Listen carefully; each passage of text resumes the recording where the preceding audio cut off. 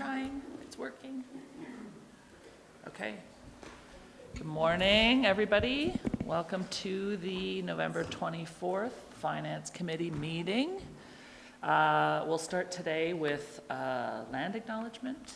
So as you all know, we are on the traditional territory of the Iahé Stoney Nakoda Nation, composed of the Bears Paw, Goodstoney, and Chiniki First Nations, the Tsuut'ina First Nation, and the Blackfoot Confederacy, composed of the Kainai, Piikani, and Siksika, and the Métis Region 3. And I am really proud to work for an organization that takes truth and reconciliation seriously as a responsibility for all Canadians. And I commit to doing what I can to live in right relations and to bring that to my work at the town of Canmore, because we are all treaty people. So with that, we'll move into the agenda for today, the agenda for November 24th. Does anybody have any changes to the agenda? Okay, then I'll move that we approve the agenda. Those in favor? That's unanimous. Great. And then we need to approve the minutes from Tuesday, the November 22nd meeting. Are there any changes to the November 22nd minutes? So then I'll move that we approve them. All those in favor? And I don't think I technically called the meeting to order, so I'm doing that too. I can't remember what I just said a minute ago. Anyway, so today for new business, this is the Finance Committee deliberation and direction back to administration. The plan will be that you give us some direction on what you'd like to see to bring back a revised budget, and we'll work to bring that revised budget back to the Finance Committee meeting next Tuesday. Before we do that, though, we do have two things we want to share with you. And the first is the question around COLA. I'm not sure Therese is going to do that. Okay, go for it, Therese. Yes, so in response to a question from Councillor Ma on Tuesday, we just put together a bit of a sheet here just to show you the impact of COLA. There we go. I just do want to give a caveat. This is assuming everything else is equal. We're starting now in that point that as we make changes, either additions or taking things out, the tax increase is going to change. So if we assume everything is as we've presented to you, this will be the impact of COLA. So the proposed budget we presented to you has that 5.9% in 2023. And that, oh, I missed a slide. Hold on. It went too fast.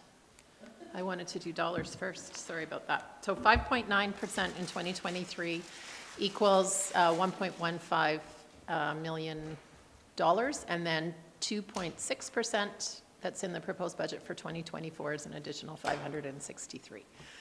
We'd presented two scenarios for you if this is something that you're wishing to consider. Again, our recommendation is that the total amount between the 2 years stays the same.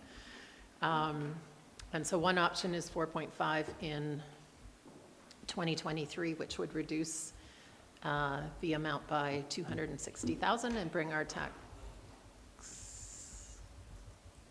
increase down to what? That's on the next slide. 11.5. I'll get to the next page too. And then 4.25 and 4.25 would bring that number down by 310,000. So the impact of that on taxes we'll see on this slide here. So again, 5.9 as in the proposed budget is 12.5 in 23, and a 2.6% is 5.5 increase in 2024. 4.5 and 4 brings that tax increase down to 11.5 and 6.4 respectively, and a 4.25 split brings that to 11.3 and 6.6 respectively. Then when you're looking at the numbers, if you're wondering why they look so similar, really the impact here is about compounding. If the first year's amount is lower, the amount we have in the second year is lower because it's a percentage on a lower base amount. But Rick has run the math several times and the math works. So. Go ahead. Mr. Rogers. Mm-hmm. So we ran 5.9% this year, and that was based on June to July inflation. Yes. Of Calgary. But it's actually probably about 7.2. Yeah. Okay. And next year we're forecasting 2.6. We were forecasting 2.6 in July when we got budget direction from council. That number has changed also to 3.1 in the fall economic report, and will likely change several times between now and next year at this time. So one of the things that we would do as part of our budget amendment process is bring council an update on where CPI is at and what impact that has on COLA. It's very hard to predict what it's going to be a year from now. Yeah, I would agree. Yeah. But I would think that 2.6 is very conservative. Likely. Although, it's hard to know. Very hard to know, Yeah. for sure. But It may be on the low end, for sure. I think for Yeah. a couple of years here, we're probably in that Yeah. 7% range. And then we drop off. But so personally, I expect it to be significantly higher. So you could make a motion to increase 2024 if you'd like. Well, I think the reality is going to be that it's different. Yeah.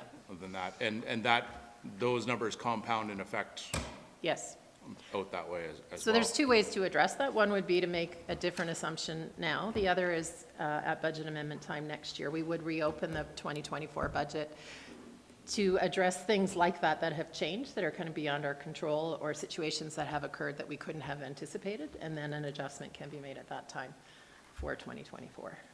And that would give us a more accurate assessment than making that assumption now. We just would have more information to work with. Sure. Yeah.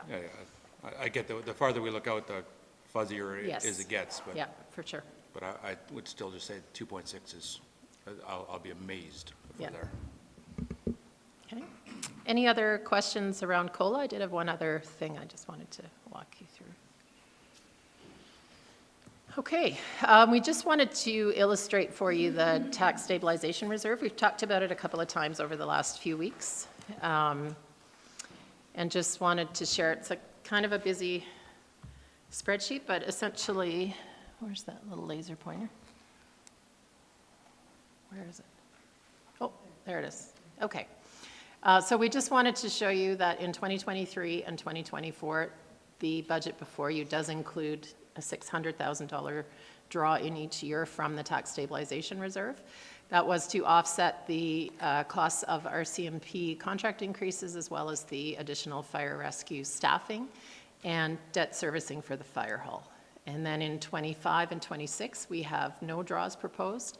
So those costs then become absorbed by taxes. So that really is just to try to smooth the impact of those increases over a few years. We did also have that draw of $600,000 in 2022. And so we're weaning ourselves off that tax stabilization reserve and funding those services and expenses from taxes. In this chart here, we're just trying to illustrate for you where our tax stabilization reserve is at. And so our reserves policy outlines a target balance for the tax stabilization reserve, which is a range of 3% of our annual operating expenses to 7% of our annual operating expenses, which is why it continues to grow. As our expenses grow, those lines grow. And we are predicting in 2024 to be about in the middle of that range. That's all I wanted to say about that. We're not recommending draws from tax stabilization because of our balance, but we did just want to share that with you because we've referenced it a couple of times.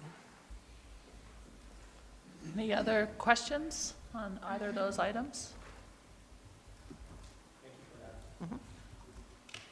Okay, the other bit of information from admin before we move to Finance Committee deliberations is around paid parking. So over to you, Mr. Mackay.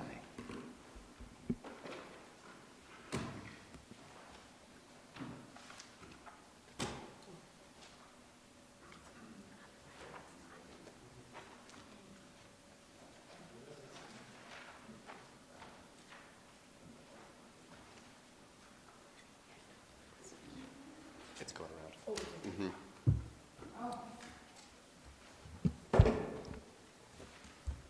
Okay. So, as we jump in, the intention here really is to supplement some of the information that was provided to the Finance Committee previously. and ideally hone in on a path forward. And so what we're going to do with that is, first, we'd like to chat a little bit more about Quarry Lake and explore the revenues and expenses associated with that location.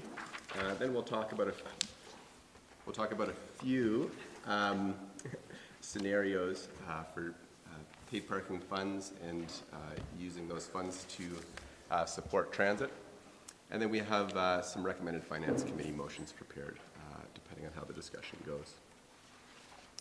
So in looking at Quarry Lake, what you can see here essentially is the operating expenses compared to the revenue generated at Quarry Lake.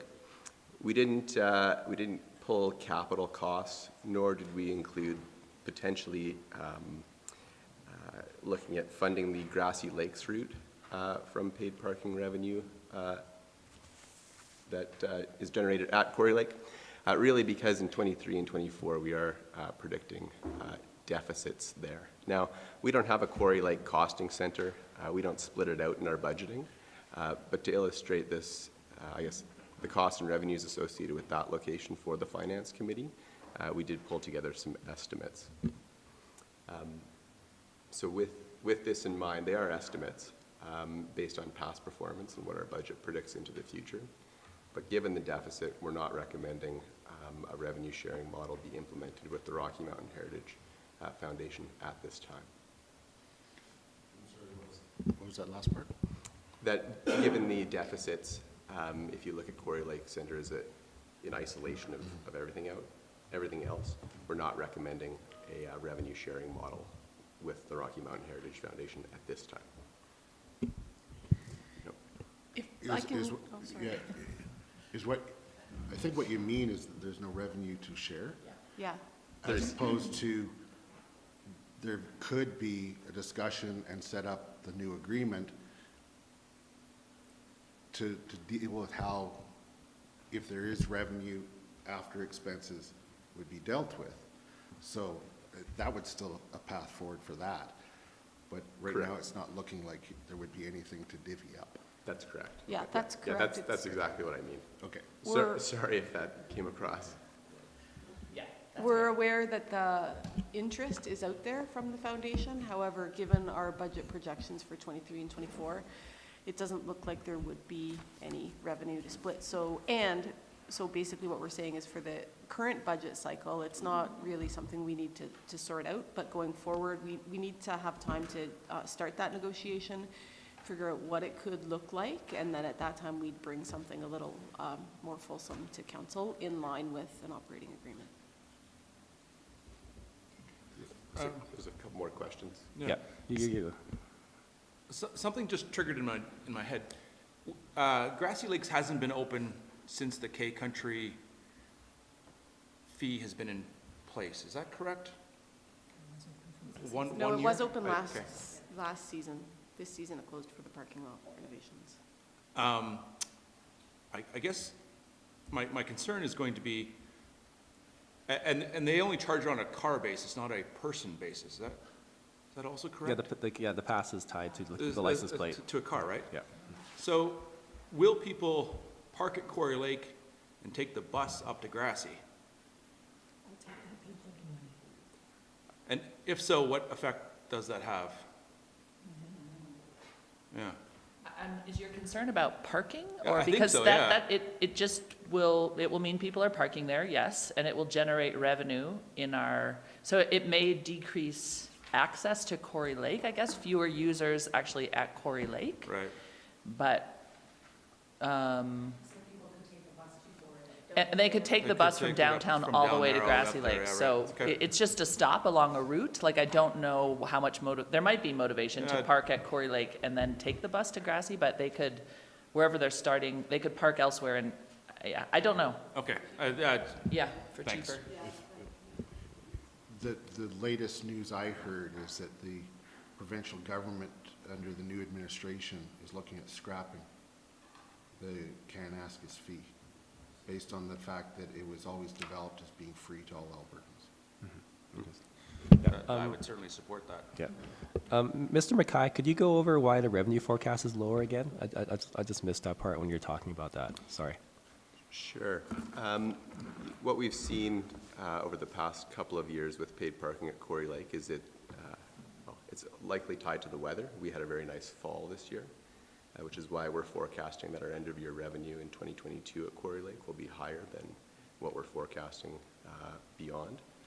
It could be higher than these forecasts. It's difficult to know for sure. But what's included here is what's in the draft budget for 23 and 24. Okay, so this is factoring in that maybe we had the nicest fall ever this last year. Okay, thank you. If there's no other questions related to Quarry Lake,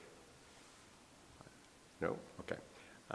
Then we can move on and talk about where we're at policy. Sorry, Scott, I have one question, Sure. sorry. Just looking at the program expenses, the notes in the middle column there says 15% of paid parking expenses. I'm just wondering about facility booking expenses, or if those are they're just not of consequence. I would say they're not of great consequence, and they have been accounted for in the revenue. So in the revenue, we've got paid parking and an amount generated from facility bookings, but the facility bookings revenue is net of expenses to deliver. Perfect, Yes. thanks.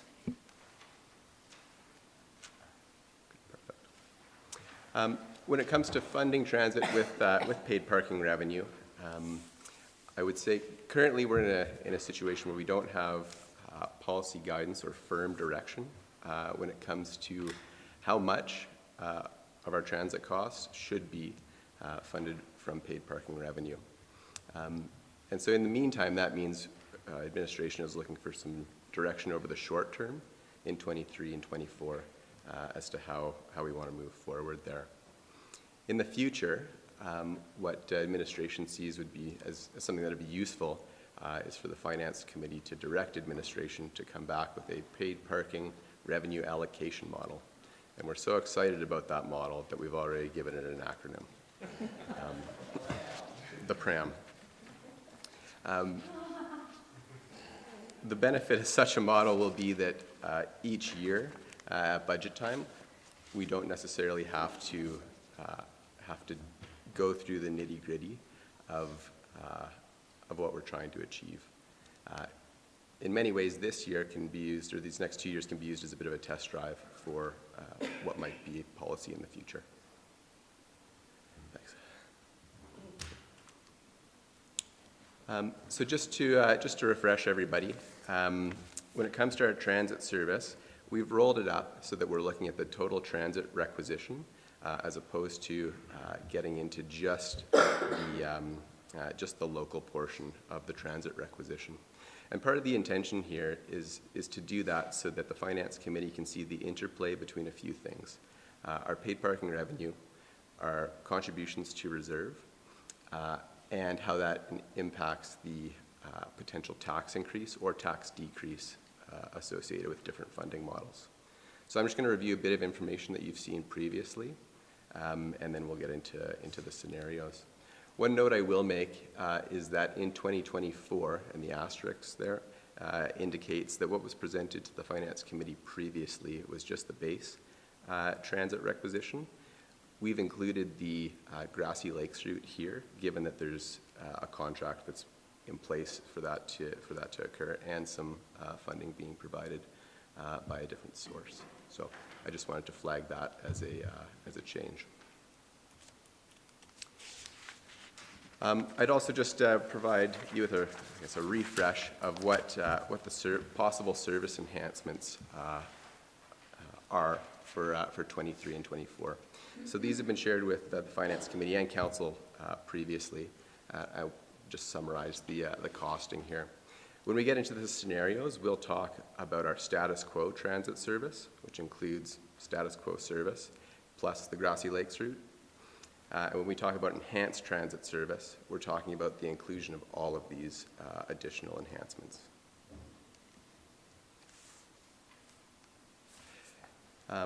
Also keeping it high level, or a summary here that you'll see in the scenarios here in a minute. Status quo transit requisitions, 1.8 million in 2023, 1.94 in 2024.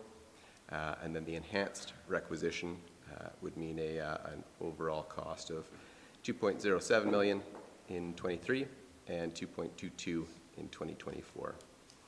And then just as a reminder, when it comes to thinking about our tax increase decrease, 281,000 represents approximately a 1% tax increase or decrease. Scott, if I can, just a reminder Please. on that the status quo requisition for 2023 does include about a $270,000 bump over 2022 that Mr. Bean would have covered off when he came as a delegation to council. So even the status quo does have a significant increase just to maintain that status quo service.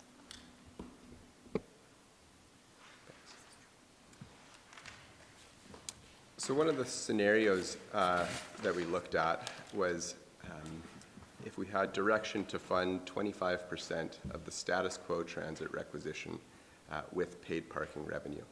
And so we played through what that would look like year over year. And what we can see after, if we were to go down that road and target a specific percentage of the transit requisition that would be funded by paid parking revenue, is given our projections, we would then look to transfer 276,000 into the reserve. And when all that is said and done, and we fund 25%, which is an increase in funding to what we have planned in the draft budget currently, we would see a tax decrease compared to on the draft budget of 148,000 in 2023 and 88,000 in 2024.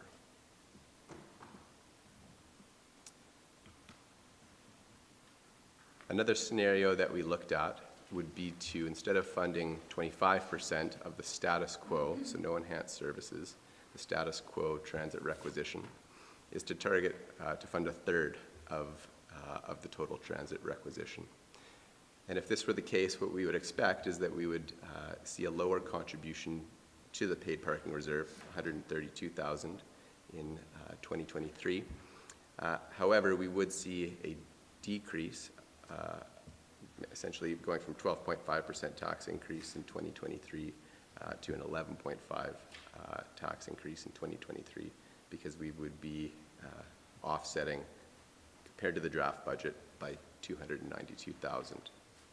And then in 2024, we would see an offset compared to the draft budget again of 243,000.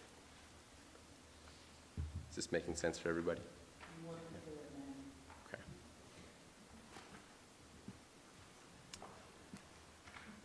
And then scenario 3, keeping in mind that the Finance Committee and Council may be interested in seeing transit service expand. What we did is we looked at the scenario where potentially we could use paid parking revenue to fund 33 of the enhanced transit requisition. And so that enhanced transit requisition is essentially the 2.1 million in 2023, and then the 2.2 in 2024. That includes all the enhanced routes plus our base. And if we were to do this, we would see a small contribution to the paid parking reserve, 43,000, relatively small. And we'd also see a decrease in the amount of the tax funding required by 113,000 in 2023.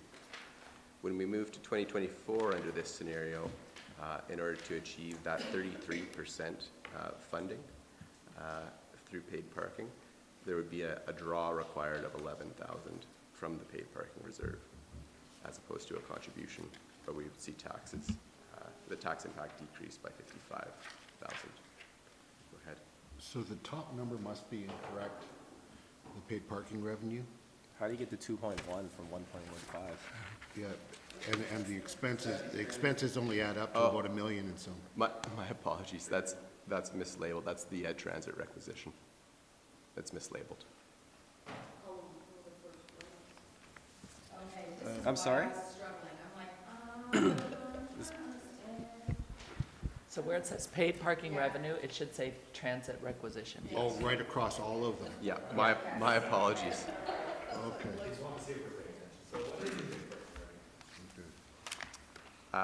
Paid parking revenue, the forecast is 1.1.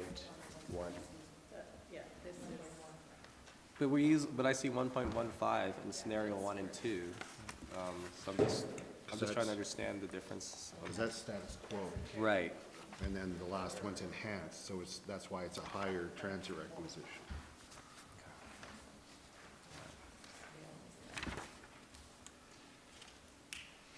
My apologies there. We can clean this one up. What I will say,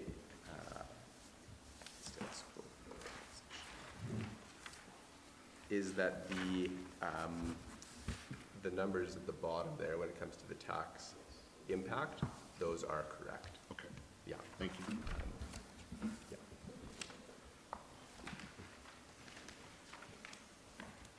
I'm gonna ask stupid questions because I'm seeing that this. Yeah, thanks. So, I just want to make sure I'm understanding this correctly.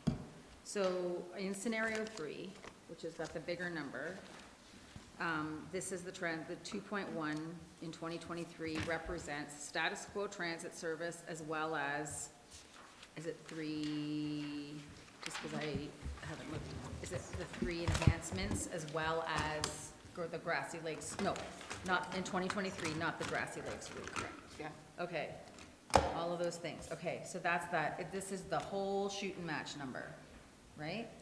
That's In correct. scenario 3, yeah. Yeah, I'm in scenario 3. Transit deluxe.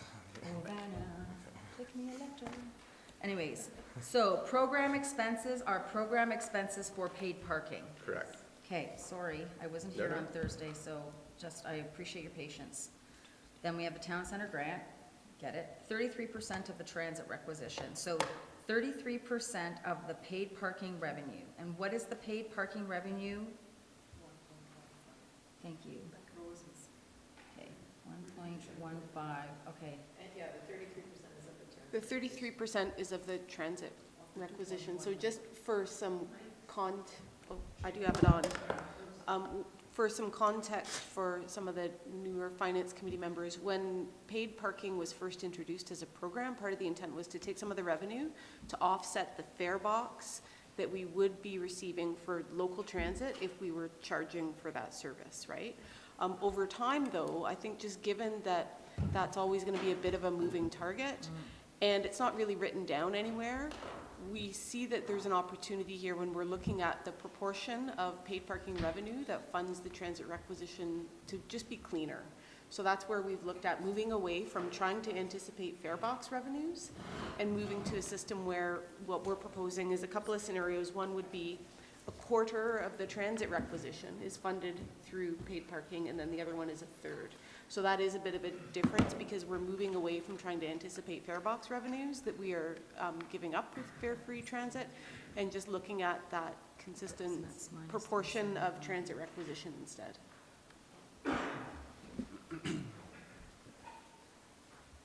Doing my waitress math. Are you still, do you have questions still, Joanna? I might, but I will, Okay, go ahead. Tanya and then Mayor Krauser. With regard to the paid parking reserve, is the goal to create a minimum balance, or is it a flow-through where we can use those revenues in a maximum way every year? Like, are we saving up for something, and what would that be? Or are we using all the paid parking revenues every year in order to supplement our budget? Well, the point of a reserve is in part to fund improvements that would be in the purpose of the reserve. So in this case, it's funding fare-free transit. It's looking at enhanced shuttle services, for example, or I think it references intercept parking, and then also local improvements in the area that we are implementing paid parking. So that's the purpose of the reserve. We would, of course, not want to spend it all every year because we do need to account for some variability in paid parking in the case that in some years the revenues don't match what our budget projections were. So it has a couple of purposes. One is to fund improvements in accordance with the reserve policy, and the other is to provide that bit of a buffer in case revenues don't match our projections. Yeah, and I just want to emphasize that point, thank you. Because if we were to spend it all, and then there was a COVID year where nobody's coming to town, I mean, who knows what happens where the revenue is down? We would then need a big tax increase to keep the minimum transit service if we didn't have anything in reserve. So there is wisdom in a certain amount of buffer. But in a And then, COVID sorry, year. just the other question that you asked, I didn't answer yet, was around a minimum level, and that is one of the things that we would be looking at in the revenue allocation model. That is another reason why we're suggesting that before the next budget cycle, we come forward with more clarity and policy around how funds get allocated where. Yeah, and I think that's good. I also think like in a COVID year, you would reduce services as well, and therefore your expenses would be less. And also, you know, we have to respond to emergent situations as they emerge, not as we imagine them happening. So, but yeah, I think it's good to work on the paid parking, the pram. I think the pram is needed, but I'm not necessarily sure we've identified anything to save up for other than just having some funds for future, so. You're right, we haven't, there's not a specific thing in mind. And the way we plan for the unexpected is to know that there's an unexpected and put some money away. But the exact amount or how much, to Ms. Smithers' point, is not yet developed. Yeah. I would add that we also need to anticipate some asset replacement on the paid parking side. It's a very new program. Our assets right now in infrastructure is quite new. But as we see with other infrastructure, that ages over time. And so that would be a part of this allocation model that we're looking at, is to really do some analysis on that infrastructure and what might be required from a repair and maintenance perspective. Yeah, thanks. So I'm just still making sure I understand this, these numbers. So in all scenarios, the transit or the paid parking revenue is 1.15 million. The transit requisition for the status quo is 1.8 in 2023. And the transit requisition for the enhanced for 2023 is 2.1, 2.07. So in fact, the first two scenarios are correct, that it paid parking revenue, but it just doesn't list the transit requisition. In the last scenario, paid parking is the transit requisition, and it doesn't actually list the paid parking revenue. Okay. Yep. But the bottom line numbers are correct I'm still confused. with those. What we did is we And listed this doesn't add to me. either a third or a quarter of the transit requisition, either the enhanced or the status quo, depending on the scenario, rather than adding another row that says, here's your transit requisition, and then here's the third of it. Right, it's just that top line is It changes. buggered up Yeah. in different ways through different scenarios, but the bottom line scenarios are all correct because they're all based on the correct numbers. Okay. So the bottom line is that if we were to approve, let's say, a scenario 3, this would see our proposed tax increase reduced by $113,000, which is equivalent to just less than 0.5%. Correct. And that funds status quo plus those enhancements for Route 3, Route 5, and Route 5. Okay, I understand. Thank you. Okay, can I ask a question then? course. So I'm still struggling. Oh, go ahead. Sorry, so Route 3, or Scenario 3, these are the expenses associated with the whole thing. How much are we expecting to leave in the reserve? So at the end of 2022, the reserve balance is anticipated to be around $275,000 at the end of 2022. So at the end of 2022, it's 275? That's the Yeah, projection. at the gotcha, moment. I got it, yeah, no, I know, I understand. That's a massive asterisk. They should just put one on the front of the binder, asterisk. I get it. So theoretically, in 2020, at the end of 2023, you'd be just over $300,000 in the reserve. Okay, all right. Counselor Ma, did you have a question? Or Counselor Hillstead? I know there's been conversation from like our contemporaries like up the valley in Banff of running Route 3 regional free of charge for their citizens. Just want to make sure that's not on the table That's here. not on the table. Thank you. That is not on the table. Okay. I know one time I was speaking with Ms. Demano, Yeah, she was talking no. about it, but that was a couple of weeks ago. Yeah. Okay, thank you. With these three scenarios, have we looked at a different scenario of just focusing on a transfer to the reserve? So just having a targeted amount, say 100,000 every year, and then the rest of it just goes. So it's not a percentage breakdown, it's just we're aiming to get, figure out what we want that reserve to be, and then put a transfer in, and then at this time we can be like, oh, we got some money, let's do this, that, or the other thing. I just feel like that might be a simpler approach in some respects, because then you're just focusing on the transfer amount, and you're not trying to figure out all the percentages every year for each thing, and then we're aiming at the reserve, and then we can do with it what we want when it comes to budget time. I'm not sure if that's simpler, or if just in my mind it's simpler. Sure. Do you want to? I can. Sure. I would suggest that's why we'd like to come back to either Finance Committee or Council with a plan. One of the things that we are still wrestling with is that this is a new program. We're 5 months in now. And so to create policy before we've even really completed our first season or just completed our first season, I think has some risk to it, but that's certainly an approach that we could consider. And I think there are a number of approaches. One is having this percentage like we're recommending today as a go forward. Another is working backwards from a targeted reserve amount. In order to do that, there's some more work we need to do around what that reserve would cover and why we need to achieve a certain target. Yeah, I just figured Yeah. at this point, since we don't have any of that yet, just throwing up the option, just because Yeah. in my mind, that's easier on admin side to a point, because there's the target.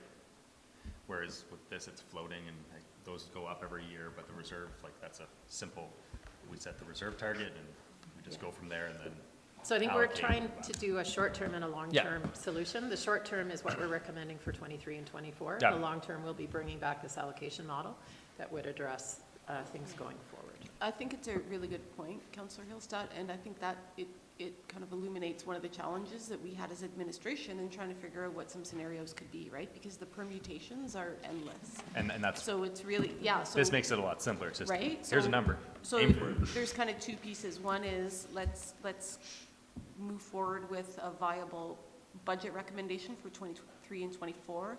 And then to Ms. Rogers' point, let's learn from our current knowledge and experience with paid parking and fare-free transit to come forward with a recommendation on an allocation model that council can provide some direction on, so that every budget cycle, we're not going through these endless permutations. Thank you. I just was going to wind back a little bit and ask this question.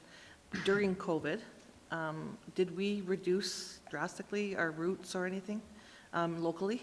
Yes. Okay, thank you. I knew you'd have the answer. Yeah, so the whole system was, we, up until that point, sorry, it's me and my banana today. Just a train, I'm a freaking train wreck today. So, prior to the pandemic, transit was seen as, it was built for the, it was built for the many, not the few. During COVID, we made a cognizant decision to make it for the few and not the many. So to run regular service, but it wasn't as frequent as it was before. And at the beginning, we ran it for free, all of the routes, if you remember, to make it touchless, because we knew nothing. Yep. Which therefore meant there was a lack of money that came in. We also received a grant, though, from the government to help assist with the lost revenues and the costs and everything else that came along with that. So yes, the answer was yes, we reduced it, but we wanted to make sure we had a service that was, that could assist our required workforce. That's not the right word, required. I know. You know what I mean? Yes, thank you. Thank you. Mr. Colbert? Yes, so strange budget question. So right now, part of the uncertainty seems to me to be that we are budgeting with the revenues of the same year, and we don't know what those revenues are. What if we budgeted took our paid parking revenues from this year and used it for next year's budget instead of doing it in the same year? Therefore, we would always know what we have, right? So I don't know if that makes sense. No. So like. Use last year's as the forecast as opposed to the unknown for the current year? Not before, but like. We'd still, yeah, like it's. Okay, so we still wouldn't know doing that. Okay, thanks, Rick. And then I think, just a statement, I think for me, I want to see maximum benefit from paid parking revenues. I don't want to be saving for things that we haven't identified yet. Even, or guessing at what that reserve amount should be until we do the work. And that, I think, those two ideas work against each other, because I think I agree we should have a balance in the reserve, but like with photo radar, like money accumulating without a purpose is problematic. So yeah, for me in 2023-24, getting the maximum benefit for our community out of paid parking revenue is a goal, while still respecting that we need to have that reserve policy come forward, and that would change perhaps what we did today in hindsight. But we need to plan today with the best information we have. So you can make a motion when we get to that part to do, to spend this however you would like, and then that will be a debate among you and the rest of the finance committee. I think from administration, we believe that in terms of what we've put forward, that given the number of unknowns, and it's not a program that's run a full cycle yet. So we are being, and we have lots of lived experience of unplanned expenses and things we couldn't predict. So that's how we've built this, but council at your discretion can recommend something different. And then we will work on the policy, as Mr. McKay's already explained. Councillor Graham? Sorry, do you have another one? Follow-up there, Chair? Well, I just like, sometimes too, the tax stabilization reserve, for me, was the place where unexpected things could get paid for. So I feel like we already have a reserve for that, so. We're using it heavily this year and going below policy. So, right, we're trying to manage within policy. But again, you can make, I feel like we're into debate now, and that it's not the time. So those are great things for you to bring up if you're gonna make a motion and debate. We're explaining the principle of how we got to this moment, and you're welcome to give us direction to do something else. Yeah. Okay. Councillor Graham? I'm sorry I said what I said then. My brain has been coming up this from a different angle. And today when we were talking about percentages of transit requisition, it took me a little while for my brain to go, oh yeah, it's coming from that way. But I've been thinking about paid parking and saying 10% goes here, 50% goes here, 5% goes here, kind of thing. In my mind, and allocating that money that way. So I guess when we get to that, Pram, I see. we can have, those discussions then, but I was thinking it from, here's the revenue, and we take that revenue and split it up and apply that in different ways, as opposed to the expenses and divvying those up in different ways. It just. So that is, once again, talking to potential policy down the road. This isn't policy, this is just how these numbers were arrived at. If we used it, and just using the number 33, but it's not setting a policy of 33%. If we used it for 33% of the transit requisition, we would get to these numbers. Yeah, my brain did eventually get there. And we will get to where your brain started. Just not, we're not there today. Not today. Yeah, not today. Are there other questions? I think there's a few more slides. Just a couple. Okay, Yeah. any more questions on these scenarios before we move forward? Okay, An additional option that we haven't talked too much about yet would be to increase the town center parking fee by $1 an hour in the high season. And we would anticipate that this would lead to an additional $300,000 in annual paid parking revenue.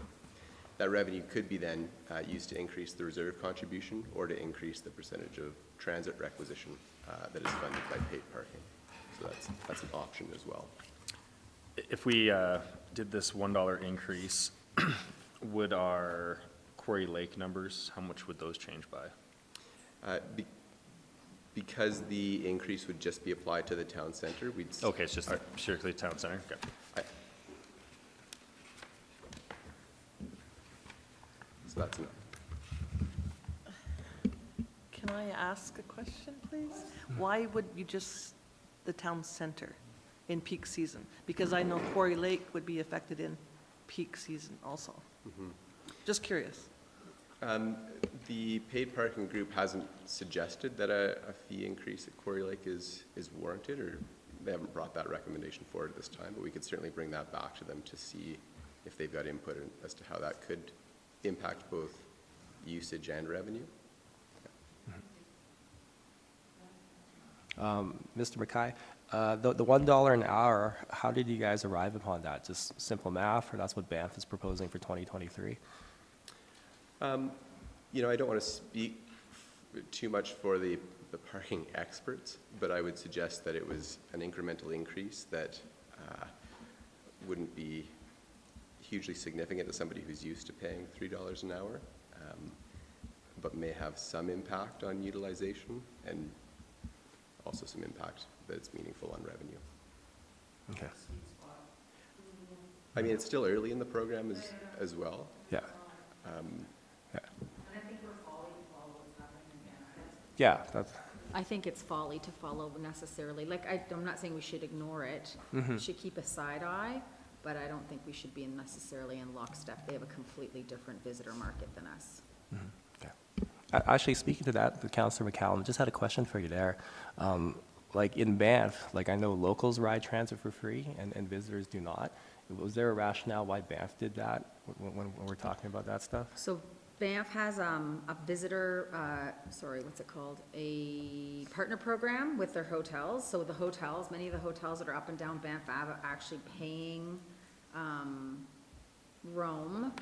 And there's what's it called, Tanya? The partner program, right? Yeah. Okay, for lack of a better term. And so basically their hotels are in essence paying for, not in its entirety, but a lot of it, paying for their guests to use Rome. So when you check in, you park your car in, or if you don't have a car, you don't, and then you check in and they give you a card. Like a and voucher, it gives you yeah. transit in Banff gratis for the period of your stay in the hotel. And they've had that for years. Can I just add to that? I mean, the question was about why free for the residents versus the visitors, and the visitors were spoken to, but for the residents, I think that's actually Banff following suit with the same thing that we did here in town. It's an affordability issue for the residents. Yeah. I think another factor is we have one route, they have many. So it's different to administer. Right. Yeah, yeah, like I totally support free transit for locals. I was just curious if that's like an option. If down the road we needed to raise revenue as a possibility, if visitors paid for like a small nominal fee. Yeah. We can have an offline conversation. Okay, as I'd to love some that. of Thank the you. Yeah. problems Like I know it's not that simple just to say. at so- this time. Yeah. Yeah. Thank you.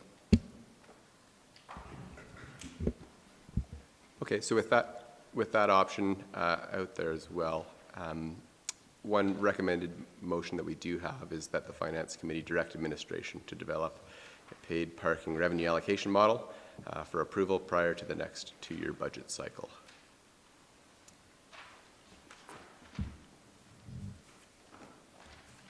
Can I make that motion now? Sure. Okay, I make that motion.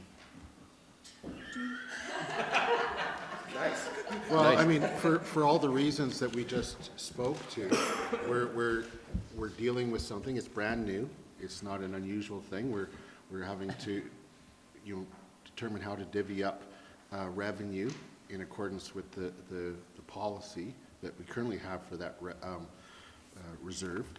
And obviously, we need further direction, greater certainty around that.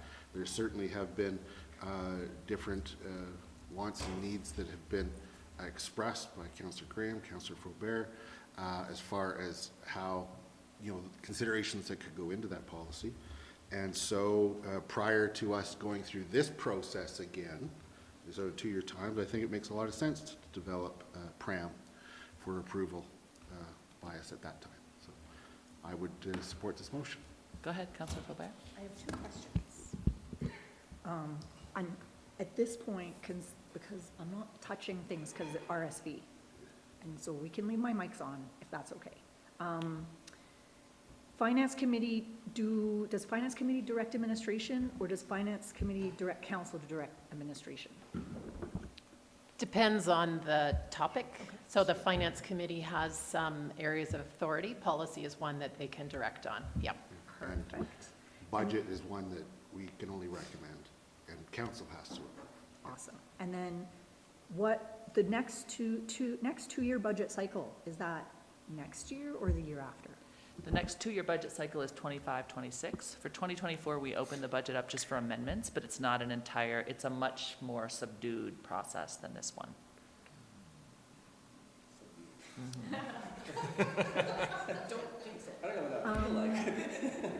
That's good. I would like to propose an amendment prior to the budget amendment. In 2023, Yes. fall of 2023. Yeah. I think that it would be, even though it's a different process next year, being able to integrate this work into the budget at that time is more appealing to me than waiting another year. So recognizing that we are approving a 2024 budget right now, but a policy could amend that. So that's the scenario I'm thinking. I would take that as a friendly amendment. I don't know this, if we have the same process. I just want to make sure that's workable administratively for.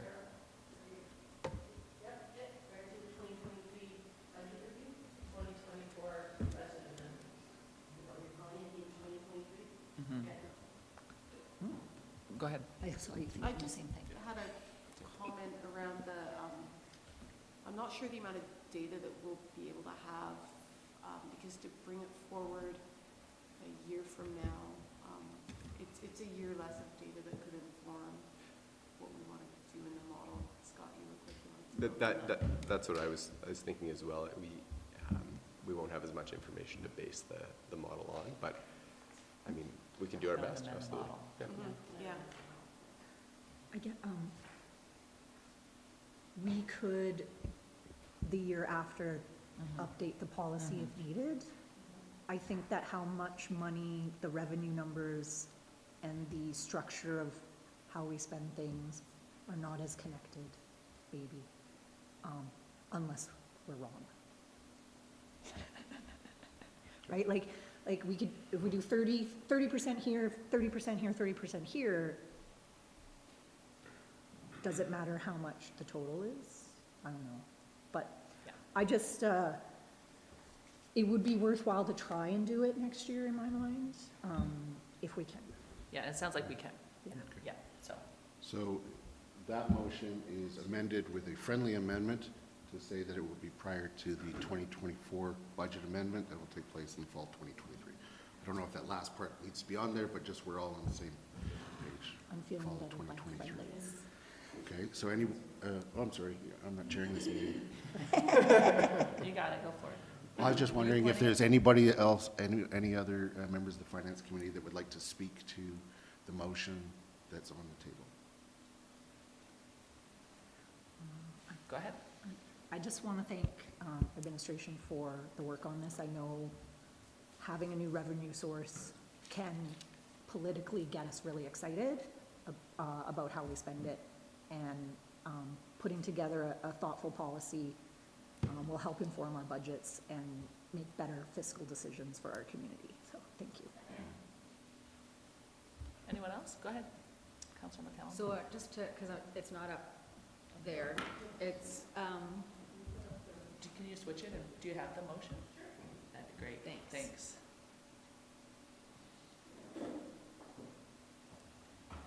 This is me with the paid parking money. You get a ride. You get a ride. You get a ride. The wheels on the bus go round with paid parking money.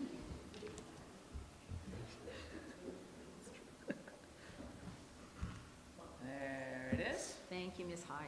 I could spend twice as much of that money.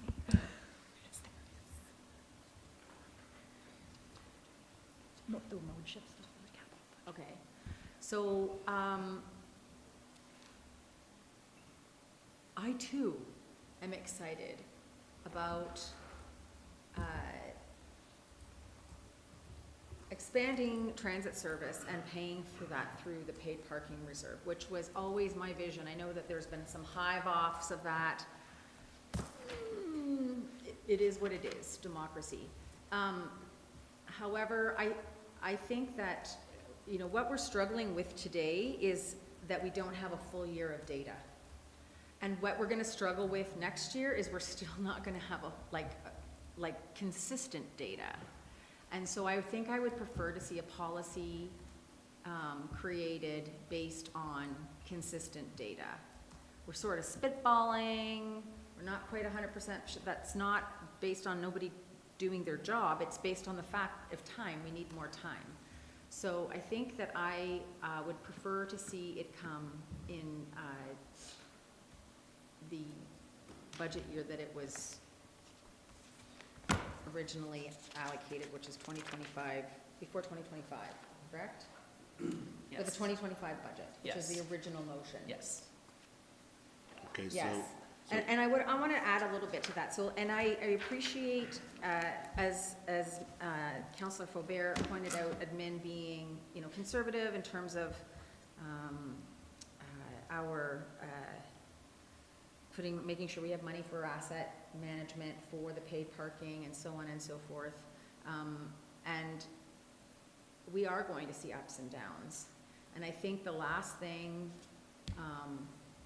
I would like to see, mind you, I will be a recovering politician when that happens, is large spikes in taxation or large cuts in service on transit because we didn't stick enough aside in the reserve itself to deal with this that we're going to see over time. And I believe that this policy can thoughtfully address that. So I think I would rather stick with the original recommendation. So in that case, since I've accepted as a friendly amendment, you're putting forward an Oh, amendment? jeepers, I didn't hear the friendly amendment piece. Yeah, I accept that Okay. because I'm on that mind, but if you want to put forward a friendly amendment then to return to the recommended, motion. I mean, we got to go one way or the other. Yeah, no, Or I, you Or- could, or we're or you gonna could vote- vote against this and then the original motion. yeah, No, because you've accepted it as a friendly amendment. Okay. Right. Yeah. so my. We'll vote then on an Either amendment way. one way or the other. So, sure, I will amend it back to the original motion. Okay? Get that? Go ahead, Councillor Faubert, and then Mayor Krauser. I agree we may not have revenue data around paid parking in a year from now, but we certainly have a lot of data around parking in our downtown, and parking demand and parking use. And so I'm comfortable moving forward with this coming back in a year for that reason.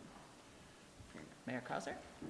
I also am comfortable with it coming back in a year, recognizing that it may be tweaked because policies, bylaws, even budgets, they're organic, that change based on circumstances changing and better information. I think that we will have a full year of data on, by next summer, we'll have a full year of data on paid parking.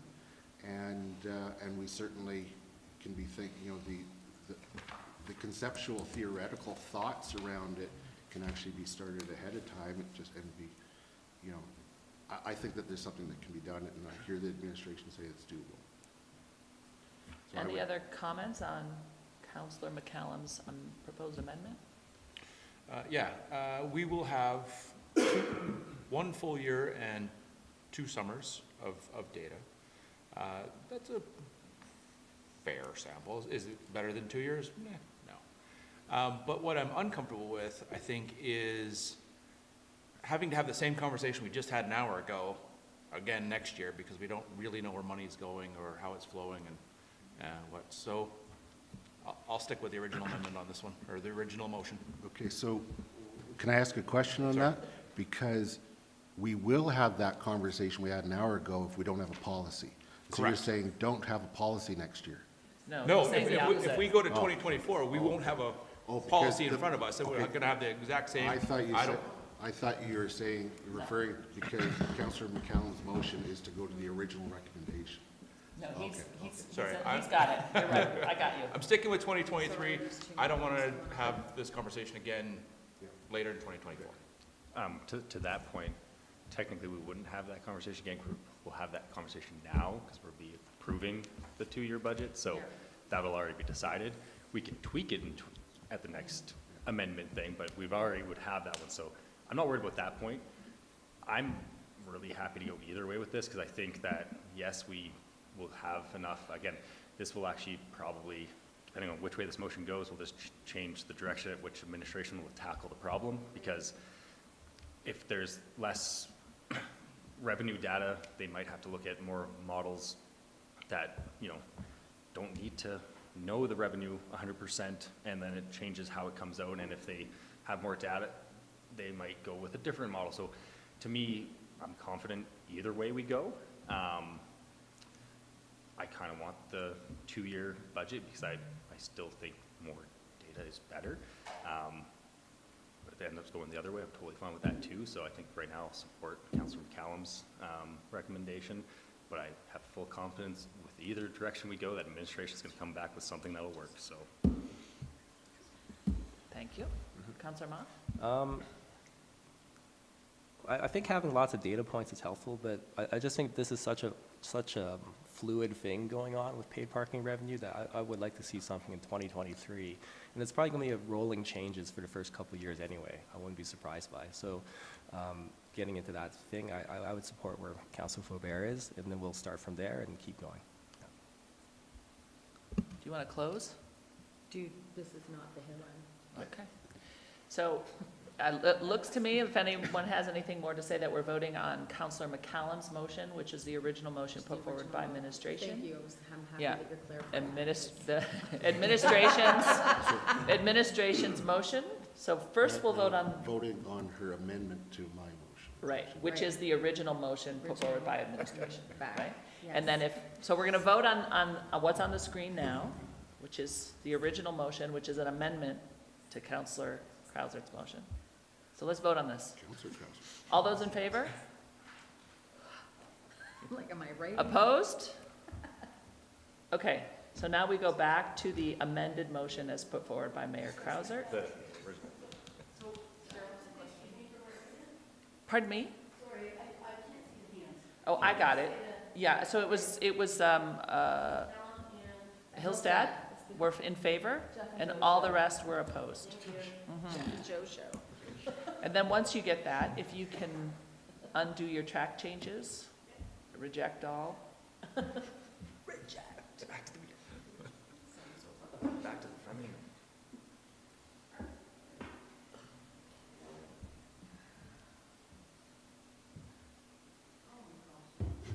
It's okay. Happens to me all the time, I hate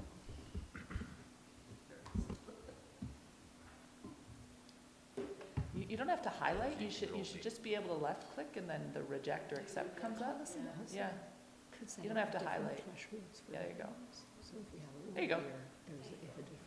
Okay, so now we're back to this motion. That we bring the pram forward in the fall of 2023. Are there any comments? Okay, all those in favor? Approved unanimously. Yep. This is a great problem to have. Okay, so, anything else on this? Well, at some point, we will still need the Finance Yeah, yeah. Committee to provide some direction when it comes to what. Where we want to go. Of That's this- where, that's the next phase of the meeting, unless there's anything else on this particular presentation. Okay, now we're moving into the part of the meeting for the Finance Committee to deliberate and make any motions. Go ahead, Mayor Krauser. So, since it's all fresh, I do Yeah, want to make go this for it. motion first, so that we don't need to go back to it.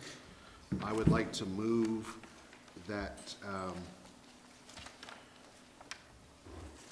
we direct administration to implement scenario 3 into the proposed budget. So scenario 3, just so everybody remembers what we just talked about, is that it's all of the enhanced transit, it's the current status quo, including Quarry Lake, and all 3 of the enhanced transit requests. So that would fund, and that includes $50,000 for the town center grant with the BIA. I And, guess I should be more specific. Yeah. That I moved that Finance Committee direct administration to fund 33% of the enhanced transit requisition from paid parking revenue. transit, or Cheryl, did you get that? For 2023 and 2024, or if that's enough? No. Can we just, is something happening? Yes, we're just trying to. Yeah, it's okay. Yeah, so we're making a motion, so I want to make sure if you need to take care of something else. Because the question is if Finance Committee should be directing administration Oh, to do yeah. that, or directing council to, So, No, yes. no, we have to direct administration, Administration, yes. because I said to the proposed budget. Right? yeah, so let's, do you want to, can you bring up your other screen? And then we can get if we can get what Mayor Krauser said down, we can amend it as we need.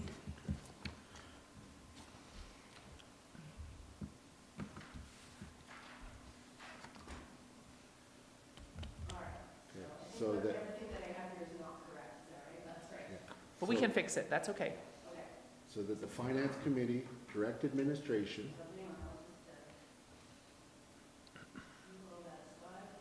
If you start with this one, Committee, direct administration, Next no, one down. this is the wrong motion. Sorry, Cheryl, it's the third one. yeah, If the you one s- just below on- it there. On your scroll down, yeah, is this enhanced transit requisition? That's the one? Yeah. That the Finance Committee Yeah. direct administration?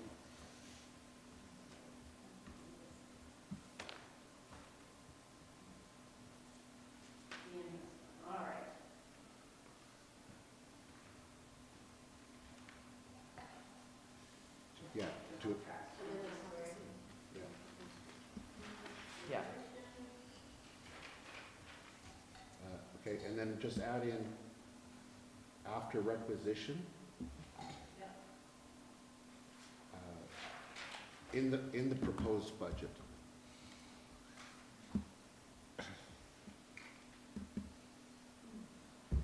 Unpaid parking revenue. Just a point of clarification, I think the motion would also need to direct us to include those the enhanced transit requisitions, because those new services are Okay. not in the proposed budget right now. So I think you need 2 pieces: 1, add them in, and 2, fund them a third from paid parking revenue. So, Yeah. Sure. okay, so I would like to add that into that there, right after enhanced transit requisition, put comma.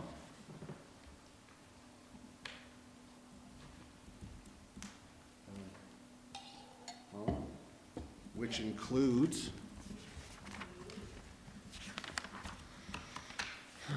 what do we want to call it, the It doesn't doesn't include, you know Can what? I suggest that we take a break, because this wording is kind of, because what you're gonna do now is fund a third of the enhanced requisition, but we still have the full requisition. So I think we understand what you want to do, maybe if we take a break, and I administration was can gonna work say, to do which the wording includes on the it. enhancements. Yeah, You we know. know, Yeah. we get it.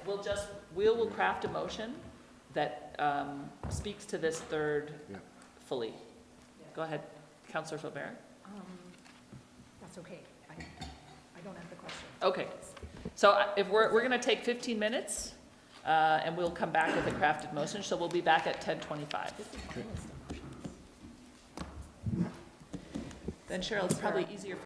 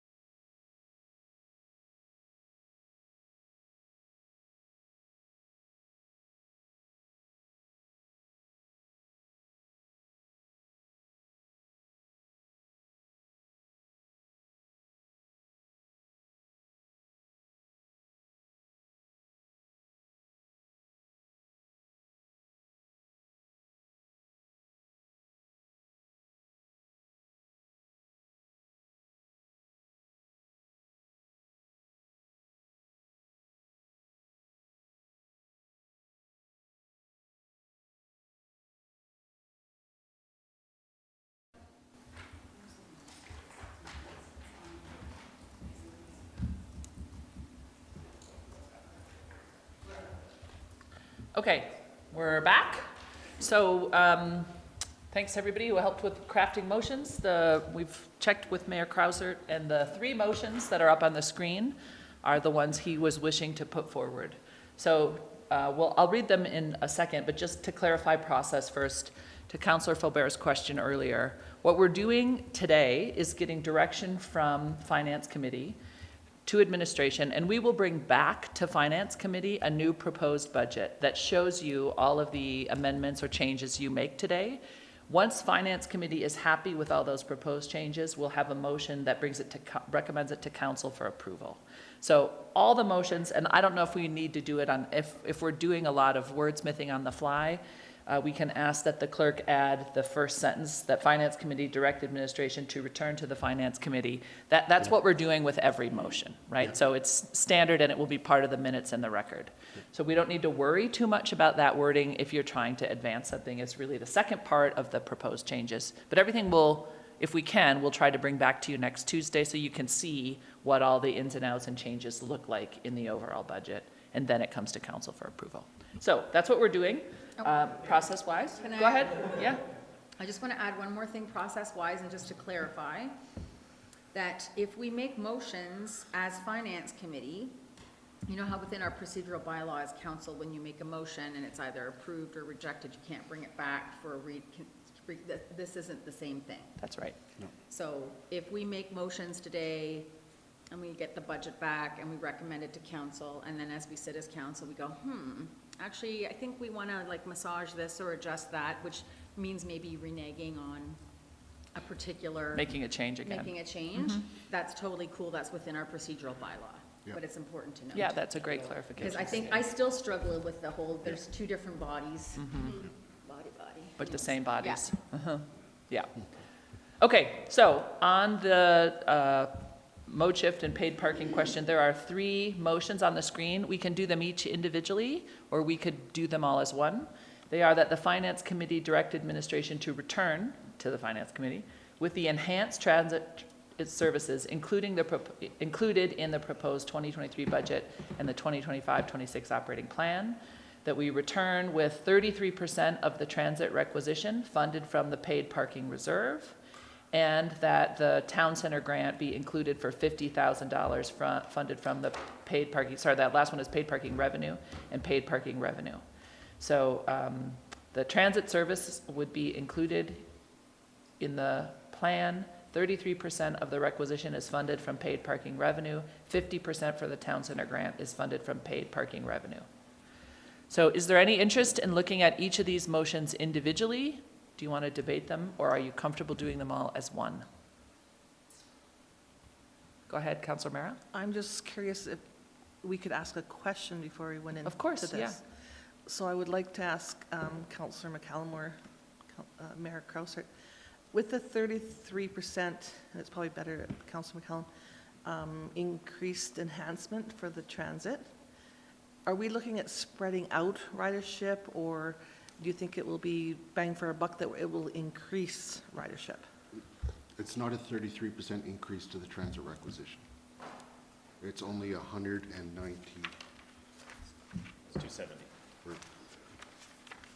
Oh, right. Yes, correct. I'm sorry, I worded that wrong. Correct. 270. Yeah. So it's currently at 1.8 million, and these changes expand some hours. Sorry, I will reword that question if I can.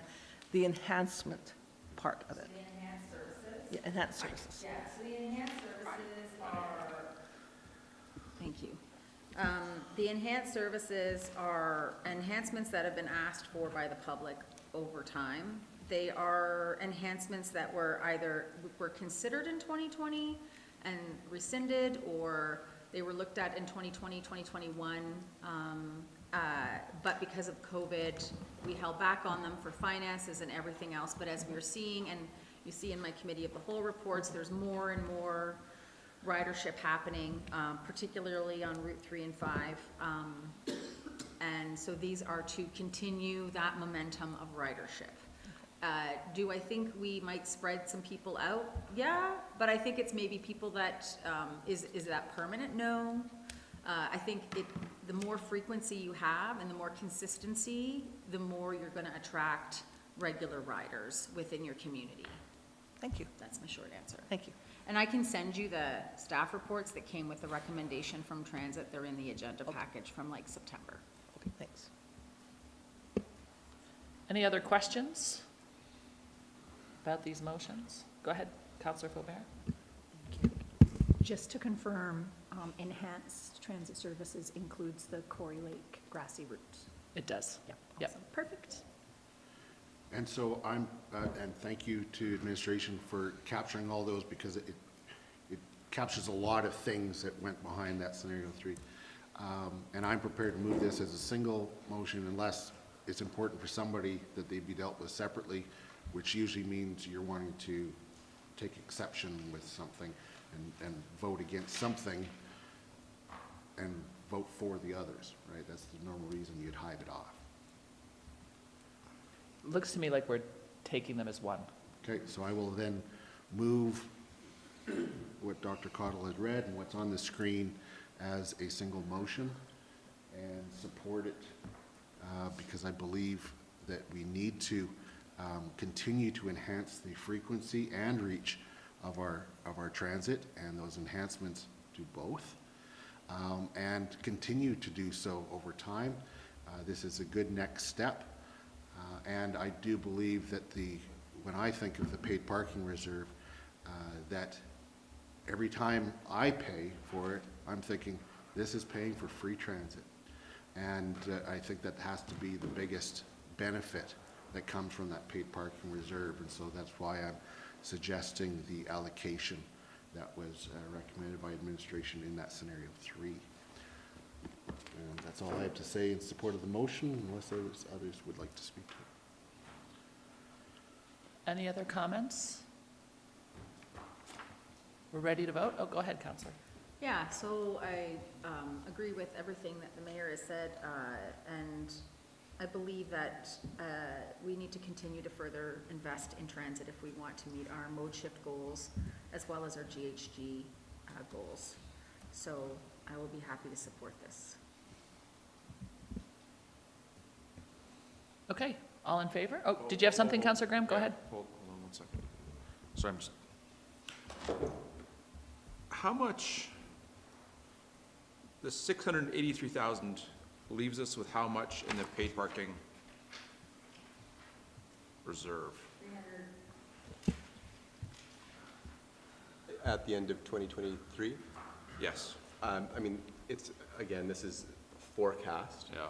But based on the projections, we would have just over 300,000 in the reserve at the end of 2023.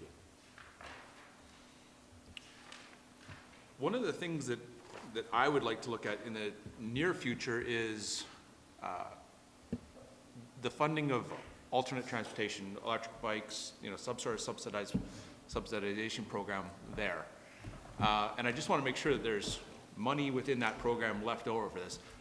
I want to see as much money go from paid parking to transit as possible without increasing taxes. So one of the options in that capital project that has 100,000 and has a bunch of options within that, if you're wanting to, after we get dealt there, with yeah. these, move one of those things and want to suggest it's funding from here, we could definitely debate that at that time. Thank you. Anything else on these motions? Okay, all in favor? Opposed? That's unanimous. Ms. Clerk? Okay, now this is the open deliberation. So if you have motions or other things, changes that you'd like to see to the proposed budget, this is the time to begin to move them forward and debate with council or with the rest of the finance committee. So it will be helpful to try to do things one at a time. I appreciate sometimes things are interconnected, but if any of you were planning to bring motions forward, now's the time. So I see Mayor Krauser and Councillor Faubert both have something they'd like to speak to. Well, I'll put one forward, and I move with that beginning sentence that we include the 5,000 per year for the 2023 to 2024, or in the proposed budgets for the Happy Pad program to be paid for from the Economic Development Reserve.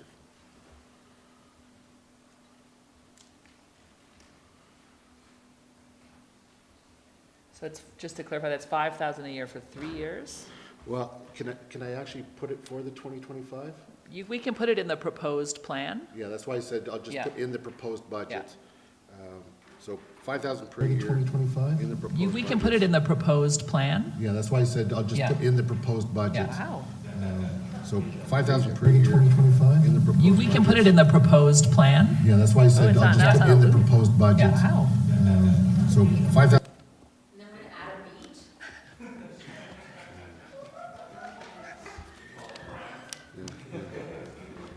Not pram, pram. Who knows? Don't worry about it. Take your time.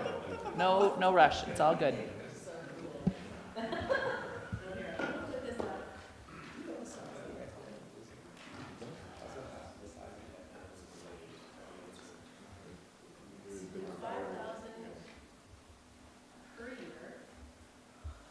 I guess we could put for 2023.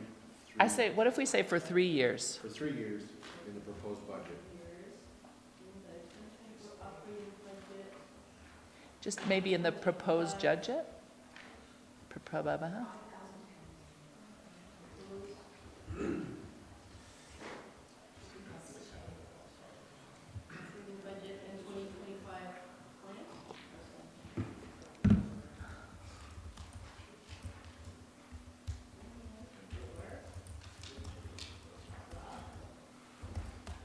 Happy Pad. Yep.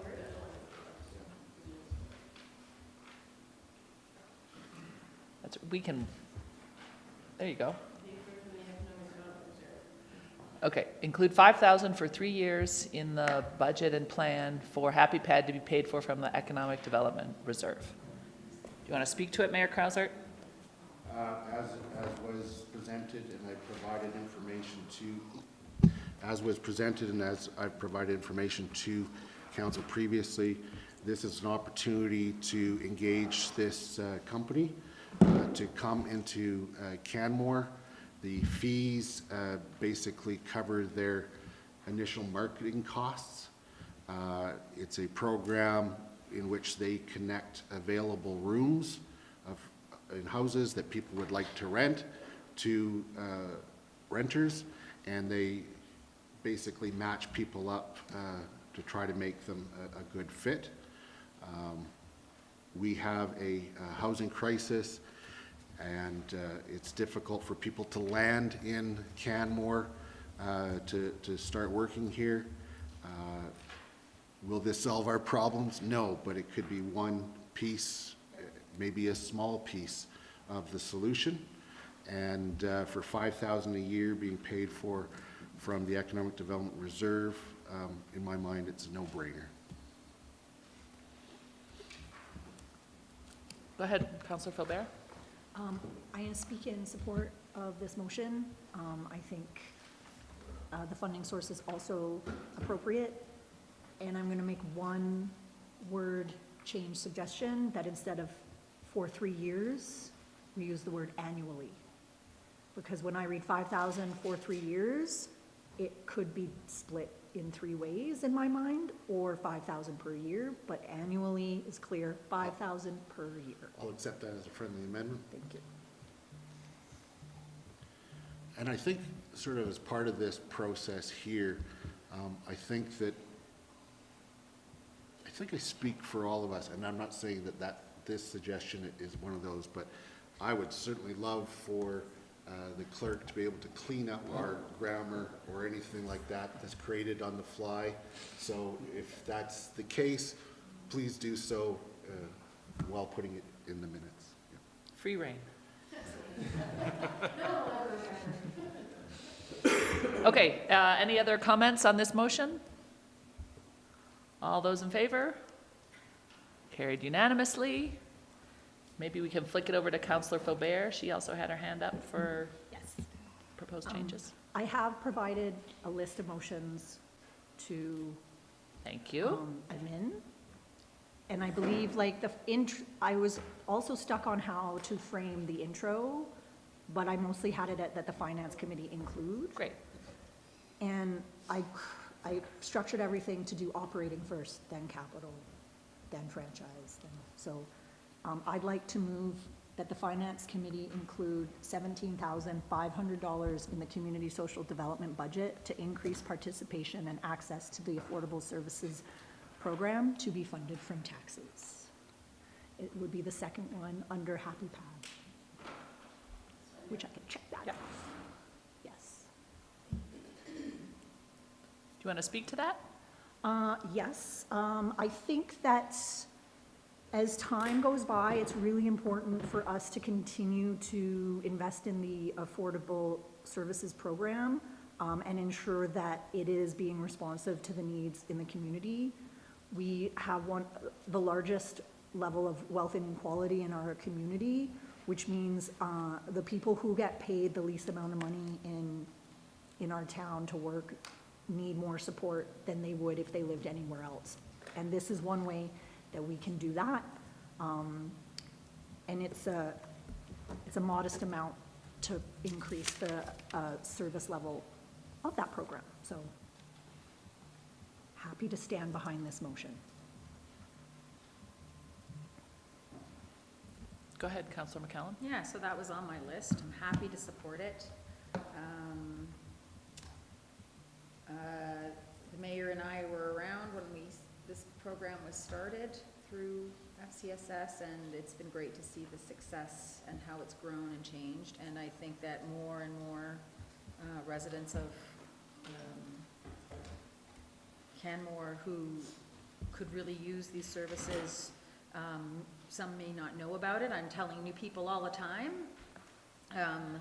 And I think expanding it based on how we've seen inflation creep and just the expense of living creep, that it just makes sense. So thank you for bringing it forward. Go ahead, Mayor Krauser. Yeah, it was also on my list, and I wholeheartedly support this motion.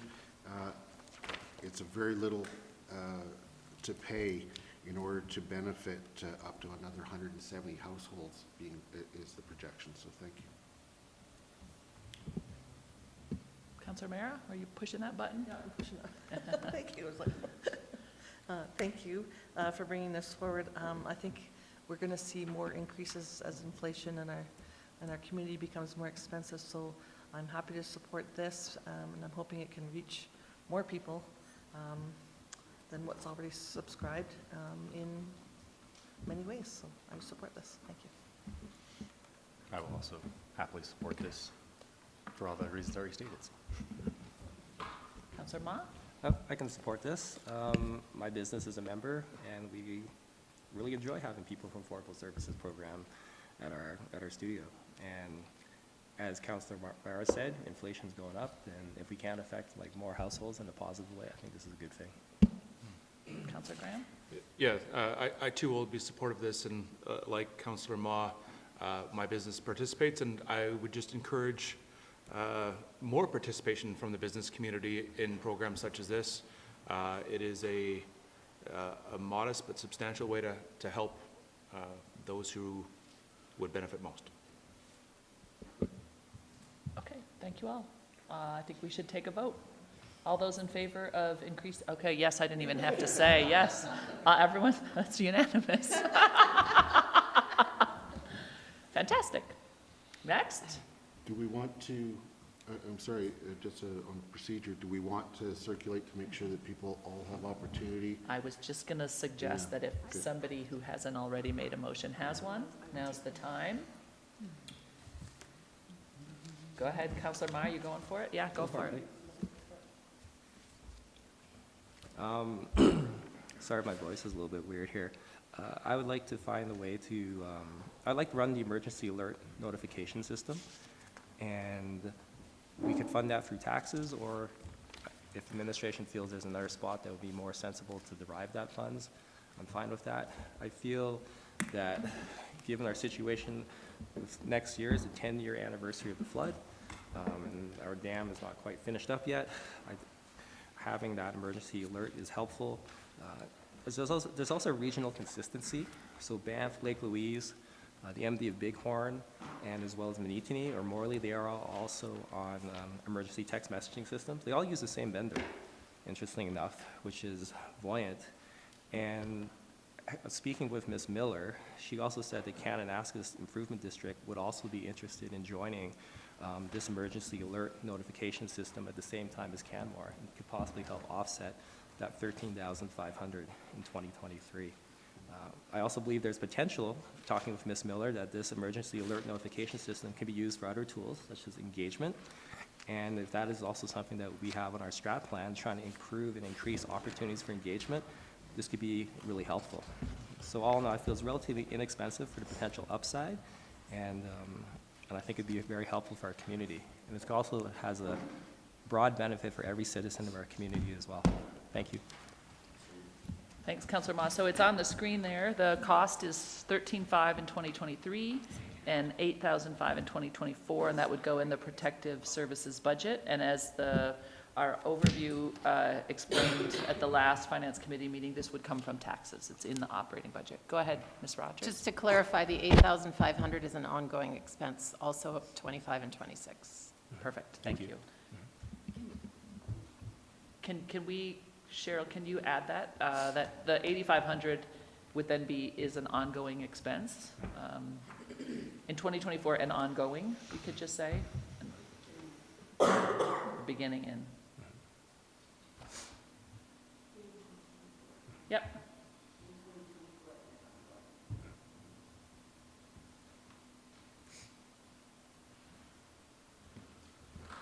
Mayor Krauser?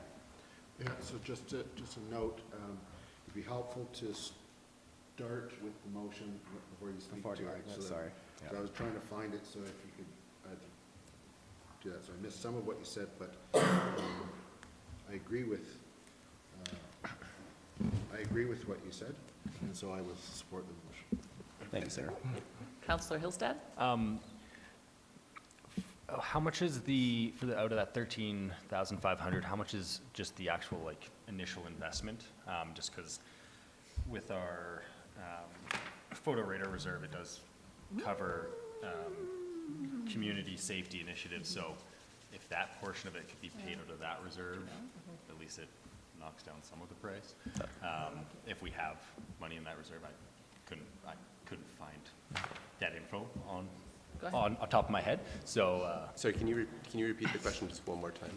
so out of the 13,500, I'm assuming because it's a bigger number, some of that's just to do the initial startup, like it's like the capital investment portion of it, whereas the 8,500 is the ongoing operational. So since we don't want to fund things out of the photo radar reserve that are ongoing things, if there's just a one-time thing, I feel like part of the 13,500 could be paid out of the photo radar reserve if there's adequate funds. I don't have the reserve balance off the top of my head, but I can tell you essentially it would be the delta between, so $5,000. That's what I assumed. Yeah. Yeah, I think the question don't have is that. that $5,000 eligible for Yeah. photo radar? And I don't know if we need to figure that out right now.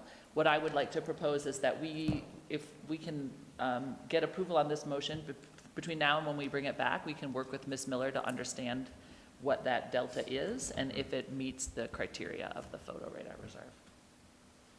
But great, it's a great question, thank you. Go ahead, Councillor Faubert and then Councillor Mera. I like that. I know we do use photo radar to fund an RCMP officer, so so that is but I like that funding source. I like this motion and doing this, and I have one philosophical question, which is, if we took a regional approach with our neighboring communities, would this cost less for all of us? No? Robin says no. We can look at it. Okay. But you're saying no? Just from the research This is the cost for Canmore. Yeah. Yeah. If they have it set up that it has to be like specific location based, then respect for that. Yeah. Just, you know. Okay. Well, we'll double check. Councillor Mera, did you have something? Yeah. I'm happy to support this. I know that there's going to be more and more, the way our world is changing, that ends between climate change, different things, events that happen in different communities, that this would be a good system. I like the idea. Thank you, Councillor Hillside, for bringing forward the idea of the photo radar, which I think fits great.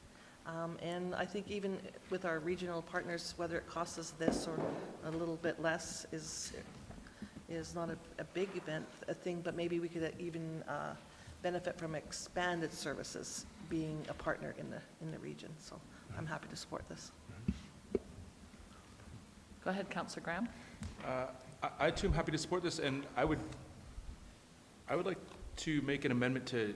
Can I ask questions? I still have questions that I'm trying to ask about this. I've had my button on. Oh, sorry, it's really hard to see you with where I'm sitting. No, I was I'll do trying to it be better. patient, but now we're going into amendments and everything else, and, It's okay. yeah. But it sounds like maybe, Councillor Graham, if you're okay with, before you make your amendment, can we deal with questions? Certainly. And then, okay. Yeah, So sorry why don't about you ask that. your No, that's question? okay. So my questions are, I think it's an interesting proposal. I want to remind everybody that we already have a self-subscribing way of residents to be able to get information from the town, which is not awesomely subscribed to. So what makes this different than that? And how much staff time is going to be involved above and beyond the 13,500 and 8,500 to ensure that, like, how do we make, we can bring the horse to the water, but how do we force them to drink? And at some point, are we now delivering or inserting energy into both our other ways of notifying our citizens of what's going on and our visitors and this? Or like, how are we going to determine what is the most effective and then just put all of our energy into one of them? Do you want to speak to that? Do you know?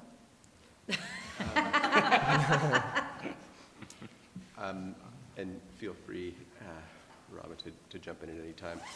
I would say what this would represent is an active alert as opposed to some other channels which require somebody to be happening to visit a Town of Canmore channel to see alert information, which they may or might not have notifications turned on to. But So this will just, if you happen to be in the area, I must have missed the presentation on this, I'm sorry. So if you happen to be in the area, your phone's just gonna go off, or do you actually have to subscribe to the service like I've seen it in other municipalities? You have to subscribe to the service. So how is this different than our email? It's one more More layer. tool. It's an additional tool. Right. It may replace some of our existing tools, but it is an additional one. The only one it may replace potentially is our email subscription list. We would work to transfer people over to the new Right. system. So this will only impact people that have cellular technology? No, most of the systems we've explored have multiple methods. Okay. It's just a cost difference. So some of these systems will actually phone people on a landline with the message. Okay. Some will text, some will email, some will use an app. But this isn't it. What we're doing is just basically notifying The the system, cell phone numbers of people who have self-selected into the program themselves. it's all self-selected. Right. But there are different methods that can be used within the program, including phone, email. It covers this type Okay. of alert system, has multiple ways to notify people, but it all must be subscribed to. Okay, and how long do you think it's going to take for you to onboard the community to a certain extent, your department, to be able to subscribe to this in an effective manner? It would be ongoing. There is one option that our new website platform may have this, but we won't know that until probably February or March. So I would say that even by the time June rolls around, it would just be in the early stages, if that. I mean, it could be that we don't roll this out until after the website project is done. So do you think this is better than to propose as a pilot project as opposed to, so we do it for a couple of years? Because the ongoing subscription is the $8,500, I'm gonna guess. At some point, if we're not seeing the uptake in the community that we want. So we did not recommend this as a pilot in our options I list. understand that. Yeah. I'm So it asking wasn't questions, recommended. yeah. Yeah, yeah. I would say if we don't get this uptake, then we just keep rolling it out to the community to show them how it could work for them. But it is an additional tool, just like Alberta Emergency Alert is Okay. one more tool we use. Okay, all right, thank you. That's Thank all you the very much. questions? Yep, okay, Well, back to you, Counselor Graham. Ms. Denage, don't go too far. So,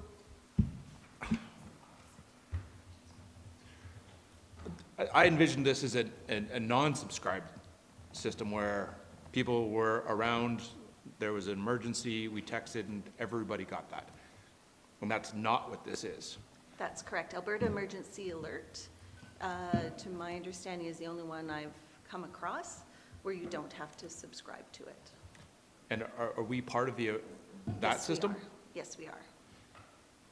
And if there was a fire, a large fire that we needed everybody to get out of town, we can use that system to? Absolutely, yes. Thank you. Counselor Faubert? Just a follow-up to some things that Ms. Denage had said. So if the new website includes this type of ability, would we then utilize that system instead of the what's in this budget one? What's in this budget one could potentially cover the add-on that is required, that we would need to purchase if the successful vendor of our website platform offers it. So it would be, so we're not telling you how to do this. We're just saying we want this as a type of service. Okay, yeah. Yes, and the when could be dependent on which new website platform is selected as part of the RFP. And then if whatever the new one is effective enough, would we then get rid of what we have now and then save money from getting rid of that system? I'm sorry, could you clarify what getting rid of the other system is? Like, we currently have like an email subscription service. Yes, it is part of the email service we use for recreation for all of our newsletters. So it would be a slight savings, a very small monetary savings. But we're not going to be creating a redundant secondary same system. It's. Yeah. We're not, no. Right, like, Email service, we'll have this service, and then we'll have the provincial service. and I think, for me, what this potentiality, what I'm hearing is, as a tool, there are more methods for that communication. In addition to email, there would be text. And that would be the difference from what we have now is just an email. Correct. And you still need to subscribe to it. Alberta Alert, Emergency Alert's the only one you don't have to subscribe to, where if it's an emergency that is life-threatening, it broadcast interrupts. So it would interrupt radio, TV, it goes out to cell phones. Perfect. And, awesome, thank you. I think I did clear as mud. Did you have something? I was just going to clarify Councillor McCallum's point. I think the redundancy, we would get rid of the email subscription service we currently have and replace it with whatever we come up with here, reaching out to all the people that have currently subscribed to transfer them to whatever the new system is. So we wouldn't have two concurrent. We would. Still get emails, but from the new system. That's right. Okay. Or we would have them select their method of communication if that's an option with the new system. Counselor Hillstead? So just going back to the photo radar reserve, just because Councillor Faubert brought up the fact that we do fund a police officer out of it. Just going off the sheet that I have, just says to fund expenses related to policing or traffic safety initiatives and community safety initiatives and programs. This would be considered a program in my mind. Is it possible for at least the time being to amend it, so not funded from taxes, but funded 100% from photo radar reserves? And then if for some reason. The motion can go either way, and we'll Yeah. look at it and bring it back to you for next week. So if you want to make that as a friendly amendment, that it's funded from the photo radar reserve, we need to take it away. It's definitely not a best practice. No, and that's the thing, like, that's why my original thought of just the capital one-time thing coming from it, so. Maybe it could say from taxes or photo radar reserve, and we will bring back a recommendation on Tuesday. Reading my mind. Perfect. If, That's what I was gonna say. I would accept that friendly amendment. I would accept that friendly amendment, Councillor Hillstead.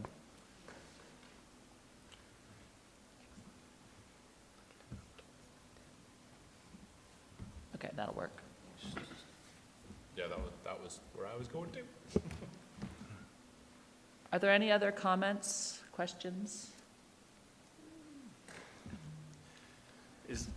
Would it be, just because there is an option for our website, which we don't know yet at this time, to potentially have this, should we have some wording around that we look at this with either within the implementation of our website or after it, just so that we don't go and do this and then?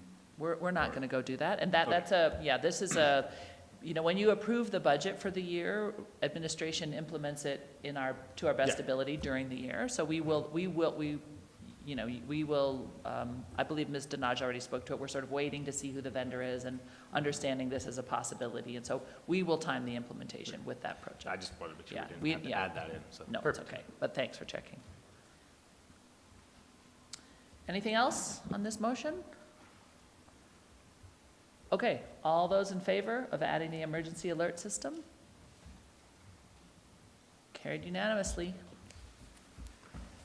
Anyone else who hasn't brought a motion forward wanting to do one? Councillor McCallum? Yeah, I'd like to, I have nothing typed up. That's okay, we can help you.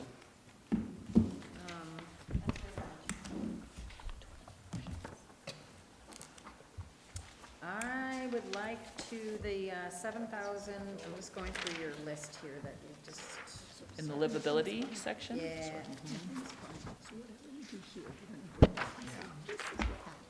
Number 5 from livability, I guess. 7K in protective services for the winter and summer emergency response plans for unsheltered people. Yep. Sorry, my apologies. I just sent it, Cheryl. Yeah, I just sent it.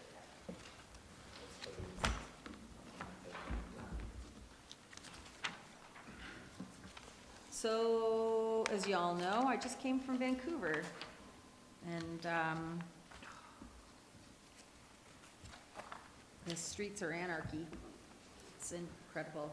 I think that this, as we, again, manage our underhoused or unhoused, that we need to have plans for them when it gets too hot or too cold. And you know what, during the pandemic, I was really, the libraries of any community are generally a safe space for all people. And during the pandemic, it was really hard for me to see that we couldn't do that for people that don't have a place to go during the day. And so I would like to see this come in specifically for our winter and summer emergency response plans. And I'm hoping to get to the support of my colleagues. Thank you. Thank you. Go ahead. Is this just a one-time, is it just coming up with it's just a one-time thing? So then again, it's a one-time thing. Photo You are killing it. Once you guys chatted it out, photo radar, since you, photo radar's changed over the years, but this is a community. That's what I see on the sheet. It says community. This is a safety thing. Or it's best coming from where it's coming from. Well, I think we could just say that we'll return with a suggested funding source. But this is a one-time, this is the creation of an emergency response plan. So, sometimes plans then lead to other purchases that we might want to have, but that we would return for that with a budget ask, if that's the case. Or it might be that over time, then as emergency response plans are updated. I think this is the idea that it's a recognized, and you jump in here, Mr. McKay, if I've got this wrong, that it's a recognized gap in our current emergency response plans. We have many very robust plans, but we don't have a plan for these particular individuals. So it's about creating that plan to add to the suite of things we already have. So it is a one-time. Go ahead, Councillor Faubert. I will 100% support this. I think that this issue for many people in our community can be an invisible one, but that doesn't mean it doesn't exist. And I know that we have actually lost people in our community who are houseless in winter and over the past 3 years. And I also am looking at the city of Edmonton and what they're dealing with and the number of amputations that are occurring in their houseless population simply because there's nowhere for people to go when it's really cold. And I would hate for that to be our reality too, and therefore having a plan on how to respond when the weather creates a public safety risk for this particular demographic, and also in summer, in extreme heat. That's becoming more of a concern in our location than it has ever been before. So I would thank you to Councillor McCallum for bringing this one forward. Mayor Krauser? Yeah, I will definitely support this motion. You know, this situation is being dealt with more of an ad hoc basis by the town as well, in conjunction with not-for-profits. But what this will allow us is to move it from the ad hoc to actually having a plan so that we can utilize spaces that we have, programs that are existent in the community, such as the Homeless Society of the Bow Valley, and be able to know that in times of extreme heat or smoke or extreme cold, that this is what we do for these individuals that are without shelter. And I don't foresee it. Who knows what the plan will actually say, but because it has to be written, but I don't foresee that it will be a big expense in the future. I think it's more about knowing what the plan is so that all the players are involved.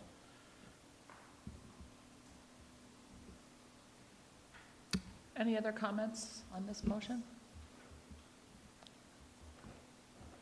Okay, all those in favor of including the 7,000 for unsheltered? Carried unanimously.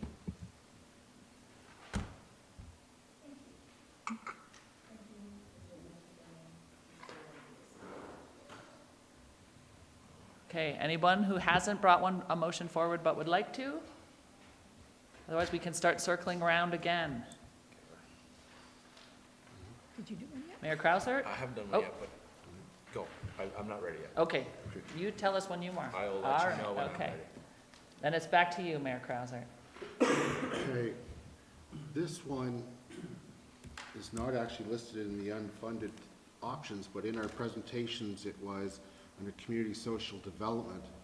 And this is funding $8,000 in staff time for the Adventure Club Alternative Childcare Program. I missed it. Yeah. I missed it, yeah. So I had taken Yeah. note of this. So my motion is to approve $8,000 in staff time to be included in the budget for free, I guess it's called free or low-cost programs that provide alternative childcare options, i.e. the Adventure Club Pilot Program. Something like that. I got it, Cheryl. Okay. And speaking to this, I think we heard the benefits of it, and when it was reported to us Just send it. at Committee of the Whole, I believe it was, and this once again is a very low-cost addition to our services that were being provided, that provide a real important service to families in the summertime. And I would hope that you would support this motion. I want to thank you on behalf of admin for being hawkish. I completely missed that, Mayor Krauser, so thank you. Comments, questions? I have no questions. I think I've been pretty transparent. This idea was brought from my home community in Hamilton, that they've run that for 120 years, a similar program like this. And we saw the benefit to families during the pandemic, and now we're still in the middle of the pandemic. So I'm happy to see this brought forward, and thank you, Mayor Krausert, for being hawkish as well. I'm not normally described as hawkish in budget time. It's a different hawk, yeah, ferruginous. Counselor Ma? Thank you, your hawkishness. Just for clarification, what's the funding source for this? Taxes. Taxes. Thank you. All right. Yeah, it would be an ongoing operational thing, so it's best to come from taxes. I just have a clarification question. Is this program open to everyone or just the ones in the Affordable Services Program? It's Sorry. Everyone. it's every. Thank you.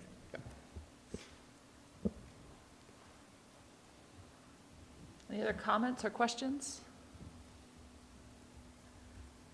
Okay, all those in favor of the increased time in CSD? Carried unanimously. Counselor Faubert? I'm ready Okay, for my next one. That the Finance Committee include funding in the 2023 operating budget to establish a community evaluator position to be funded from taxes. So there were two options on this one, either the Safe Park program kind of as a standalone or a community evaluator position. And I'd like to continue supporting the Safe Park program. I'm not sure. I think that that program could see improvements in terms of how it works in locations, but regardless of that, I want that program to continue, because I'm not sure that the need for it is gonna go away. So, and then the community evaluator position within the description included a lot of other things that I think are really valuable when it comes to addressing the social livability and relationships in our community, so. And it was 71,000, I believe. I just have a question, clarification to administration. My understanding is that that was a cost in addition to the Safe Park program. There's a few different ways that this can be sliced. What I would suggest is if the scope of work for the evaluator is desirable, that council look to vote on that, or sorry, the Finance Committee look to vote on that at this time. And then based on whether or not other services and programs are desired, we'll do the math in the background and come back so that you can see the exact So amount. deal with this at 71,000 and then deal with the Safe Park program separately. And it would probably be at some amount less than 50,000 because we have the community evaluator. There's a few different factors here. There's the community monitoring report. no, that's off, they're not talking about that. Yep. So I think what we need is to direction on the community evaluator position includes Safe Park. Right? As an option. Right now, what they're proposing is Safe Park and the community evaluator. But there's no dollar attached to it here. We think it's roughly 71,000, depending on if you make a decision around community monitoring, but we don't know that yet.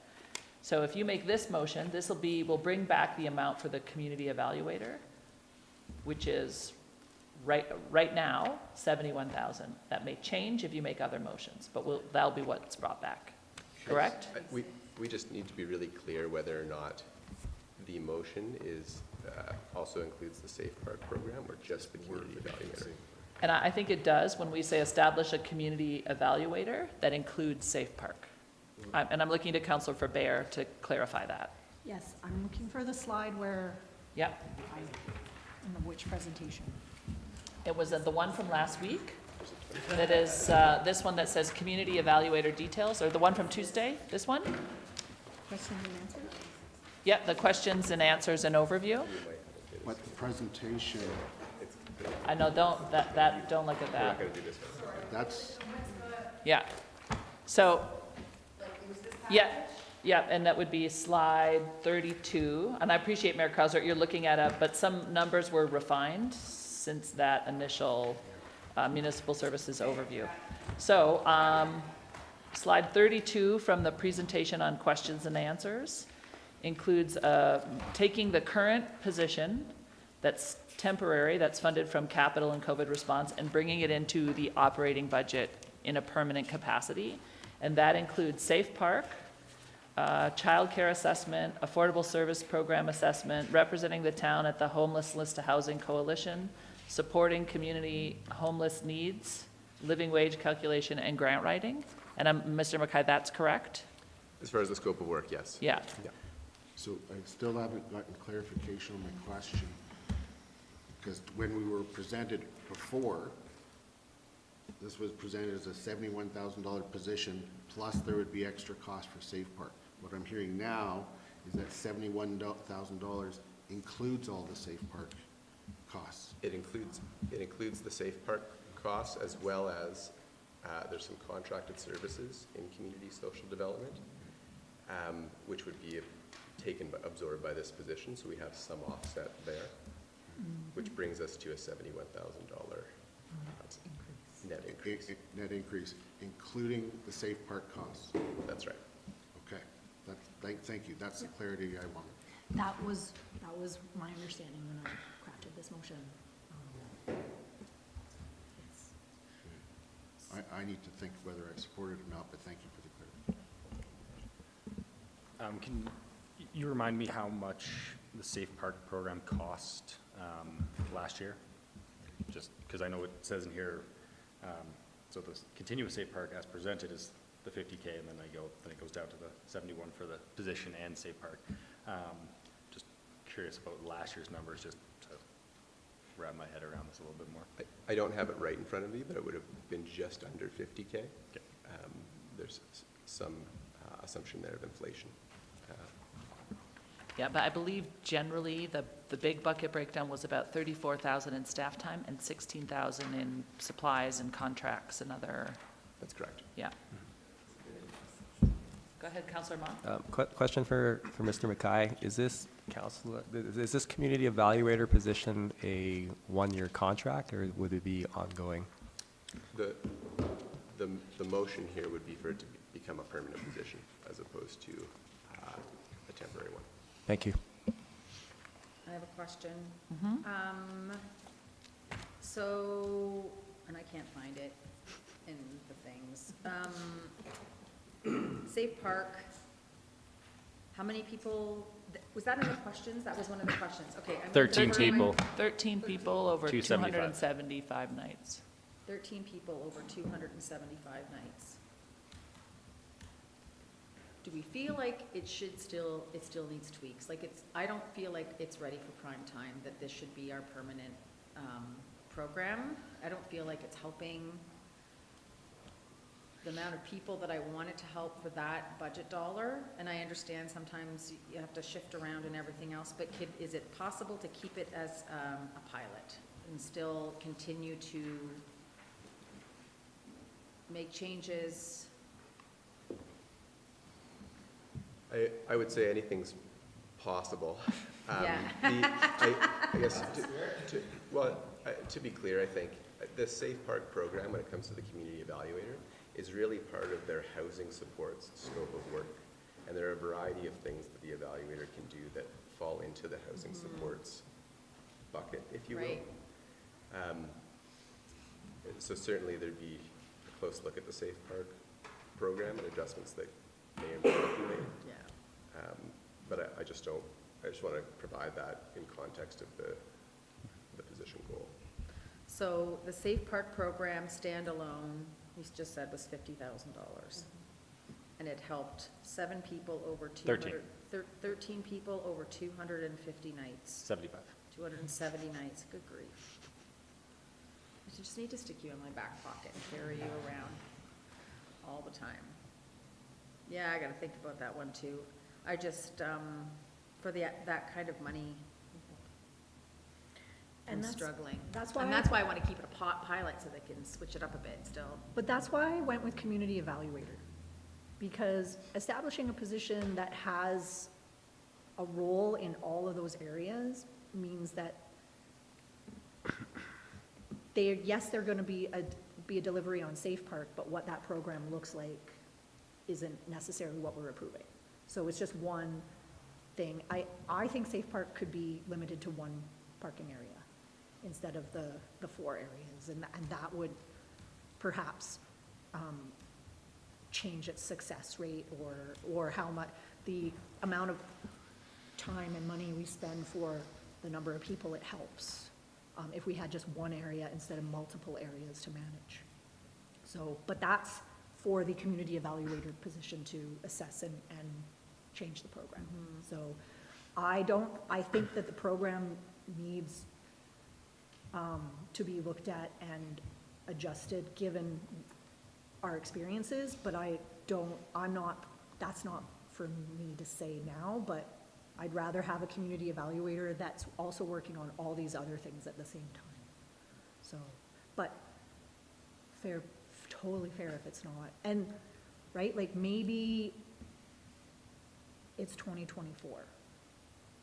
And 2023 is where administration looks at that program and comes back to us with.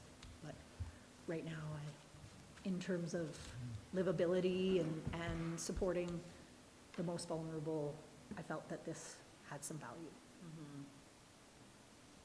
And maybe we could do it as a 1-year position instead of an ongoing position, or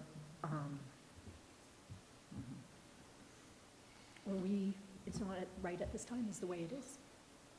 Councillor Hillstead, did you have something? I do too. Okay. Yeah, I too struggle with the Safe Park program the way it is now. Are we getting good value for that money? And I think I did a calculation. I think $181 a night was what it came out to per person. I support the concept and the idea, but I too don't think that program is ready for prime time. Now, does having this person help us get there? I guess I'm asking administration, does having this person help us tweak Safe Park? Does it get us more subscriptions? Does it help more people? Well, there would need to be a staff resource in order to deliver the program and then do further evaluation on it. So this position would represent that. There are options on the table, though, as far as term positions, et cetera, it sounds like. But there is no Safe Park without some, Safe Park will end if there is not funding. So if you want changes or tweaks to the program, we'll need to fund somebody to administer the program.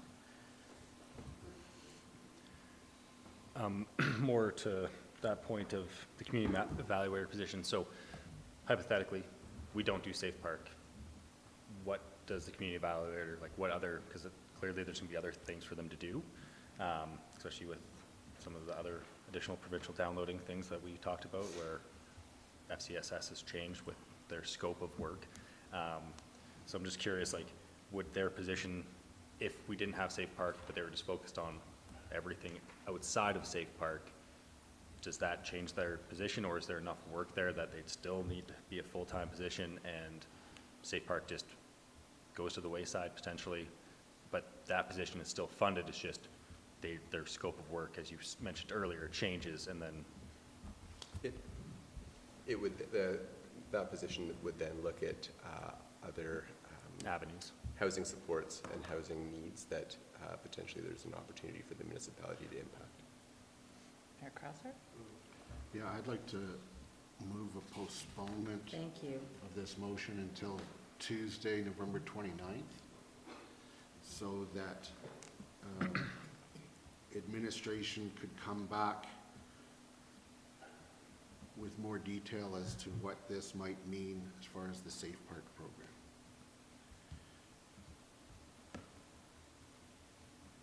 Can you help me understand what more about what does that mean more? What this means for the Safe Park? What are you looking for? Right. Time to think. What I'm looking for is, does this mean we are implementing the program as it was? How much of this cost is related, confirm that this cost in fact includes all of the cost for the Safe Park?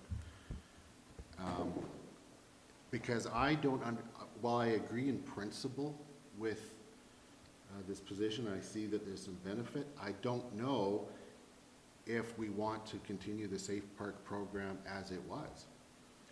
And so is this a position that's going to evaluate that and propose something that's coming forward with some changes? Or is this us approving Safe Park as it was? I'd like to know more information with that, and I'd like to give administration time to think about that. Sure, maybe I could add a couple of things there, just at this time. There were a few tweaks that were identified when the Safe Park program pilot was reported on, around changing lots, strategy, et cetera. Now that's getting into the operational piece. I think for the Finance Committee, likely the question is if you'd like Safe Park to go forward with some tweaks as presented previously or not, and then there's potentially a separate question on the community evaluator position itself. The difference between including Safe Park and not including Safe Park really boils down to the contracted services and supplies associated with Safe Park if the community evaluator were to be funded. Yeah. So, because in my mind, the program that we had, and if we didn't go with the community evaluator position, was going to be $50,000, and for 13 people, granted it could grow, but that's almost $4,000 per person. And I think that that $4,000 could go to provide some support for the less. Maybe they'll use Happy Pad. Well, maybe they'll use. And find a room. Maybe they'll use or a Happy driveway. Pad. Maybe we can. Maybe there's other alternatives. Yeah. And so that's what I'm really concerned about is and I'd also really like to know, because some of this work is being done currently, and so I'd really like to know also from administration, how important is it to get the work off of the plate of the people currently doing living wage or grant writing or supporting community homeless needs or representing TOC at the Housing Coalition, or doing the affordable services program. How much of that, how important is it to have this position, because is it not sustainable as it's currently being handled? So I have some real questions around this. Can you remind me how many, if the program was fully subscribed, how many spots, like how many individuals could be in the program at one time? Because I remember something about 40 parking stalls potentially. That's correct. So, because if it's only 40 people, even with 50,000, that's still $1,250 a person. So it's just, again, can we find other ways of, I think it's Safe Parks. Yeah, I think we just had envisioned Safe Park being different, and it's just, I don't know if the cost benefits there is the problem. I think the program is needed to a point, but the cost is, yeah. And I can sort of dovetail off your concerns. So I am concerned with the number of people that we're helping. The point of the program was to allow people to live safely in their vehicles while at the same time trying to not have spillage into neighborhoods and so on and so forth. And what I feel like I'm seeing, based on the comments that came with the presentation, committee of the whole, is that there are some people that are choosing to participate, and the others are still in other people's neighborhoods. So we're not, and I think that it could still be free, and those people would still, they just don't want the rules, and for whatever reason, for whatever their personal situation is, that are around the program. So it says to me, we either have to shift the program to include more of these folks that don't want to participate, or there's something about the program itself that's not working. And I have railed on a campground, et cetera, as, I think I'm gonna guess that the biggest piece of this is the fact that they are in a constant state of moving, right? They're constantly having, 8 o'clock and 8 AM or 7 AM or whatever it is, and that, if they're gonna do that, I think they feel they might as well just be able to do it for free and not follow any rules and take the chance of a ticket. So, and I don't think that that's really the intent of the program, so I'd Okay, like so some time to- I'm it just looks trying like to- we're. I want some more time to think up ideas, I guess, is what I'm looking for before I vote on this. Well, and I guess the ideas, operational ideas, you can leave with administration. So anyway, it'd be helpful to know what what the ideas are. I'm wondering, Yeah, of course. for postponement, it sounds to me like we're postponing. And my question really is to Mr. Mackay. Do you have what you need to be able to return on Tuesday? We need to finish the motion. Okay.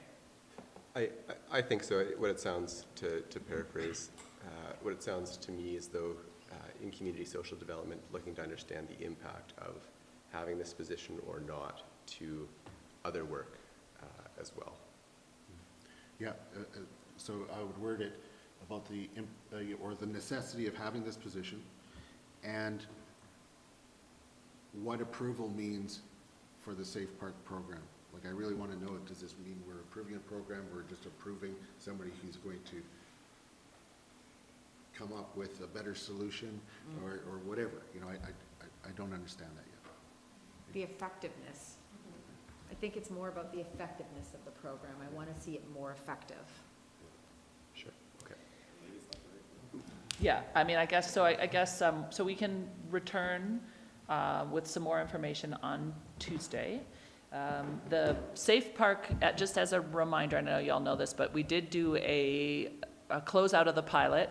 Staff gave their recommendations for how they see the program moving forward. So we can also resend out that staff report. It might be helpful to look at.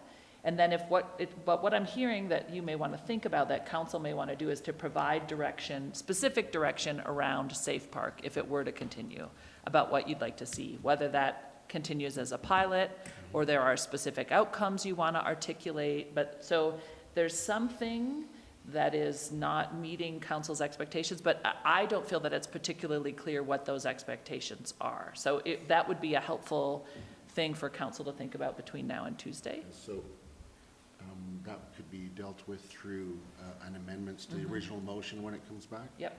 Okay. So we're going to move to postpone till Tuesday so that administration can return with more information about the necessity of the position and the effectiveness of the Safe Park program. Any other questions or comments about that postponement?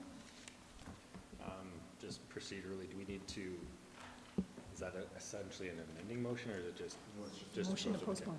Because the amendment's been put on the floor, Yeah. and now we have the motion to postpone. Yeah. Go ahead, Councillor Graham. I think I'm pretty clear on the past effectiveness of the Safe Park program. What I'm looking for is the future effectiveness. Potential. Potential effectiveness. Yeah, whatever the word is, I'm just looking, I want to know what I'm approving with respect to the Safe Park. If I approve this position, what am I approving with respect to Safe Park? Yes. Okay. I think that's clear. Yeah? Okay, all those in favor of postponing? Carried unanimously. Okay, I believe that was Councillor Faubert's motion. Other motions that people would like to bring forward? Councilor Faber and myself both have some, so there's somebody else? You look like you do, Councillor Graham. Are you still? You can do it. What are you looking for? You want to look at my list? Next round.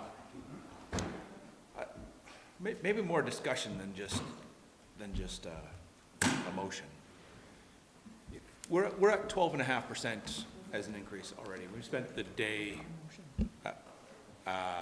adding to that, and not a lot of it's coming from reserves and photo radar, and that's all fantastic.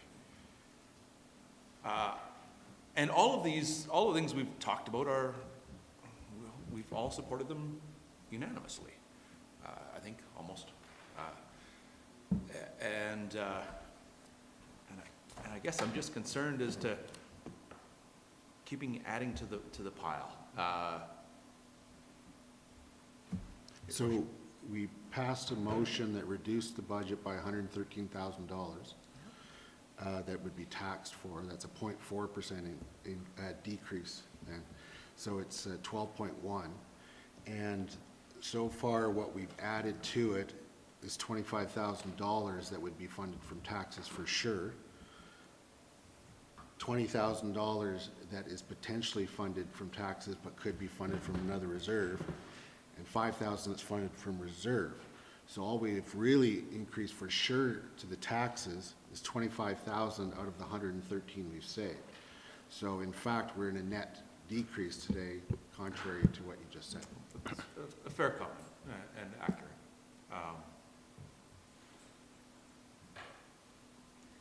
So what we're gonna do right now is we're gonna put the things we wanna see in it. We're gonna potentially make a motion to direct administration to perhaps find to target a different amount for the tax rate. But regardless, this comes back for us to understand, right? So we're piecemeal, we're adding, we'll add, we have a buffet of things that we can add or take out. And at the end, we will have a chance to look at that cumulative effect before we send it to council for approval. So you can, at this stage, support adding things, and then next week, support taking them out. Because you then see the total effect of what we've done, and that doesn't meet perhaps a target on the tax rate. What we can also do is direct administration to come back with a specific tax increase, and let them, we can identify ways to do it, or we can have them bring forward the best way that they see to meet that tax rate. So we're not wholesale just increasing what we spend. That's right, and to count, that's a great clarification, thank you. And to Councillor McCallum's point at the start, unlike council where you can't revisit a motion, we will bring you what all this looks like now in a new and revised form, and you can go, whoa, whoa, whoa, whoa, and undo what you already did or reconsider decisions as the Finance Committee. So we're just bringing a new draft based on all these changes. And then again at council. And then again at council. Councillor Hillstead, yeah? I do have one. Okay. So it's under relationships. I don't have it typed up, but I can just bring it over.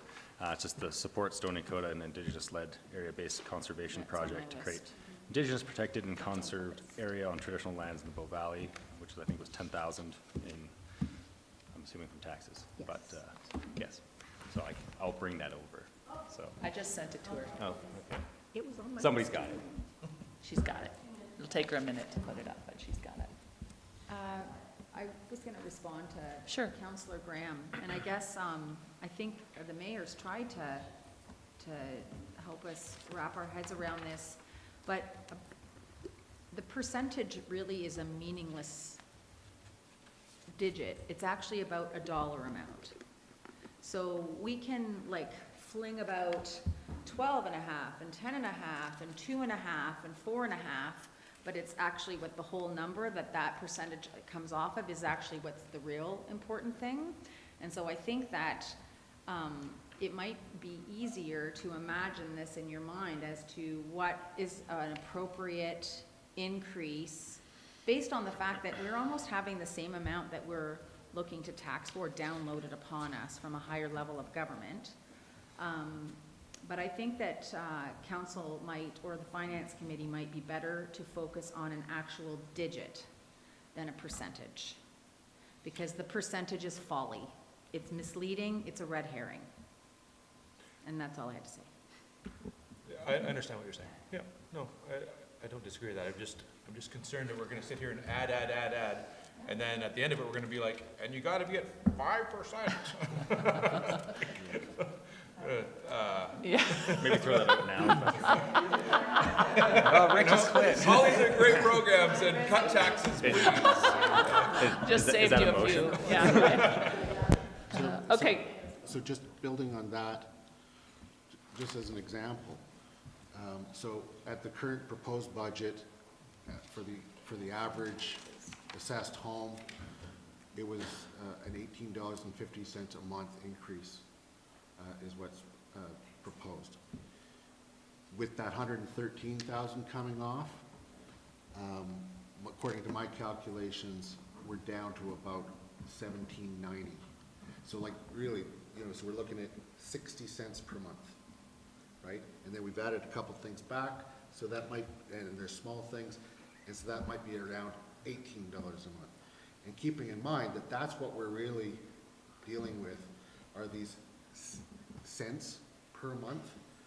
They add up, but when we put them compared to others, Calgary at their 4.4% is a $12 per month increase for their average. Banff's about where we are, even though the percentage is less. Cochrane is I think they started 7.55, which is about 15, but they've moved down to 5, so it's going to be in that $10 to $12 range per person. So like that's the discussion, that's the impact, right? Right, and yeah, I agree with all of this, and affordability is top of mind for all of us, and. Affordability for the right people is top of mind for all of us. do you want to finish your thought, Councillor Graham? Yeah, those pennies do add up, and over time, we add $20 this year and $20 next year, and it does add up over time, and I know we're all cognizant of that, and I know 12% isn't just 12%, and it's actually $18, and when Calgary's going by $15, and you're comparing apples to oranges all the time with these numbers, but just cognizant in the back of my brain, and we'll sit here and we'll look at all these motions, and I think the majority of them are fantastic. And then at the end of it, we're going to be like, and cut taxes. We will bring it all back to you for another look, so nothing today is permanent. It can all be undone. Go ahead, Councillor Ma. Coming back to Councillor Hillstad's motion. Can we come back to that? Or are we still, you got hijacked. I'm sorry. You finished your conversation. You're right. Right? Yeah. And you're like, and moving on to Jeff. So Okay. And I'm good. It's okay, I snuck in there. Saw my opening. It took I it. appreciate Councillor Faubert's comments and everybody else's comments and how we'll get there. And this is not permanent. Thank you very much for the discussion, Mr. Hillstad. Mr. Mull, actually. I would go back to Councillor Hillstad's thing, and yeah, I would support this. I think one of the things that's really interesting about this is that $10,000 is matched 4-to-1 from the federal government. So it's like a multiplier of value. I feel if we are going down to challenges of finding funding, part of me wonders if we took, say, capital project number 17, the reconciliation, equity, diversity, and inclusion, if we pulled the 10,000 from that amount as also another potential way to fund this, as opposed to straight from taxes. Well, that is funded. I don't know if that's like a protocol that I'm allowed to suggest. Yeah, no, we Sorry. can reduce that amount. I mean, that amount is also funded from taxes, so but it would be 10,000 less from taxes. Yeah, but That's then right. that 10,000 becomes 50 just with the power of the federal government matching. Yeah. So, sorry, Councillor Mott, is that an amendment about how it's Well, funded? pardon me, because it's only my second rodeo, I didn't know if I was allowed to like suggest that sort of stuff, where we go back to say, well, if we need to find X amount of money, can we pull it off another line item on the budget? Can I Sorry, Rick's suggest? doing something go in the ahead, back Ms. there. Rogers. Yeah. Potentially, what we can't do is mix capital and operating. So if we're wanting to reduce a capital, just the way that the funding works. We'll so- need to put 10,000 less to, what I might suggest that we do for this, if you're okay with it, is leave it as is, and then when we bring you the roll-up of what all those mean, if you would like to see a reduction in a certain amount from taxes, we can work internally to do that, rather than on the fly trying to create a motion that has us contribute less to capital and more to op. Yeah. I think if we just leave it like this, and then when we bring you it back on Tuesday, you can see where everything landed, and then we can have a discussion about moving buckets of money. Go Thank ahead, you. Mayor Krauser. Yeah. I'm very supportive of this motion, including this in the budget. And I love that it's going to be matched multiple times over. I was wondering the same thing, is if that bucket funded from operating for reconciliation, equity, diversity, inclusion was assigned like $70,000, this is what it's going to get, or if it's a bucket to be used for things, in which case could this be one of the things that it's used for, and thereby not increasing the budget, Taxes. but including this as part of that. Yeah, we could look at that. I mean, that bucket is really internal. It's about changes to the organization. But we could look at adding this in as an item to that capital project. It's just a bit, anyway, I need to think about that. It's a bit, yeah, well, and it's mixing in different intents, but we can look to bring it back. We'll bring some options when we bring it back So on it Tuesday. could be like a 60,000 for that capital project and And 10 for 10,000 this. for this capital project. Yes, exactly. Yeah. Exactly. That's however you need. Which to again, Yeah. that wouldn't change this current motion, that would just be later if we decide that Well, that's I how we want to go. especially then we- support this motion if it can be used in the way that we were just talking about. Yep. Or funded in the way we just talked about. Any more discussion on this motion? Go ahead, Councillor Faubert. This was also on the list of things that I was prepared to make a motion for. This, I think, really meets a lot of the objectives that I have around building relationships and reconciliation. So, and I'm so excited for the potential of it. So I would support it whether or not it came out of the other one. Thank you, Jeffrey. Any other comments or questions before we vote on this motion? Otherwise, all in favor of the 10,000? Approved unanimously? We maybe have time for one other motion before lunch? Anyone? Bueller? Go ahead, Mayor Krauser.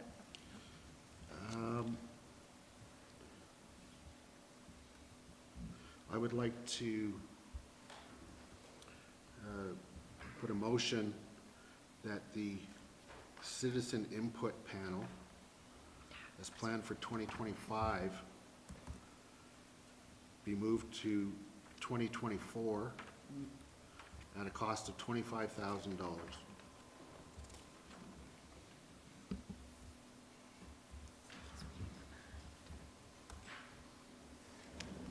And speaking to that, I've loved this idea of having a citizen input panel since I first heard of the concept. Obviously, you don't know exactly what it will look like, but I think that there's a strong desire for community engagement on all sorts of things. We can't engage with the community on every single decision. That's why we've been elected. But there are certainly times where that additional input will be required, and if we have a vehicle by which that can be done, and there's a cross-representation from the community on that panel, I think we can get some pretty interesting feedback. And so I would like to see this move forward sooner than later. 2023 is a hard budget year. 2024, I'd like to see it implemented before it's another election year. And so that's why I want to move it from 2025 to 2024, because I think it's the soonest that we could get it done. And the 25,000 is what we were told it could be, it would cost if we moved it ahead. So. Councillor Mara? This is one of the ones that I was looking, this is the only one that I was really debating and looking and where it could go, because I'm very supportive of having input from the community. So moving it to 2024 is great. I'm happy with that, so I'm looking forward to supporting that. Go ahead, Councillor Faubert. Yeah, I was also looking at bringing it in more towards now than 2025, but I was debating whether next year or 2024, so I'll support this motion, and I thank the mayor for bringing it forward. Councillor Graham? I too appreciate this motion.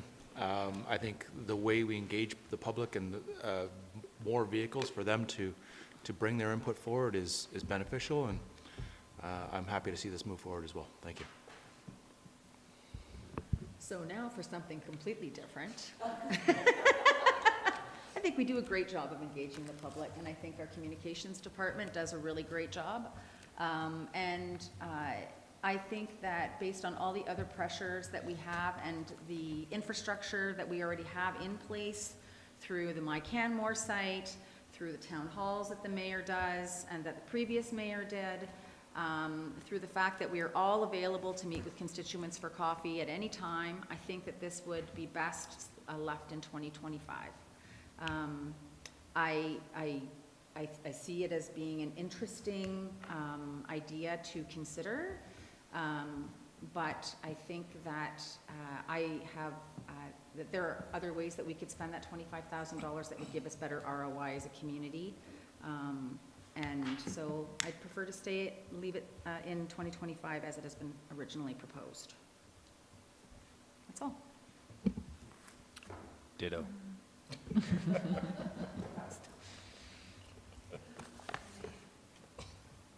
Mayor Clout, do you want to close, Mayor Krauser? Okay, then let's vote. All those in favor of moving the 25,000 to 2024? Opposed? So we've got McCallum and Hillstead opposed. Cheryl, you two you got a thing today. The JJs. Okay, it's 11:53. Does anybody have any other, just maybe what might be helpful, everything we've done so far this morning has been, well, except for the parking, has been around operating. So are there any other operating motions that folks were thinking about? Yeah, go. And we don't have to, we can go after lunch. I just thought I'd check and see if it's enough artificial tidiness that pleases something in me but is not necessary. Go ahead, Councillor Faubert. I had a motion around COLA, which was slightly different than what was presented in the scenarios, which is in my list, and it would be that the Finance Committee set the COLA amount in 2023 at 5.5% and in 2024 at 3%.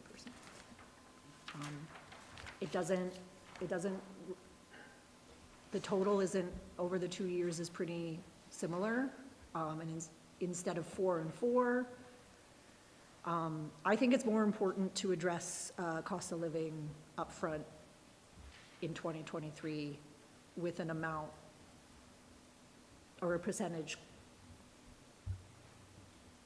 at 5.5. And this is one of those ones where I thought that we could have so many debates on the numbers. And then, so my alternative motion was to direct administration to adjust COLA, to come back with recommendations on COLA, but we had some scenarios. So I'll throw it out as is, and if these aren't the right numbers, then I think the debate will lead to the right mix. Thank you for that motion. Yeah. Comments, questions, debate? So, go ahead. Okay. We'll see what happens. I'm happy to actually just leave it with the proposed 5.9, just because again we're already trending higher as it is. So I see any reduction it just means more catch up later, because I could very well see that we do the 5.9 this year, and then next year instead of 2.6 it might be higher. So this whole trying to we could try to smooth it out, but at the same time, it's only getting higher. So the 5.9 might not even be technically enough as it is right now. So I'd rather leave it with what's proposed, and then if we have to adjust COLA next year, we have to adjust. So that's where I'm going. I would be happy with any. Any other Yeah, comments? so I'm happy with the, I don't know if happy is the word, 5.9%. You know, I think that, I don't think I know.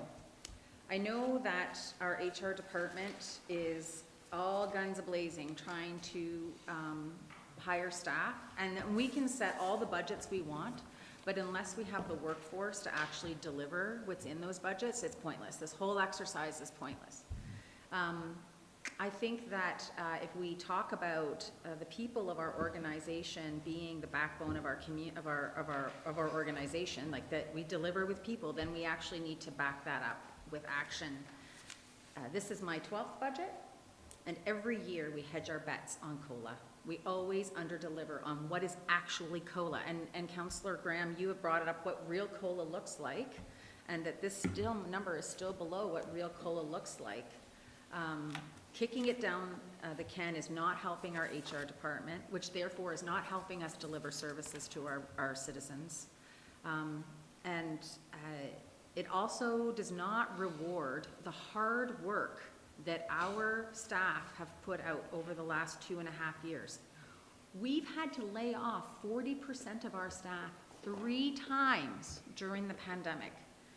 The effect on people's households in terms of their budgets and their ability to move forward with their own priorities as individuals and staff of this organization is also affected by that. So I think that anything other than 5.9 is literally kicking a problem down the road. And there's different, you know, we could divvy up this budget into different pieces and show where we already are kicking problems down the road to a certain extent.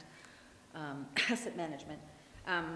But I really think that if we want to give our HR department the best tools available to them to be able to serve our citizens with staff, we need to be able to approve this 5.9. You know, there's consequences if we don't deliver services. And some of them are just like, well, you know, snow doesn't get shoveled or whatever. But, you know, if we underfund certain departments, other levels of government will then make decisions for us and for our community. And I don't want to see that happen. And so I'm really firmly behind the 5.9%.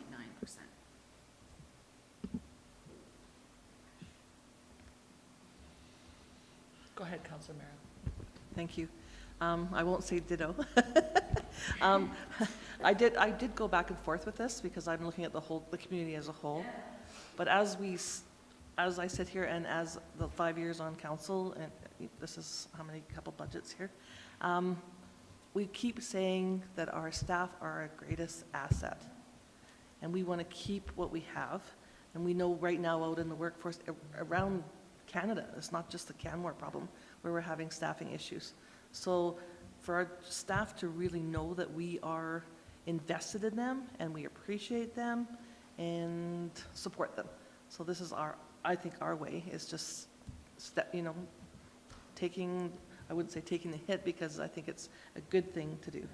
And thank you for the word, that's the word I was looking for. So I would be happy to support the 5.9. Councillor Graham and then Mayor Krauser. Yeah, this is one of our biggest line items in the budget. Real wages haven't kept up with inflation across the nation. And, you know, I know within my business, I pay a living wage and I bumped everybody up this year. What happens next year is yet to be seen. I think I thought about doing, you know, like a rolling average and those sorts of things. I don't think that COLA necessarily really took into account hyperinflation. I think we're in hyperinflation, 7.9%, pretty much there. My issue with this motion is actually the 3% for 2024. I think 2024 COLA will be probably in the between 5 and 7%. And if we set this at 3% this year, I think we hamstring ourselves a little bit. Thank you. Mayor Krauser. Yeah, I appreciate the intent of the motion, and it's trying to find ways to to edge things down. And I, like several of my colleagues, think that if we move it down, we're just kicking it down the road. We'll have to pay now or pay later. I'm trying to get in my mind almost with every, this is like, that's about $74,000 savings. My rough calculation may not be correct, is about, say, 39 cents a month on the tax bill. And so, is that significant enough savings to think that we need to go there? And do we even want to move it on this particular line item? I don't think so, so I can't support the motion. I do recognize Councillor Graham's concern about the next year. I think that whatever we put in that second number, It will be wrong. it will be wrong. And so are we going to be more accurate with a higher number as to what probably to expect?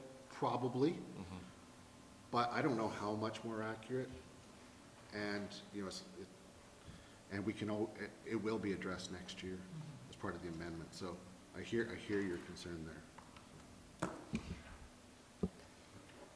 Anything else? Did you want to close? Yeah, you know, it's actually wonderful that we do a cost of living, because I've worked 20 years in industry and never, ever seen anything like this, personally. So, and then the other thing I want to say is to imply that by reducing this number by 0.4%, I don't value staff, or that this motion doesn't value staff would be incorrect, so.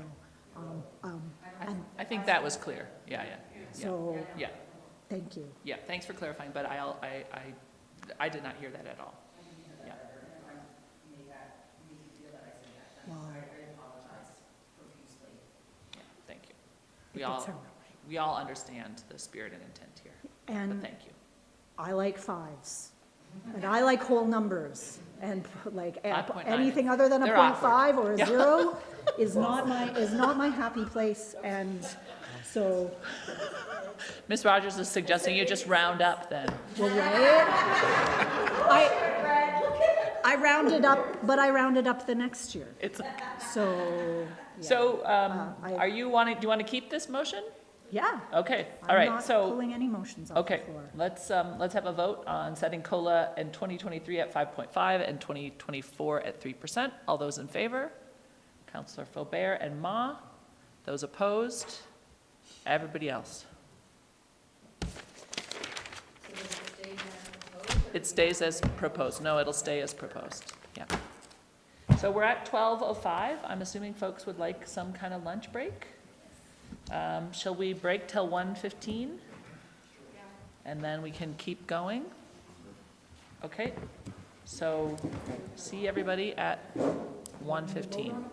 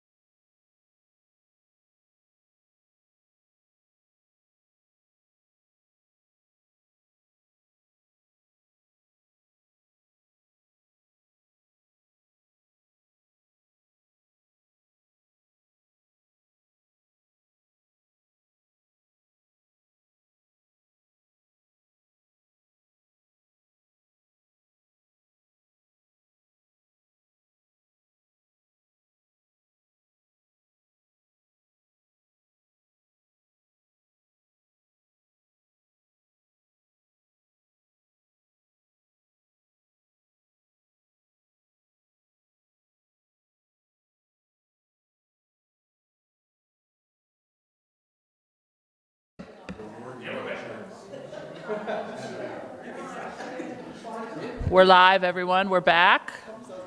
We're back. Welcome back to the Finance Committee meeting. So when we broke for lunch, we were still working on motions from the Finance Committee, and we were largely focused on operating. So to the extent that it's possible, if people have any further operating motions, Mayor Krausert and then Councillor Faubert. Yeah, I would like to, and is this on the option list? I'm not exactly sure. I would like to make a motion funding the $4,000 a year for the outdoor ice services in the Three Sisters. It's from taxes. It's a relatively small amount for, I think, a big benefit into the community, and it supports health and enhances the options available to our residents within their neighborhoods. Pardon me? Yes, and it's very affordable to the user. That would be in parks. Any comments or questions on that motion? Yes. Good question. So, thank you. So, we budget money for ice surfaces and so on. If we have a dud winter where we don't get the cold that we're looking for, does that cost come down in the end? Because at some point we're just like, peace out, it is a Chinook-style winter, we're not gonna have any luck, you know, maintaining this past February, end of February or something like that. I'm just curious how that rolls. Yeah, no, that's a good question. I would say definitely there would be some resource savings because staff aren't having to create or maintain the surfaces. Right. I would imagine in that situation, though, there is probably other work that substitutes for not maintaining the ice. Gotcha. So That makes sense. Thank you, that's all. It's all right. Anyone else? Okay, so let's vote on this motion of $4,000 a year for a Three Sisters ice service. All those in favor? Okay. Unanimously approved. Councillor Faubert? Okay, this one was at the end of my list, and it was master fee schedule related, which I understand is operating budget, and it's that the Finance Committee direct council to remove 2.09 fireworks permit fee from the 2023 master fee schedule. And I think that an additional, they might need more than that to direct administration to return with changes that might be needed to reflect that. As I don't know what in the events department exists for permitting fireworks displays for third parties, but when I look at the fee schedule, and this being budget, I felt that this might be a place to accomplish this change, which would be to not let third party or not let anyone other than us as the town host fireworks.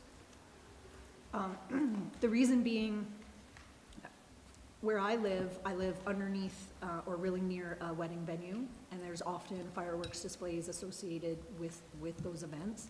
And there's never any warning for the community. And I know that the sound effects of fireworks can affect not just potentially wildlife, but dogs. And that one of the things that a lot of people really appreciate is the advance warning around things that cause noise, like avalanche control or fireworks. So our municipal fireworks related to New Year's and Canada Day, I'm okay with, although I know that as a council we may, or are likely to have a conversation around that because of the work that BAMP's done to reduce the noise effects of that type of activation.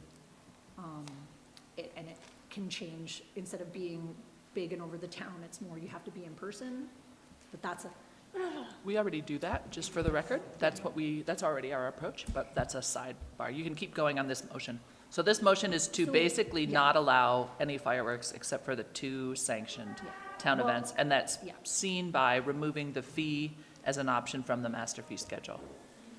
Correct? I just want to make sure I have that correct. Yeah. And Okay.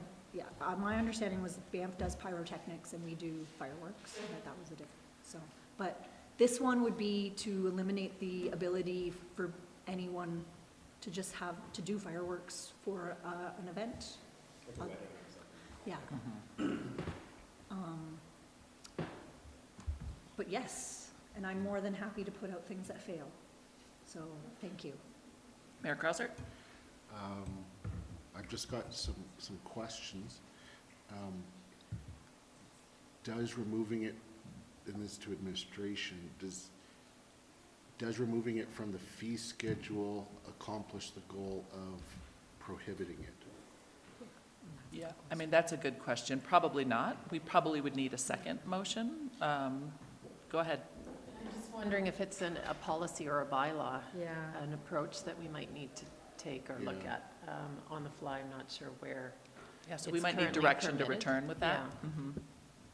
Because I am supportive of the prohibition. Can we could move on to something else and I can send a new motion. I'm just wondering, But- because the fee part relates to the finance committee, I just then wonder if we start to move towards prohibiting fireworks, if we're now moving out of our finance committee Yeah, role. Into policy. Yeah. So then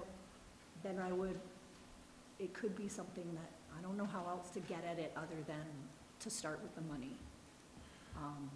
Could I think we could look at, I'm wondering if what you could do is put it into finance committee to remove it from the master fee schedule as you have. And then when the budget comes to council, Yeah. make a motion around follow-up, whether it's Yeah. policy or bylaw, or to bring, for administration to bring something back that formalizes it outside of we could continue with the fee Yeah. motion here. Yeah. That makes sense. Because this is just asking council to then make a motion, Yeah. and I could Because reword then you it. could do a motion arising at that time, Yeah, following that. yeah. So, Yeah. but yeah, thank you for letting me Yeah. trip all over this. No, it's interesting. So I would speak in favor of this. Little known fact, in 1999, I was co-director of the Banff Center's New Year's celebration, co-artistic director, and along with Ed Whittingham. And the two of us agreed it's not a good thing to send off fireworks inside of a valley full of animals and when you're trying to protect corridors. And as fun as it is, we have to recognize that there are limits to what we can do within our valley and still be responsible to living and coexisting well with nature. And so we, at that time, and it was not popular, we did not have any fireworks of the variety that you would normally see. We used indoor fireworks, and you could only see it if you were in attendance at the Banff Center. And it was very cool, but yeah, it was very cool. Indoor fireworks outside, but there was no sound except for the music playing. And it was, so I have long believed that it's inappropriate for these fireworks, and so very much support the feeling behind this. Thank you.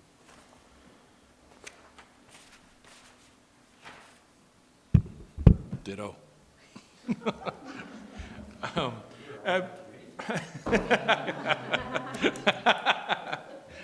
actually Ed Whittingham.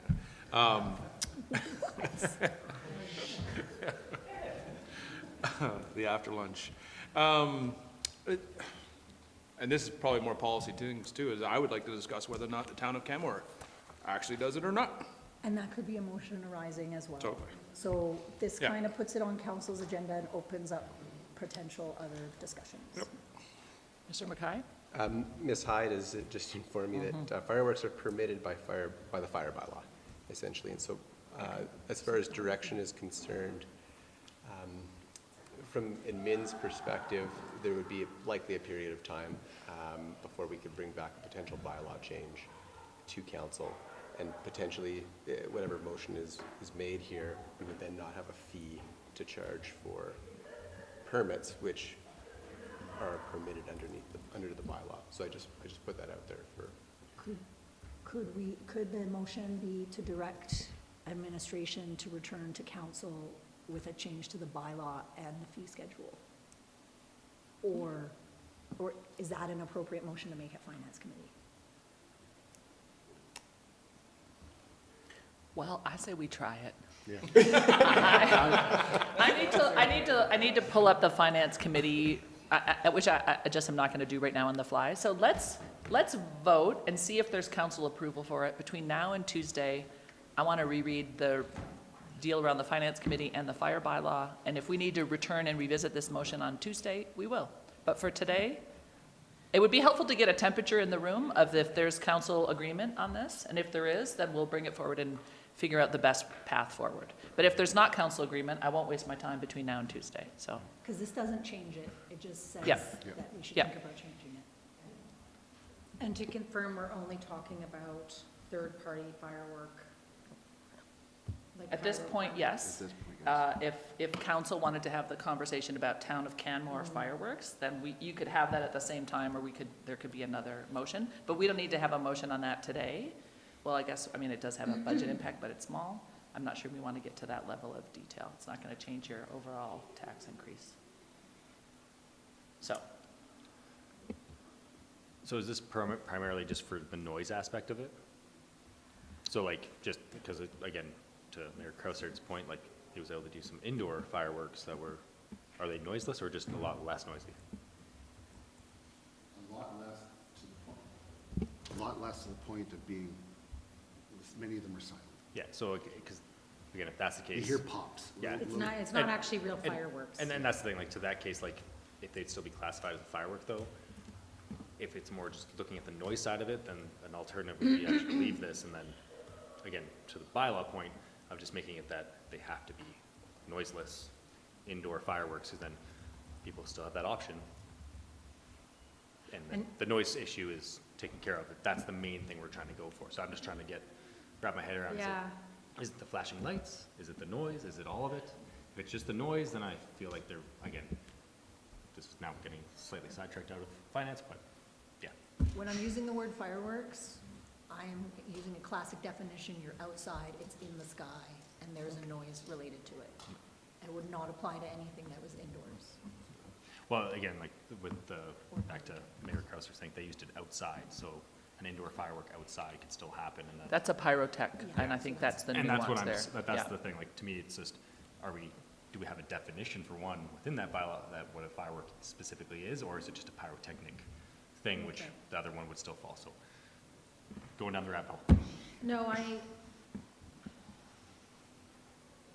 Again, I like the suggestion. It's just, again, the fee thing that Mr. Kai brought up was on my mind was if we remove it and then people can still technically get it right now, they just don't have to pay a fee anymore.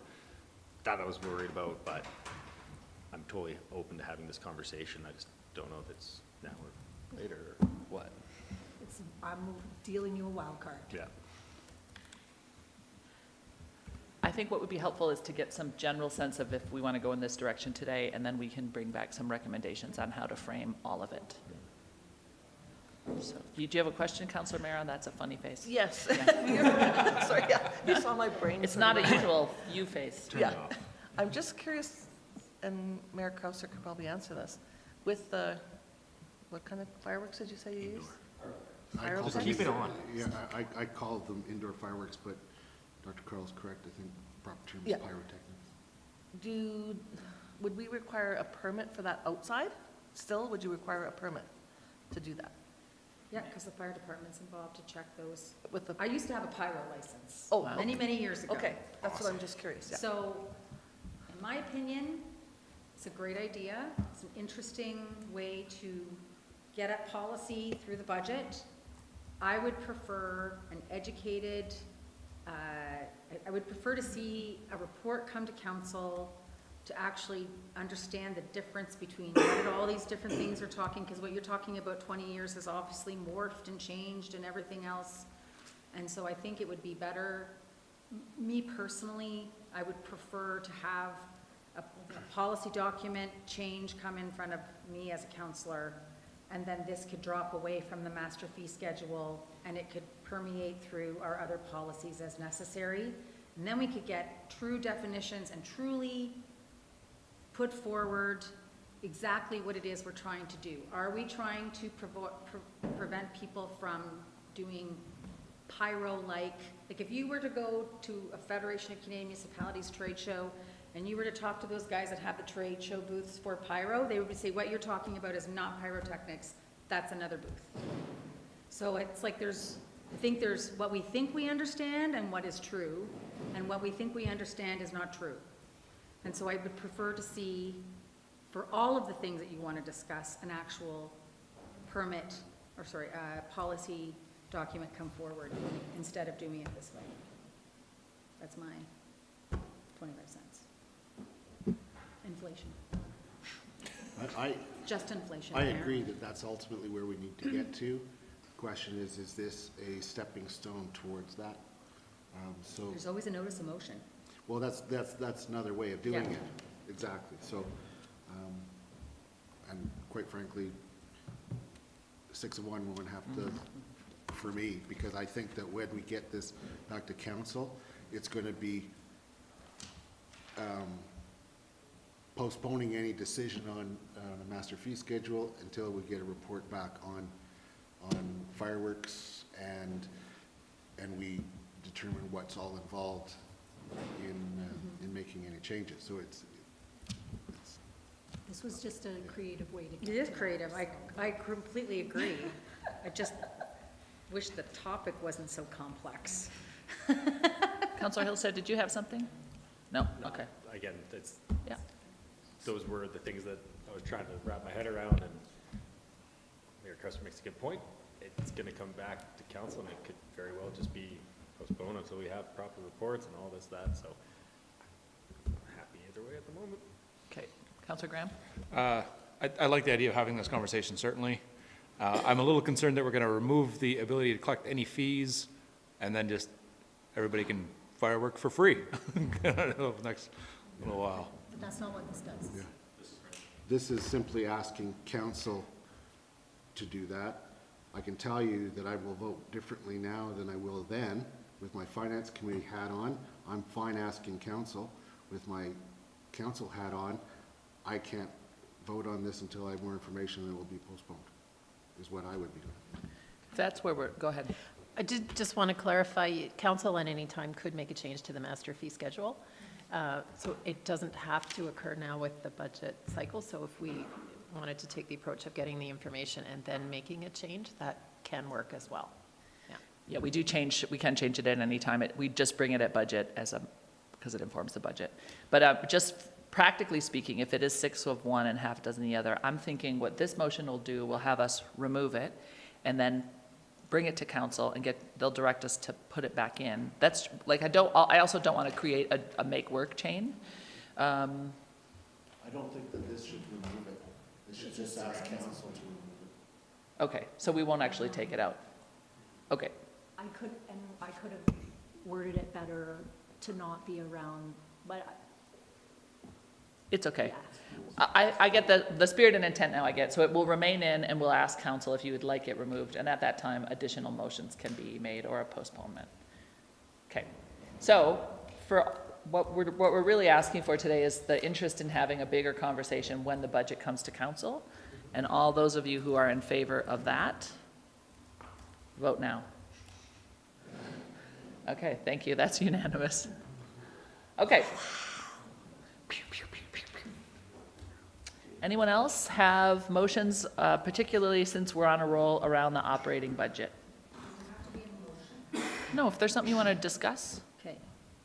So I want to put a bug in my colleagues' ears, and just like a heads up, and maybe there's a motion, but we'll see, about our livability goal in terms of affordable housing, and the extra effort that us as a body have made towards refortifying and populating the board of CCH. I appreciate administration bringing back a list of the requisitions over the last 20 years. What Rick reminded me of is that we used to do a $250 requisition as part of that to our reserve, and we cut that out years ago, and we have never put it back in. So I am, if income appropriate housing is something that this council or finance committee is going to want to invest in the future, firstly, we need to realize that we've been purposefully underinvesting over the last few years into the reserve. And secondly, we need to then plan to resource that body more appropriately into the future. And so the only motion, I think, that out of what I'm stating, that I think I would bring forward is to ensure that when we do our tweak in 2023, that recommendations are brought from administration as to how we might resource CCH. That gives the board the opportunity to deal with a budget that comes forward if there's any budget changes for 2023. And it gives council or the finance committee the time and space to be able to recognize that it needs to be recognized and to be able to perhaps resource it appropriately. Thank you. That's all I have to say on that. Okay, Yeah. yeah. Go ahead, Councillor Faubert. I agree with that direction, and I think last year CCH came forward with a reduction in their budget, which surprised me. Yep. Because I think that in the community, the expectation is that we have a serious problem and we need to deal with it, and more resources and solutions Yeah. are what people are interested in. And so, but I agree with you that it's not this year, because CCH needs to do work too. They need to do in order some be work. in I that. agree, yeah. But because it's a 2-year budget that we're looking at approval, we got to tee it up for next year that this might be up, Yeah. because that's going to increase tax rates for people, so. And I could have recommended a number, but I would be just picking, I would be plucking it from the air. I don't know what that number would be, and I don't want to presuppose it, but, If CCH does the work and can better define what it needs and what those resources would accomplish, it's an easier ask for us to the community. yep. So I'd like to add that I support really looking at increasing our funding for 2024. I do support that the CCH has to have some discussions in order to determine what it is that could be the best route forward, and then determining what resources are needed in order to do that. That then informs the ask.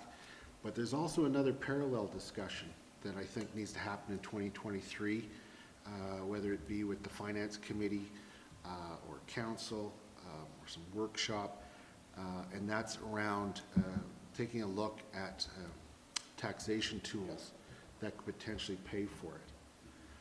And I spoke to this during the election campaign. I believe that there should be higher taxes for those that are using their home for something other than a primary residence, because it's contributing to the problem, and therefore it should be paying for the problem. And I'm not talking about drastically different, but there should be something different. This is seen in many other jurisdictions, and that could be a way of funding increases.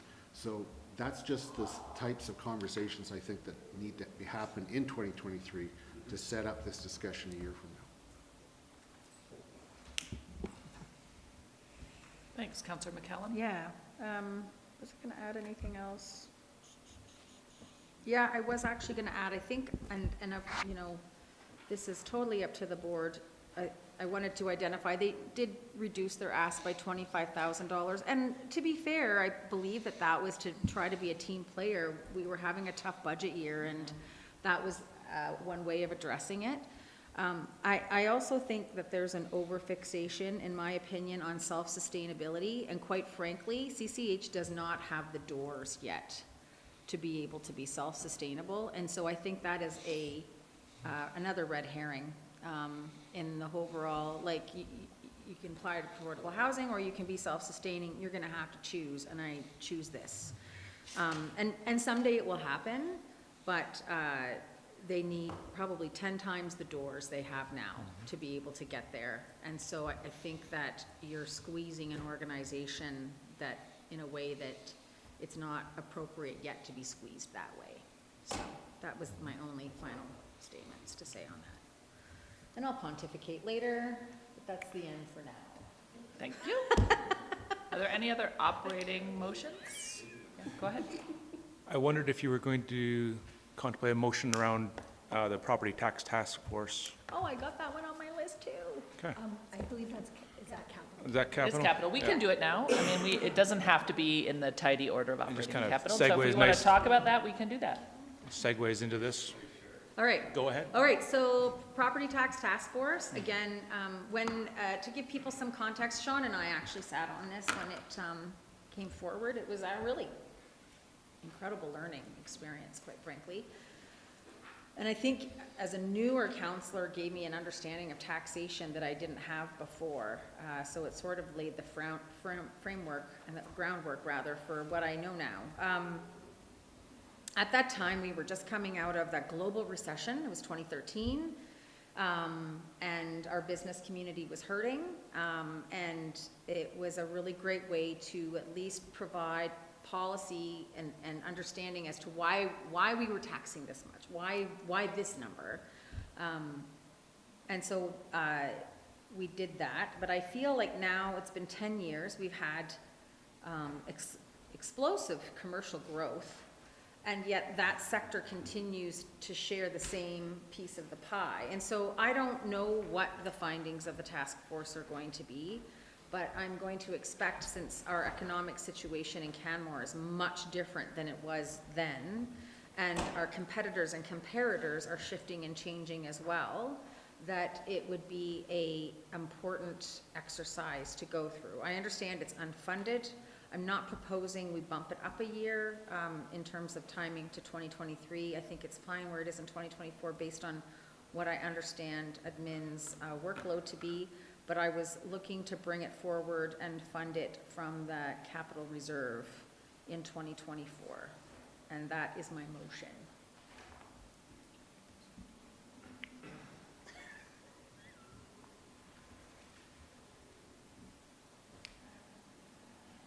She looks like she's on it. I'm not sure she heard me. She gives me the same face when she hears me and when she doesn't hear me. Oh, she heard me. I have no chocolate for you. Gen Cap. General cap. General cap? Yeah.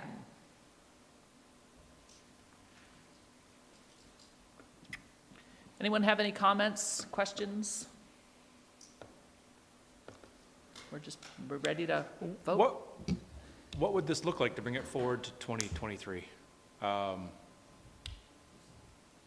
You know, this is an important project, and I think a conversation we need to have sooner than later. And what would that look like? Is it possible? Are there resources for it?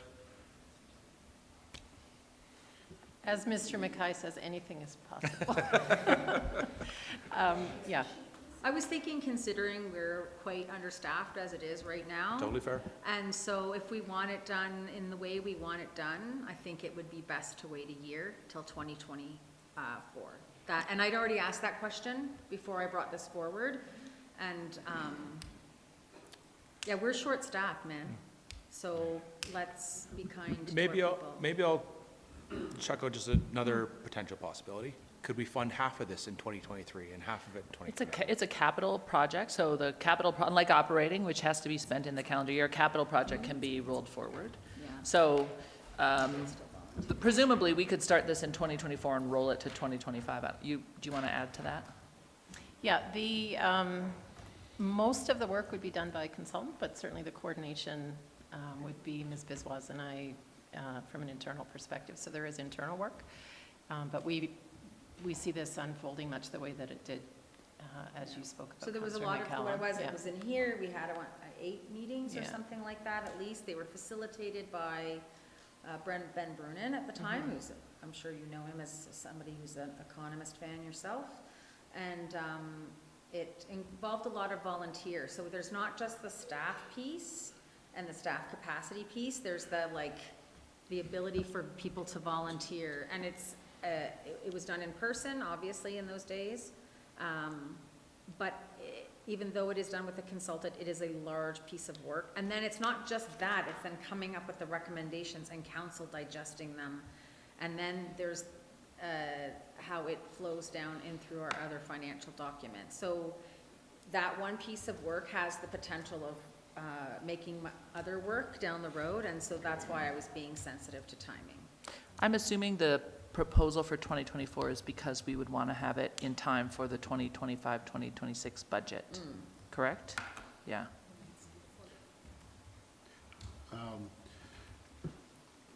The last property tax task force dealt with mostly split between residential and non-residential, and comparables, both with neighbors and competitors. Not to say that a future task force would be only with those items, it could be additional. I see that there's going to be multiple tax-related conversations that we need to have. I believe that we need to have a council strategy workshop around discussing what's palatable or not, and some of those things may pertain to something a property tax task force would deal with, and some may just be tools that are implemented separately. But we won't know until we have that conversation, and I see that conversation happening sooner than later, and it would actually feed this potential task It's awful. It is the worst. Yes, so And the tourist home I piece is support not it, in there, too. being in 2024, but that's not to say that there's other conversations that shouldn't be happening sooner than that. Yeah, with that information, I appreciate that a lot, and if we're having those conversations leading up to that, then Yeah. by all means. There's a lot of pre-work to do. No, I fully Yeah. appreciate that. These are not small tasks. It's a relatively small. Okay, any other but yeah. questions? Oh, sorry, go ahead, keep going. I didn't mean to cut you No, off. I'm good, thank you. Okay. You're taxing my patience. Yeah, so We're ready to vote? We're adding to the capital budget the property task force. the PTTF. In 2024, funded from Gen Cap. All those in favor? That's unanimous. Other amendments? Go ahead, Councillor Faubert. From my capital budget list, the first one, that the finance committee amend the scope of capital project facilities accessibility study to include the downtown Main Street closure as a municipal facility for evaluation. I'd ask some questions around this. This is a study around accessibility of facilities, and I'm gonna suggest that municipal facilities aren't just indoors, they can also be outdoors, and that including the Main Street closure as a municipal facility would help us better understand if there's things that we can do to increase accessibility in that space. And I would define accessibility as beyond accessible parking stalls, which is just one aspect.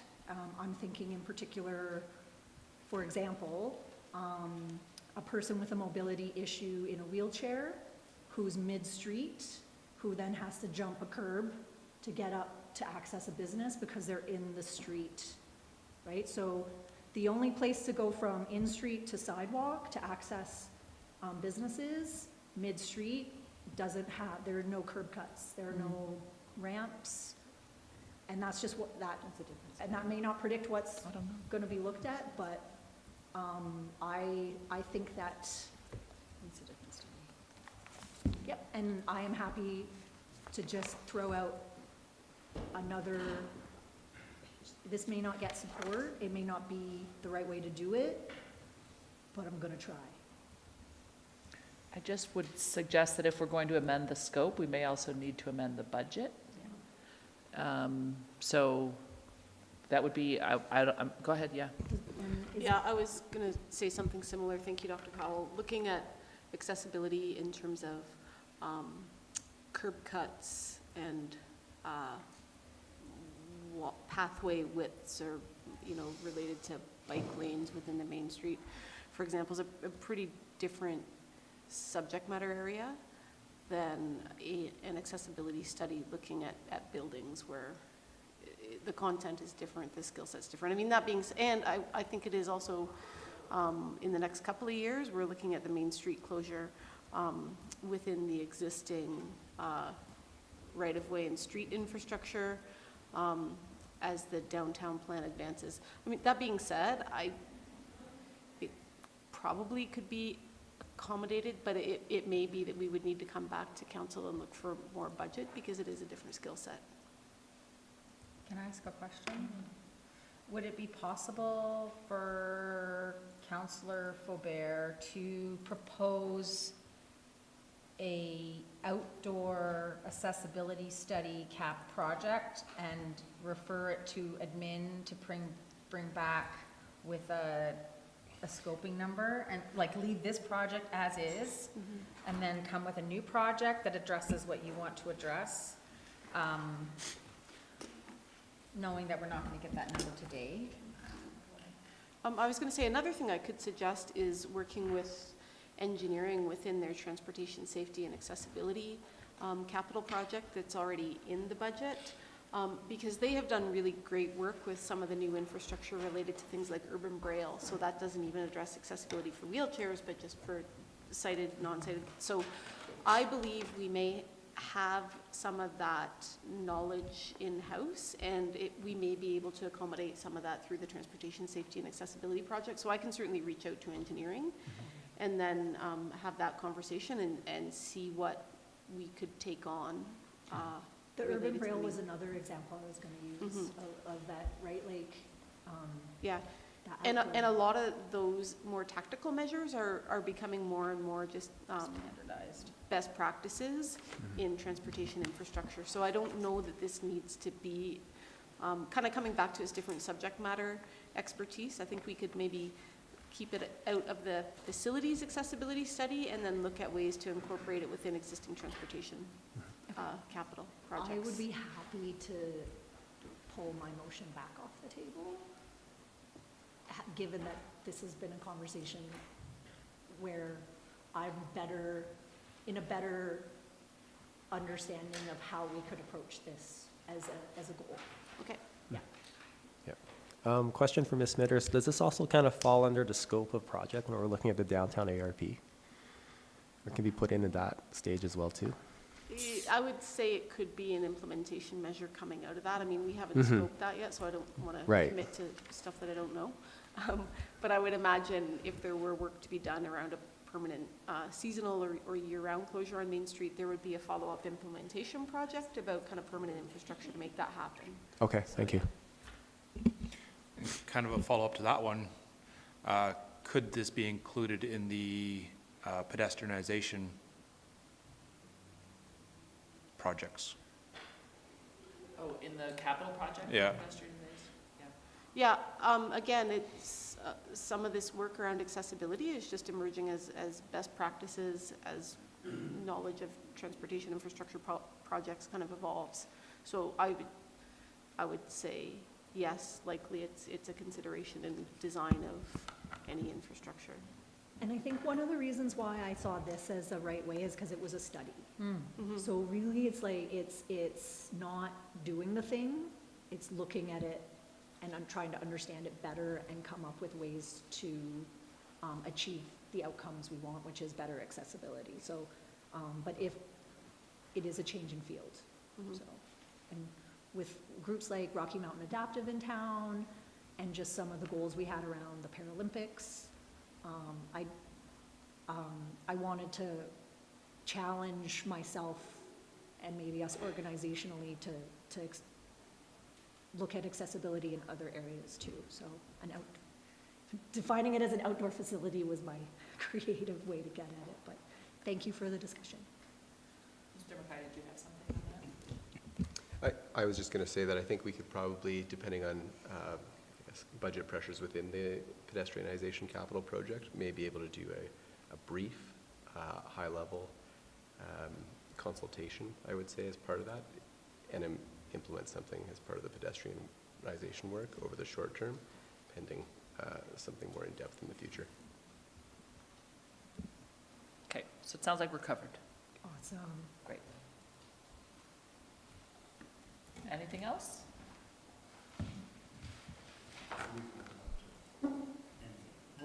It's free for all now.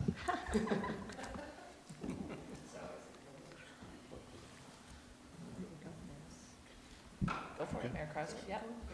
Okay, we had a discussion in our recent meetings around the waste odor design project from the wastewater treatment plant. It's currently scheduled for 2024 with the construction currently a placeholder for 2025. It was confirmed following questioning that we could move those forward by a year. And so I move that we move the capital project for the waste water treatment plant odor design to 2023 with construction into 2024. Is there any chance to fund this through photo radar? I mean, it's already. It's utility rate supported. Yes, it's already, the funding sources are already identified.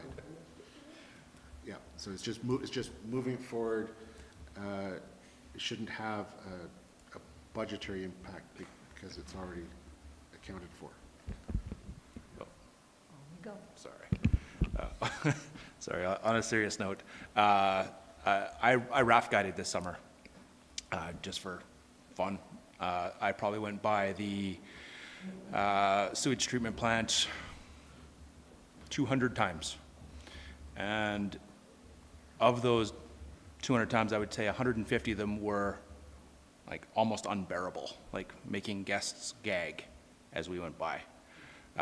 It was terrible this year. So I know we're getting a lot of feedback from the community in South Canmore over this one and further afar, and I look forward to doing what we can to remediate that problem. Thank you. I'm supportive of this. It was included in my list of things that I thought would be a good change to the budget. It's an emerging issue, definitely related to climate change, and this is us being responsive to that. And the conversations we had earlier at Finance Committee about how this work fits within the utilities it gives me confidence that we can move forward on this sooner rather than later. So thank you. It sounds like we have some very similar lists today, and it also very much goes to livability. Yeah. Any other conversation on this item? Okay, all those in favor of moving this project up to 2023? Passed unanimously.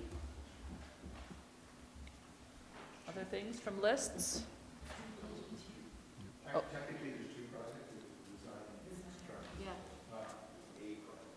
Oh, so is this, and the second project is in 2024? Yep. That would need to move to 2025?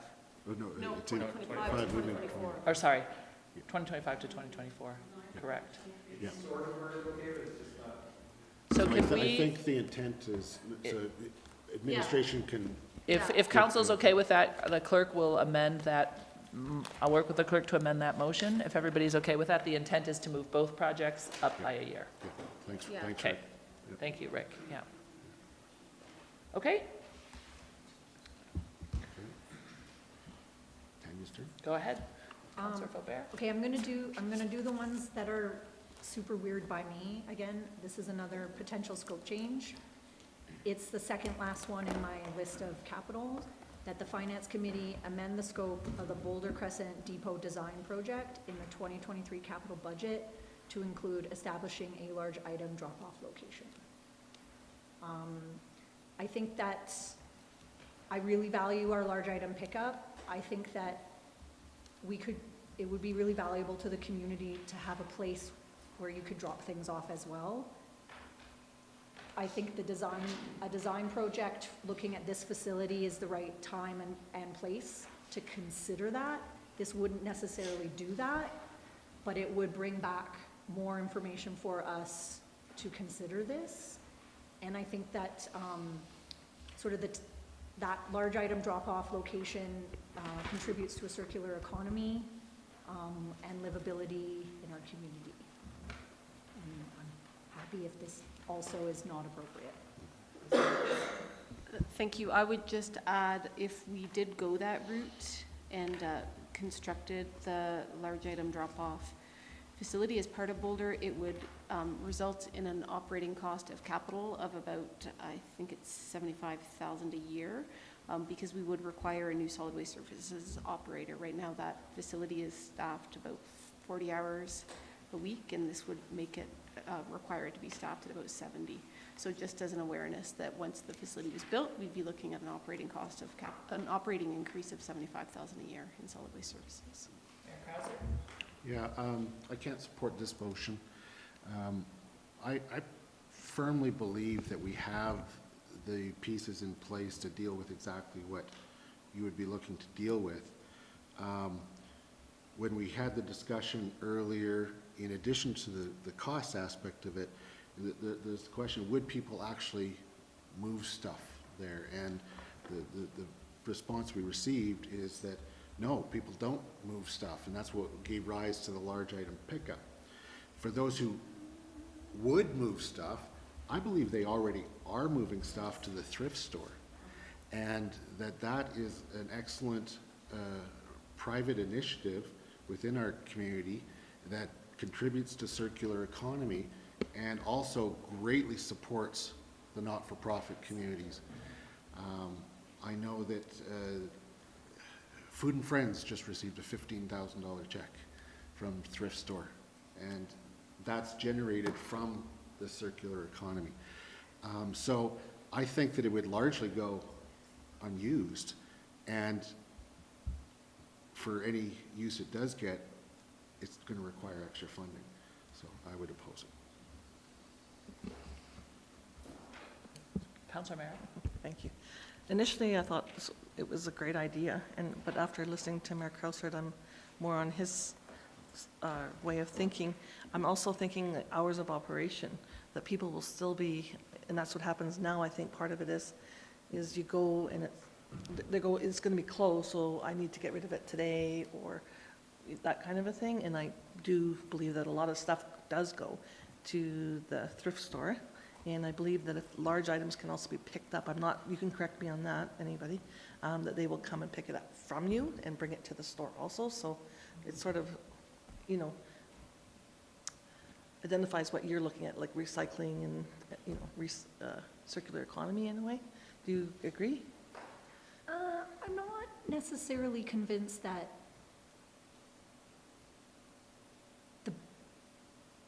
that people won't use it, right? Because other communities have access to thrift stores, but they also have these types of facilities as well. And the kind of take it or leave it approach is more affordable, given what I see being charged by the thrift store. And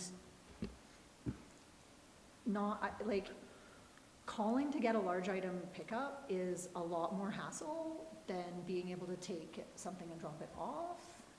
I would use this instead of the thrift store, right? So, and I 100% respect that we have things in place that are achieving these goals, but I know that I have heard that there's a desire to see this type of facility offered, and what I thought this would do is it doesn't do it, right? It doesn't take us there. It doesn't mean that we're going to do it, but it would look at including it in if we did what that would be. So is there space? What would that space require? Because it's looking at the whole Boulder Crescent Depot as a design project, so, and I thought that was a right location for something like this. But, and some of these things are just preference. If we don't have this, then yes, I'm gonna take my stuff to the thrift store, so, you know, we are well, I think we do have systems in place that, so this is not that we need this because there's nothing for people to take their stuff or do it, but I tried to get a large item pickup this year and I couldn't. So, and I don't want to just drop it at the dumpster because that's not what we're supposed to do. And yet everyone does it where I live and over between Canadian Tire and Save-On. So a more formalized thing I thought would be valuable. Not having it, I don't necessarily think means that, it's just a different way to do the work. Councillor McCallum, did you have something? Yeah, I was gonna say that there's, I have a lot of goods that come in and out of my house, and I actually don't use the thrift store much anymore. I find that I'm quite able to gift those things through community with a little bit of effort.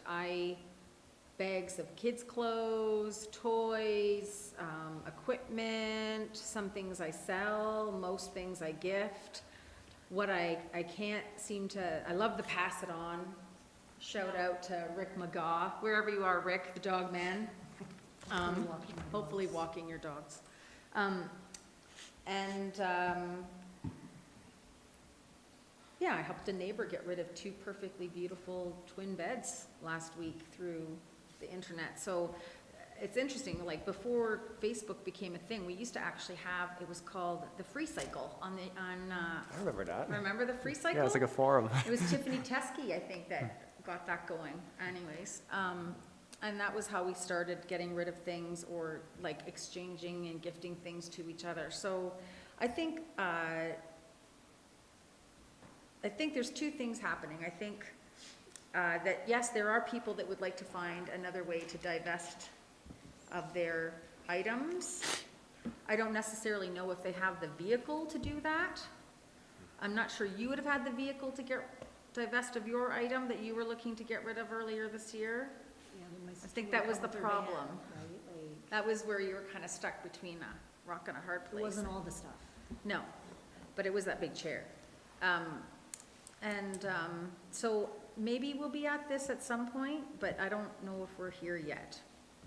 I also think there is incredible value for us to just even have the debate over this as Absolutely. something to offer, because it is something out there that people would like to see, and then now we can go back and say, you know what, we talked about it as council, and we feel that there's already enough there, but I am more than happy to put out some motions, so. I think the part gives me a little bit of pause is when Ms. Smitters talks about the ongoing operational of the staff member, which would be about 70. Yeah, so. But that's just it, like, I'm not sure we're at that point to understand it, so. So for clarification, this was the feedback I got from the supervisor of solid waste services. I think part of the concern would be there is if we had a large item drop off and it wasn't staffed regularly, people would just be showing up and large Leave items it at would the be gate. dropped off wherever they could be, even if the site wasn't open. So Right, okay. it is a reasoned response to the implications of adding this facility. Okay, thank you. I'm not necessarily. Councillor Graham? For me, this is more about community awareness. I've used the large item pickup several times, and it has worked well for me. And if people make that call, I'm hoping that generally they're successful. And if we had to put a little bit more resources into marketing or knowledge or even staff to pick those items up, I would think I would prefer resources spent that way at this point in time. I'm interested in whether or not Banff staffs theirs or Cochrane does, so there's, yeah. But good Should we vote conversation. on this motion? That Finance Committee amend the scope of the Boulder Crescent Depot to include a large item drop-off location. All those in favor? Councillor Faubert? All those opposed? Everybody else? The motion is defeated. Got that, Greg?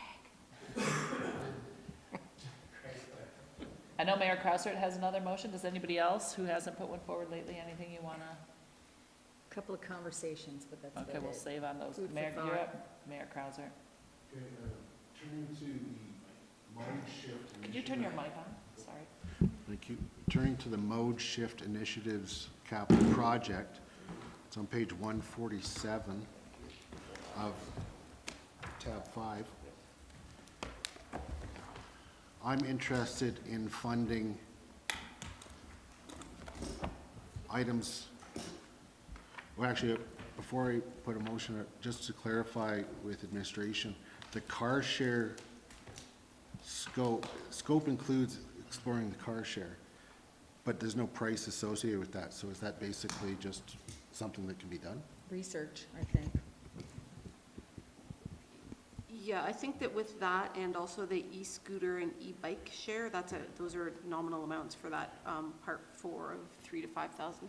What we're finding is there is interest from private vendors in providing these services, so it's really about, and we've been approached, I'm not sure about the car share, but the e-scooter, e-bike one, definitely, we've been approached by different vendors, so some of this is just us putting together, putting the research in and coordinating what we hear back, or in the case of the e-scooter or e-bike share, putting out an RFP to see what type of response we would get back. I think the car share is meant to sort of model what they do in the Kootenays with their car share program. So what I'd like to put forward, and leave it open to others, maybe with a separate motion if they want to fund some other aspects of it, but with regards to this mode shift initiative, I would like to move that we fund number 2, which is trail signage and mapping for safety, etiquette, and wayfinding. And the scope includes signage and mapping design and installation, communications, and education for $25,000.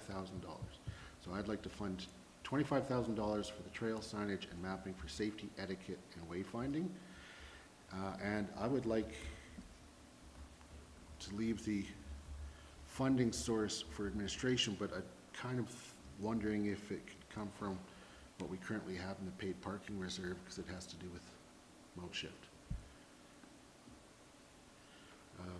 So my rationale for bringing this motion is that we are seeing an increased use of trails, which is great, especially as we build the infrastructure, but we are seeing more, there needs to be more learning for all users of our trails as to proper etiquette and wayfinding. I think some signage in that regard would be some good reminders, and will move the needle a little bit further along to where it needs to be so that there is better sharing of our spaces. It also says safety in there, so technically photo array reserve. Yeah. Just throwing it out there. I think there's some potential sources that There's a couple. don't rely on taxing. God bless photo radar. It literally says, trail signage and mapping for Thankfully, safety. these are It's for safety is the first thing, and then etiquette and wayfinding. Okay, So, Ms. Smithers has a comment, and then throwing Councillor it out there. McCallum, and then Mara. So with the reserve piece, it doesn't really fit with the purpose of the paid parking reserve, but your council, so you guys can change that. Or, well, council, the finance your committee. finance committee. Or we could come back with suggestions, much Yeah. like any of these other recommendations. We can come back with some proposed funding sources. I did want to point out on this one, and I did raise it when we went through capital, but just to flag it again, that point 1, the 30-kilometer-an-hour and traffic calming reductions, it is currently included in the transportation safety and accessibility budget as well on page 117. So it's kind of double counted. If one didn't go forward, we would be doing it through another project. So I just want to flag that for council in full transparency. That's why I didn't Yeah. move it forward. Okay, I because just wanted to I- be clear with everybody. I recognize number So this 1's one's going to not move forward. Yeah, Okay, or assuming it's not pulled out. right. Yeah, I recognize number 1's going to move Okay. forward even if it's not approved in here. So All that's right. why I left that one and just did number 2. I think all of these, I mean, we could certainly be amending my motion, but I think if somebody's interested in one of the other pieces, they can bring a separate motion. So just some information, I believe, like, bike share is, part of the Rome strat plan in the next 4 years, is investigation of bike and car share. I could double check on that, but just in case we are doing the work twice. Okay, so I'm only moving I know, number two. and I'm just knowing, I'm seeing other, my colleagues all looking at the other things on that Yeah. list, so I'm just trying to provide some information and context. And I can, double check that for next Tuesday in case somebody wants to bring another one of these forward or not. And I appreciate that item 1 is on another sheet, that has already, has not been removed, simply because we can speak about, etiquette on trails and signage for people and pedestrians and bicycles, but the car piece is just as important. And so I'm glad to see that elsewhere. There was a article in the Rocky Mountain Outlook 6 months ago maybe, that said that 90% of Albertans still engage in distracted driving. And so you as a cyclist could follow every rule in the book, and a 1-ton vehicle can still smack you based on the fact that they're looking at their phone and not the road, so. Thanks for that. Yes. Councillor Mara? Thank you. I just wanted to comment on, thank you, Mayor Councillor, for separating that out. I was looking at a way to pull it out, and you've done that, so thank you. Councillor Graham? I will support your motion. I think we've got increased usage and conflict, for lack of a better word, on many of our trails. It is a lot of the feedback and the resistance to e-bikes and the like. Some signage and some education will go a long way in helping resolve some of those issues. Councillor Ma, did you have something? No, I'm okay, thank you. Okay, then let's vote on this motion to increase mode shift. This is for 2023, Mayor Krauser? Yeah. 2023 for trail signage, mapping, etiquette, and wayfinding. And admin will return with a funding source. All those in favor? Carried unanimously? So on the same line, like on the same sheet, I would like to put forward a motion around the car share. But there's no dollar amount associated with it, so I would like to, I'd like to ask that this be done. It's a bonus. No price tag. Is it free? Angel project. So I'd suggest that there is a suite of initiatives put forward that would hang together under mode shift to be really complementary in nature. I would suggest that there could be a recommendation to council to direct administration to come back with more information on either the car share and or the e-bike, e-scooter share, and like any of the other things, well, except, yeah, the number 3, 4, and 5, 3, 4, and 6 rather, we could probably just report back to council on a suggested implementation plan or scope to pursue any of those, because they're 4 and 6 don't really require a capital project. 3 does, but it would also generate more revenue than it would cost. But like I say, it was really put together as a suite of complementary pieces that could hang together under a mode shift umbrella. So do we need a motion to bring that forward? A recommendation from admin? Sorry. I would be willing to change my motion to requesting more information from administration around car share with respect to costs associated with it, because if we're going to include in the budget or not, maybe have that come back for Tuesday. Do I need a motion, or can that just happen? You know, I just think there's a lot happening for Tuesday. Yeah. So it's better for us if we have a motion, and then, you know, we've missed a couple of options. There's just a lot. So if we have a list of motions, we're more likely to remember and tick it all than if we don't. So if you don't mind, Sure. that we have a motion. So we'll do a Yeah. motion for that one, and I'll give you my rationale, and once again, people could bring others, but one's covered, we just passed two. I'm not interested in expanding paid parking at this point without having more information around that. And I think that should be more coming back with the paid parking reports and that. The e-scooter, I understand that it could be Rome that is looking for a bit of. You know what, I misunderstood what an e-scooter was, sorry. Okay. But bike share in general, so it's not necessarily e-bike, but a bike share. And I can double check, like I said, on, And I didn't go with the e-bike incentive program just because it's a cost and it's a high budget year, and I just didn't see where that was coming from. And so that's why I'm just focusing on car share on this one, but.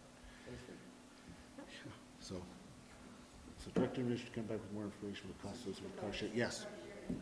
No, just end it at car share. Yeah. Any more discussion on that motion?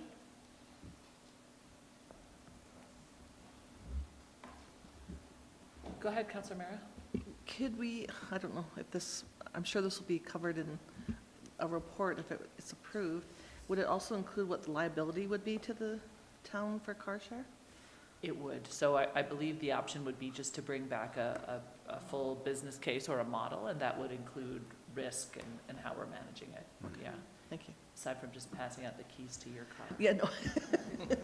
Well, Well, how do you think it got to be no budget? Well, I think the car share is a really interesting idea and could complement a lot of these other pieces for folks. So, Great. Okay, so all those in favor of coming for us to come back with more information? Approved unanimously. More motions? Councilor Graham?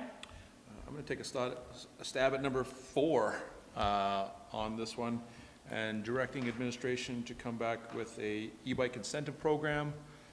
number 5. Number 5, sorry, my contacts are going to go crazy on me here today. An e-bike incentive program, and I would like to see that funded out of the paid parking reserve. I'm open to ideas on that as well, but we need to get also along this. I would like to see this program. Maybe this is up for more of the discussion or speaking to the discussion. I'll make the motion first and then speak to it later.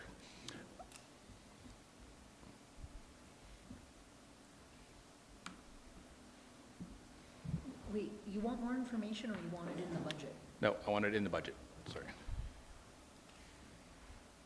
wish you might have just been using another motion, sorry. Okay, so it should be, So to, include township initiative e-bike incentive program. so it should remove the return with information vote.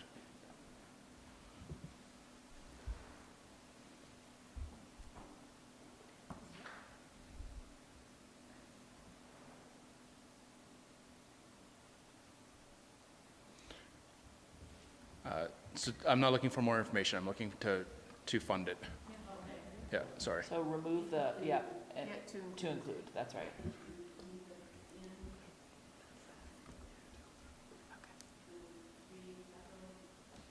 yes. Thank you. Could I just clarify something, please? If we could fund it from the, Photo radar?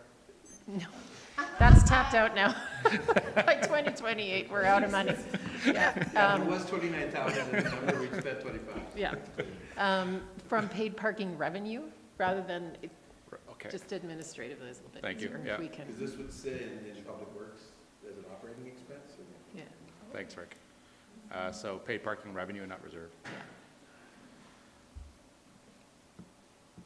And it's not capital, right? Which is not capital? No. Oh, but it was in a capital. It was bundled as part of a, yeah, Yeah. yeah. Anyway, it's fine. It can be, it's fine. If Leave it's it. an ongoing thing, you don't want to add it to the capital. Right, Probably not. I understand that. So, 1 year, Oh, would it be 1 year or short? 1 year. It's 1 year. yeah, let's make this operating budget. Thank you. Sorry, thank.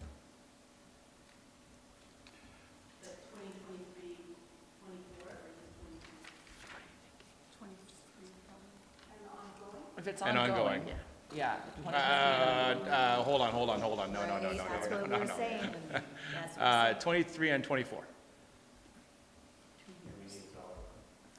$50,000 per year. I That's do, an but is administrative, that that's administrative, that's a more detailed. role. conversation? Yeah, okay. Yep. Yeah. Yeah. I'm just wondering if, We don't have that much.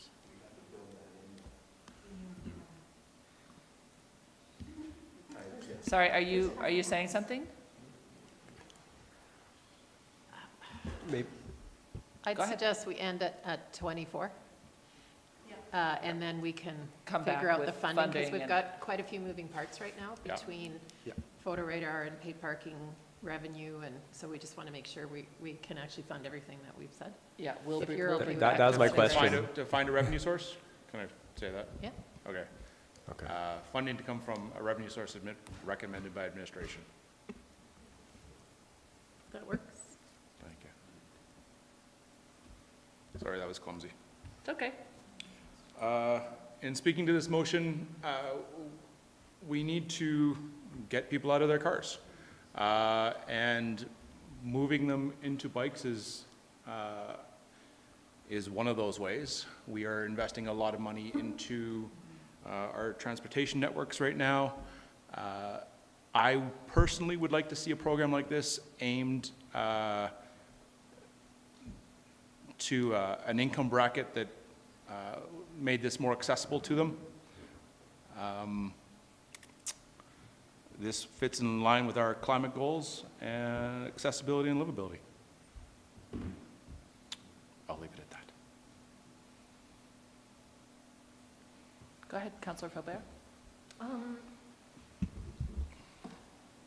I know that this is a very appealing type of incentive program, but I think the best thing we ever did to incentivize e-bikes is paid parking. And then the other thing is, do we really need to incentivize people to get onto e-bikes? The price of e-bikes are coming down and people are already buying them. So I'm not going to support this at this time solely because I'm not exactly convinced that this is the best use of money for mode shift, because it's already happening, and that so people are already buying the bikes, and then this is just taking some of our money and giving them the money anyway that they're already spending. So, and I would love to see something really tied to affordability, but I'm not sure that's an incentive program. I think that might be a bike share program, an e-bike share program. So at this time, I'm trying not to say yes to everything. So this was one where, like, I know when Banff did it, it was like, everyone was really excited and popular, but I was like, but I'm already, like, everyone's already buying e-bikes. So are we actually creating behavior change with this? And I think that for me would be a goal of an incentive program. So, but I respect that it is an option and definitely something that's appealing and would support people. I don't think that this should go to everybody and anybody. I think this should go to the folks that can't afford to buy an e-bike. Yeah, I don't think this is just anybody and everybody can buy an e-bike, because there are a lot of people that can afford them, and great. But I would like to see those who can't be assisted in that sort of initiative. Go ahead, Councillor Ma, and then Councillor McCallum. I can see the intent behind this. And I think for myself, the crux piece is the revenue source. And I think probably when I see it down the road, what the potential revenue source would be, that'll probably help inform my decision further. Yeah. Did you have something, Councillor McCallum? Yeah, so, agree with your comments, Councillor Frobert. I believe that anybody that, they are coming down in price, and that the best thing we did for incenting this was paid parking. I wonder if Councillor Graham, if your intent is to ensure that this is specific to those that are at the lower end of the earning spectrum, if this is maybe something we should punt back to admin to see as an add-on to the affordability services program instead. And then we can pair those two together as part of that, because that seems to be the intent. I agree that when Banff decided to do it that last year, it was a super sexy way to spend money, for sure. Especially based on the price of them then. It seemed like people were getting funds that would have bought the bike without the funds, right? And I think that's not what we're trying to do. We're trying to incent people who wouldn't necessarily be able to afford that bike, based on what your words. And so I wonder if this is best to see if this could be somehow tied, like it is a mode shift initiative, but it's also an affordability measure. And if that's your intent, then maybe it should be sent back to admin with another dollar amount, maybe a lower dollar amount to start, or the same dollar amount spread over 2 years. And pinning it to the affordability services program. That's my 2 cents. Yeah, I think I'm open to the dollar value and how we spend that and which programs it comes through. I'm open to all those ideas, certainly. So are you making an amendment to your motion? It looks like Councillor Mara had something. You think about that. Councillor Mara? I like the idea, and I have considered everything that Councillor Faubert has said. I'm of like mind, like Councillor Ma. I'd like to see the funding source. I think we're getting, like, we can't be everything to everybody, and I know that there's a certain cost factor to electric bikes also. So I'm also concerned about that part of it. I don't know a lot about e-bikes. But first, I would like to see where the funding source would come from. Councillor Mayor Krauser, did you have something? Yeah, I'm wondering if there might be a couple of friendly amendments that would be accepted here. I believe that the intent is that $50,000 spread over the 2 years, but to be clear on that, how about include $25,000 each year We'll take that as a friendly amendment. for an e-bike incentive program in the 2023, and then add after. I thought, wow. You get a bike. You get a bike. You get a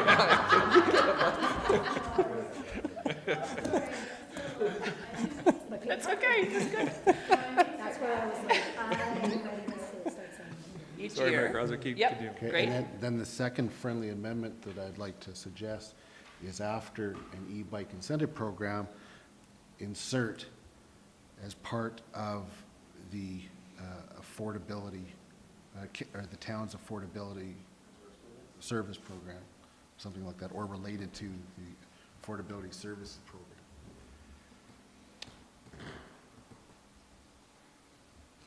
I appreciate those 2 friendly amendments.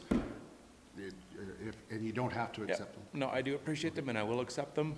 And I'm trying to think about the revenue sources to help my other colleagues here, and whether or not we should pin that down now, or if they are okay leaving it for now to figure out where it comes back later. We can't pin it down now just because of the work that's required for all the changes that council has proposed today. We need a little bit of time to put all of those ins and outs, but we will bring it back. So if council is interested in seeing the funding source, what the options are, my recommendation would be that you vote in favor of this today, and then we'll bring it back on Tuesday with the funding source, and you can decide at that time if you want it to go forward. Yeah, you can always move to take it out. Can we tweak it more at that point too? Yep. Okay, all right. Okay, I will leave it at that then. Anyone else? Any other comments? Okay, we're gonna, just on this, we're gonna vote on this motion for the 25,000 each year for an e-bike incentive program linked to the Affordable Services Program from a revenue source to be determined. All those in favor? Okay, that's what? I thought I saw you up. Go again, No, I sorry. was waiting. Oh, are you against? Yes. Okay, those against? Counselor Faubert, sorry. So 6-1 with Counselor Faubert opposed. I spoke against it. That's okay, yeah. It's, you vote however you're gonna vote. Anybody have any additional motions? Counselor Faubert? I only have 3 more potentials. I'll start with taking something out. Okay, That the Finance Committee remove the Universal Public Washroom Study from the capital budget, a value of $75,000. And I'll speak to that. I think when I understand what this study is looking to achieve, it implies to me future capital costs for renovating washrooms potentially. And I'm not sure at this time that's a priority for me in the 24-25 capital budget. So I don't want to do a study that we're not going to do anything with. And this, if we had all the money in the world, I would do this, but I think that when I challenged myself to look at the budget, not just for what I wanted to add to it, but for ways that I could also balance that out, this was the one project I felt that could be shaved off at this time, or not included. 97. Okay, anybody want to speak to that motion? I'm not afraid to make motions. I will support you in this motion.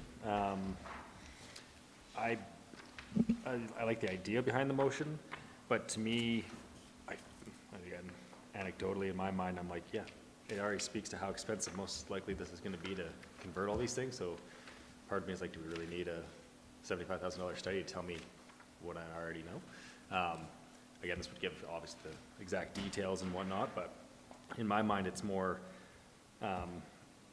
when these washrooms, like you said, are actually needing renovations, then that's when I would want to be looking at it. And if we're building new washrooms, then I would be saying, let's focus on building new universal public washrooms. So if there's a thing that's getting torn down and getting rebuilt, great. Rec center is a great option, like where we have the universal washroom. It works, as far as I know, it works well. It looks great, at least.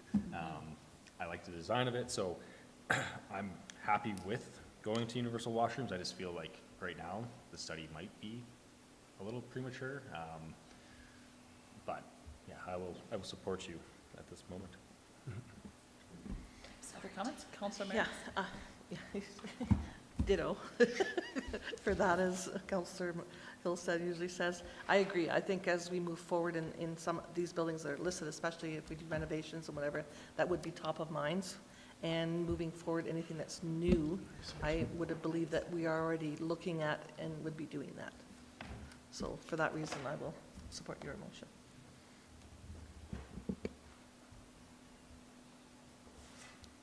Councilor Urs, who are you?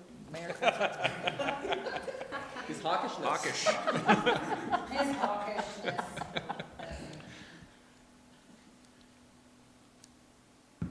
You know, there was a time when buildings were built for just the able-bodied. And then they had to be taken a look at for accessibility after the fact and retrofitted. And that was really good work to be done. And I would really challenge anybody to think that it's not good to make buildings accessible for people to get into. In a very similar way, we have a segment of our community, our friends, our neighbors, who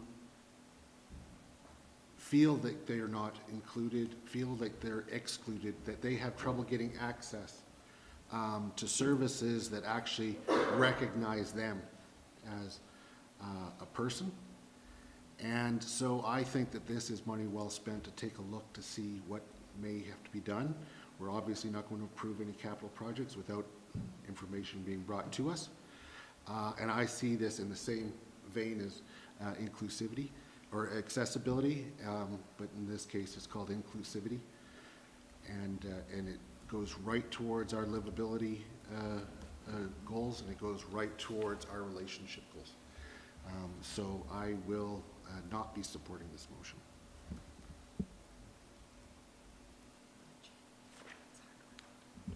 Councillor McCallum? Yeah, so I had started from a place of where you were, Councillor Krauser, who are you? Right. Mayor Krauser? His hawkishness. I'm just gonna write that down. And then I went to where you were at, you're not the mayor yet, Councillor Faubert. And so I appreciate both of your comments. I have a child who does not identify either way either, and so I know the bathroom is a bit of a like, for her. And so I think I would support the study, and I understand that there are going to be capital projects that come out of it. That's what studies do. They show us how to direct our resources more appropriately as opposed to just the spaghetti method. And I would expect that much of this work, some of it might be intentional work, and others might be, we're doing a reno, we're going to do this. And I expect that it will be a blend based on, some of the projects I see already in the budget this year. So I think I will not be able to support this motion. But I thank you for bringing it forward.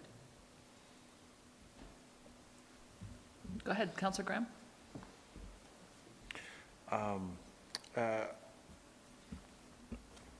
I support the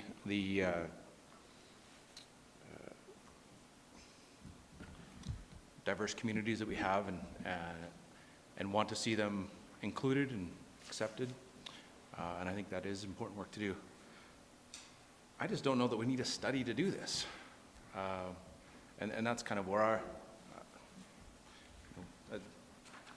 we're going to do lots of renovations. I hope we make all of those washrooms universal. I think we make the changes that we can currently, but I just don't know that we need a study for this one. So I will support your motion on this time. Go ahead, Mayor Krauser. If administration did not think we'd need a study, why is it being recommended that we need to do a study? I think the very fact that this exists is representative of the fact that we can't just go do those renovations, because administration is saying we can't do that without a study, because we don't know to what extent which bathrooms need to be done, which could be foregone, where we have gaps. I know all the things, the questions of what it could look like. And maybe before even doing renovations, you need to understand what are the key elements of a universal washroom, and where have others done retrofits, what are the best practices. All of this takes time, and that time costs money. And so I would suggest that if you're supportive of this work being done, you should in fact be voting against the motion. I just have a question. And my question is, if there, is this going to be, is it planned that this would be resourced out, contracted? Oh, like consultant? Yeah, consultant? I believe so, yes. Yeah, We don't so- have that expertise. Exactly, so we don't have that expertise in-house, and that's the reason why there's a number attached to it, and I would, support the mayor, his hawkishness. Sorry, it's almost 3, I'm having fun. That it's not going to actually happen if there isn't money for a study. This isn't being done off the side of someone's desk. If we want this done, this is how we do it, because as we don't have the expertise in-house to do it, so. Ms. Smithers, were you going to add something?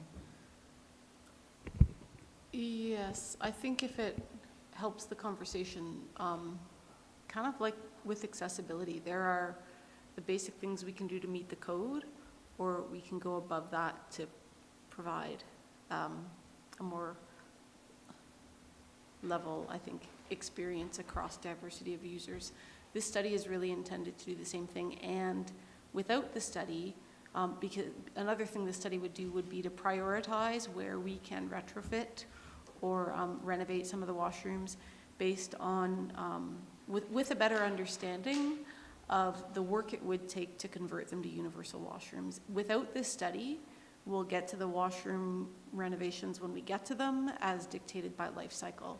So it's really, it was put in here in the intent to work towards council's strategic goals around relationships and expedite some of that work. So it's not just about life cycling when it's required, but about speaking to needs of a diverse population in our community.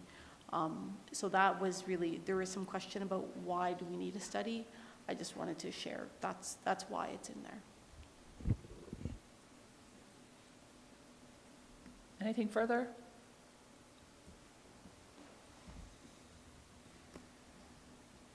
I can't tell sometimes when you do that, Yeah, if you're I know, about to talk. Do you, Can we just take a quick break? I know it's like, we're almost at 3 o'clock, and I really hate to do that right now, but we can take, Just to note, I do have a 3 o'clock call with the towns of Jasper and Banff and 2 MLAs. So I have a hard stop. do we need a quick break? Now, if you need a minute or so, maybe we can deal with something else and come back. do you ever, I'm kind of curious as to where Mr. Moss sits on this one. Yeah, I'm a bit conflicted, to be honest. It's not an insignificant sum of money, and if it didn't happen this year, when we have a year of pretty substantial potential taxation, if we bumped it back to a year down the road. So this likely would not affect taxation. It's in the capital budget. So we would just recommend if you reduce the capital budget, that same amount of money go into reserves. I mean, council could direct us to change the amount, the contribution from taxes to capital, but that would be against our financial policy. Administration would not recommend that. So if we bumped this down a year, it likely would not change taxation, unless council directed us explicitly to do that. And I wonder, Ms. Councillor Forbear, if you plan on making a further recommendation there? It's something that I don't, by putting this motion forward, I wasn't necessarily eliminating it from a future potential, right? But,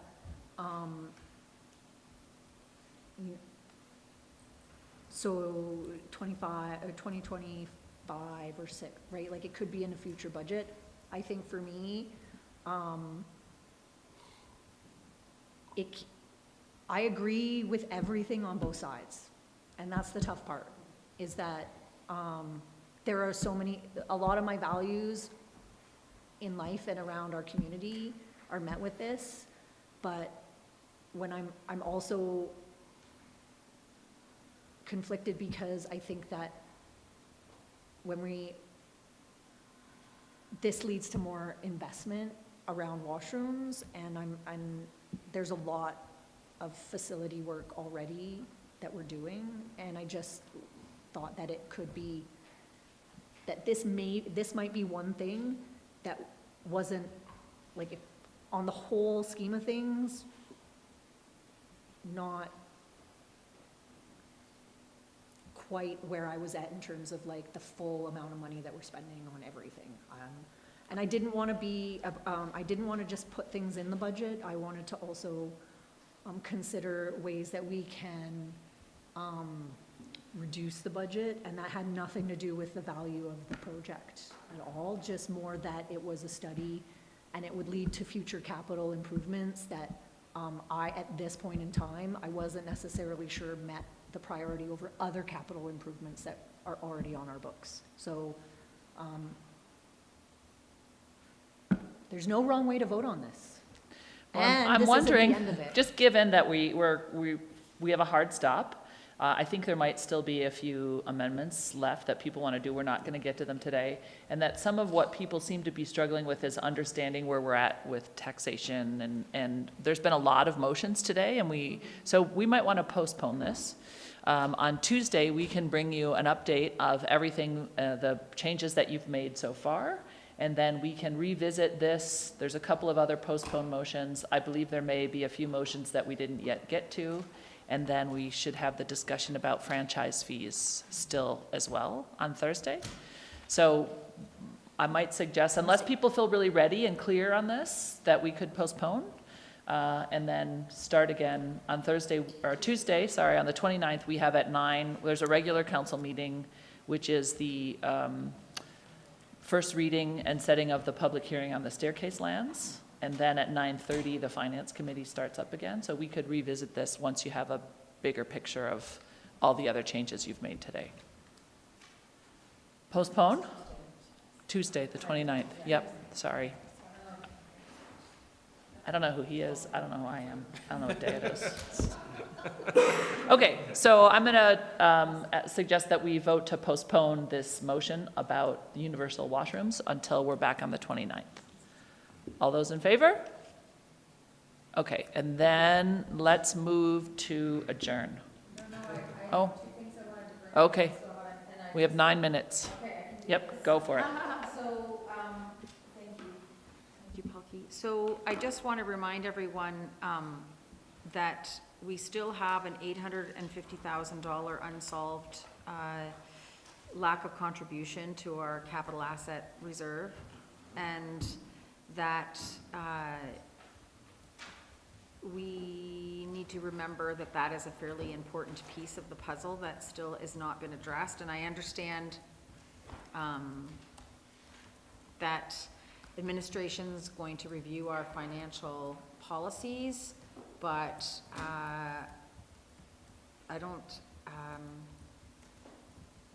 I think there's a bigger, a bigger philosophical discussion or thought process that needs to be had around the council table about whether we actually want to invest in maintaining our assets or not. And if we don't, I feel like sometimes we sit here and we have this, that we're doing, like we do this budget thing every year, and that we're doing something to the public, like an aggression of some sort. Whereas these are the components of their community that they live in and they want to see successful and for all their life, and that life is a long life. And a pipe in the ground is going to last 50 years, and then it's going to have to be replaced, and there's going to be a large cost to that. But it's not like a cost that we get profit from. It's the cost of doing it. It's the cost of the basic services that we provide, that in some cases we are legislated to provide. And so I guess I just, we don't go to the grocery store and we don't barter for food. And yet we continue to barter for the services that we are looking for in our community that make our community an amazing place to live. So I guess where I'm rewinding to is that we keep robbing Peter to pay Paul to provide this low tax rate, and it's been artificially low for a long time, before the pandemic. And it's actually not about investment, it's about actually maintaining the items that our ratepayers have paid through their taxes, and we need to take that, I think, a bit more seriously. And when I mean we, I mean the council we, not the admin we. Because we are the ones that tell them to bring the budget number back, and yet we continue to ignore the things that we need to do to fix the things that we continue to build. So that's point number one. And the other thing I wanted to bring up is that the LARCH, unfunded LARCH study in here is something I'm hoping to have a bit more information of, maybe a bit different scope. But I really feel that that project, though unfunded, is pretty key. There's a lot of publicly owned land or publicly owned homes in that neighborhood. And Sorry, did you say publicly owned? yes, there's a lot of social housing. The province, public. Yeah, a lot of social housing, and that entire neighborhood was built in 1979 as a low-income project to basically invite people into Canmore, and they were given a forgivable mortgage on the property if they built the home within 3 years, et cetera, et cetera. So, you know, when people say I wasn't given anything for free, actually you were, if you're an original owner in that neighborhood. And what I am worried about is that neighborhood gentrifying to an effect where we will never be able to preserve the affordability that was intended in that neighborhood in 1979. So sorry, are you planning to bring a motion around that on Tuesday? Is that what you're hoping? I'm sending a teaser out. A segue. I'm going to converse with my friend Ms. Smithers here, and hopefully we can bring something that's Great. maybe a bit different than what we see here. Can I just drop something in related to the first item? Yeah? I look forward to hearing what comes of your conversation around Larch with regards to maintaining our assets and removing or addressing our infrastructure gap. I'm wondering if we have to take a totally different approach with this, that instead of it being part of our operating budget, it always gets drained when things get harder or perceived to be harder. If it needs to be more of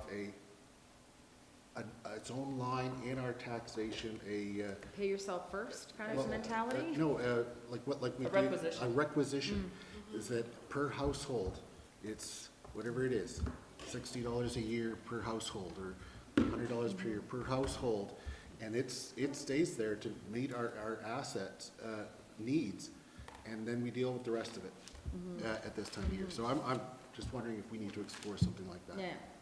Anyways, I just, it's the first thing that always comes off. It's a big number. It's a big annual number, and it's easy to shave that off, but it's a 50 years into the future number. And, you know, like a lot of the infrastructure we build, we want it to be here 50 years into the future, and the only way that's gonna happen is if we invest in this reserve.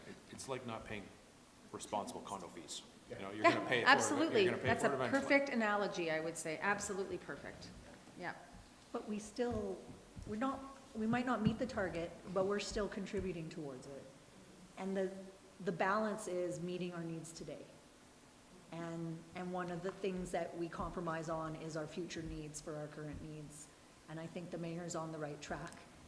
If we can set a different expectation around what that number is and present it to the community as something that's untouched and not one of those levers we can pull in the budget, that will help us as well to be able to uphold that. But yeah, I think we all do it.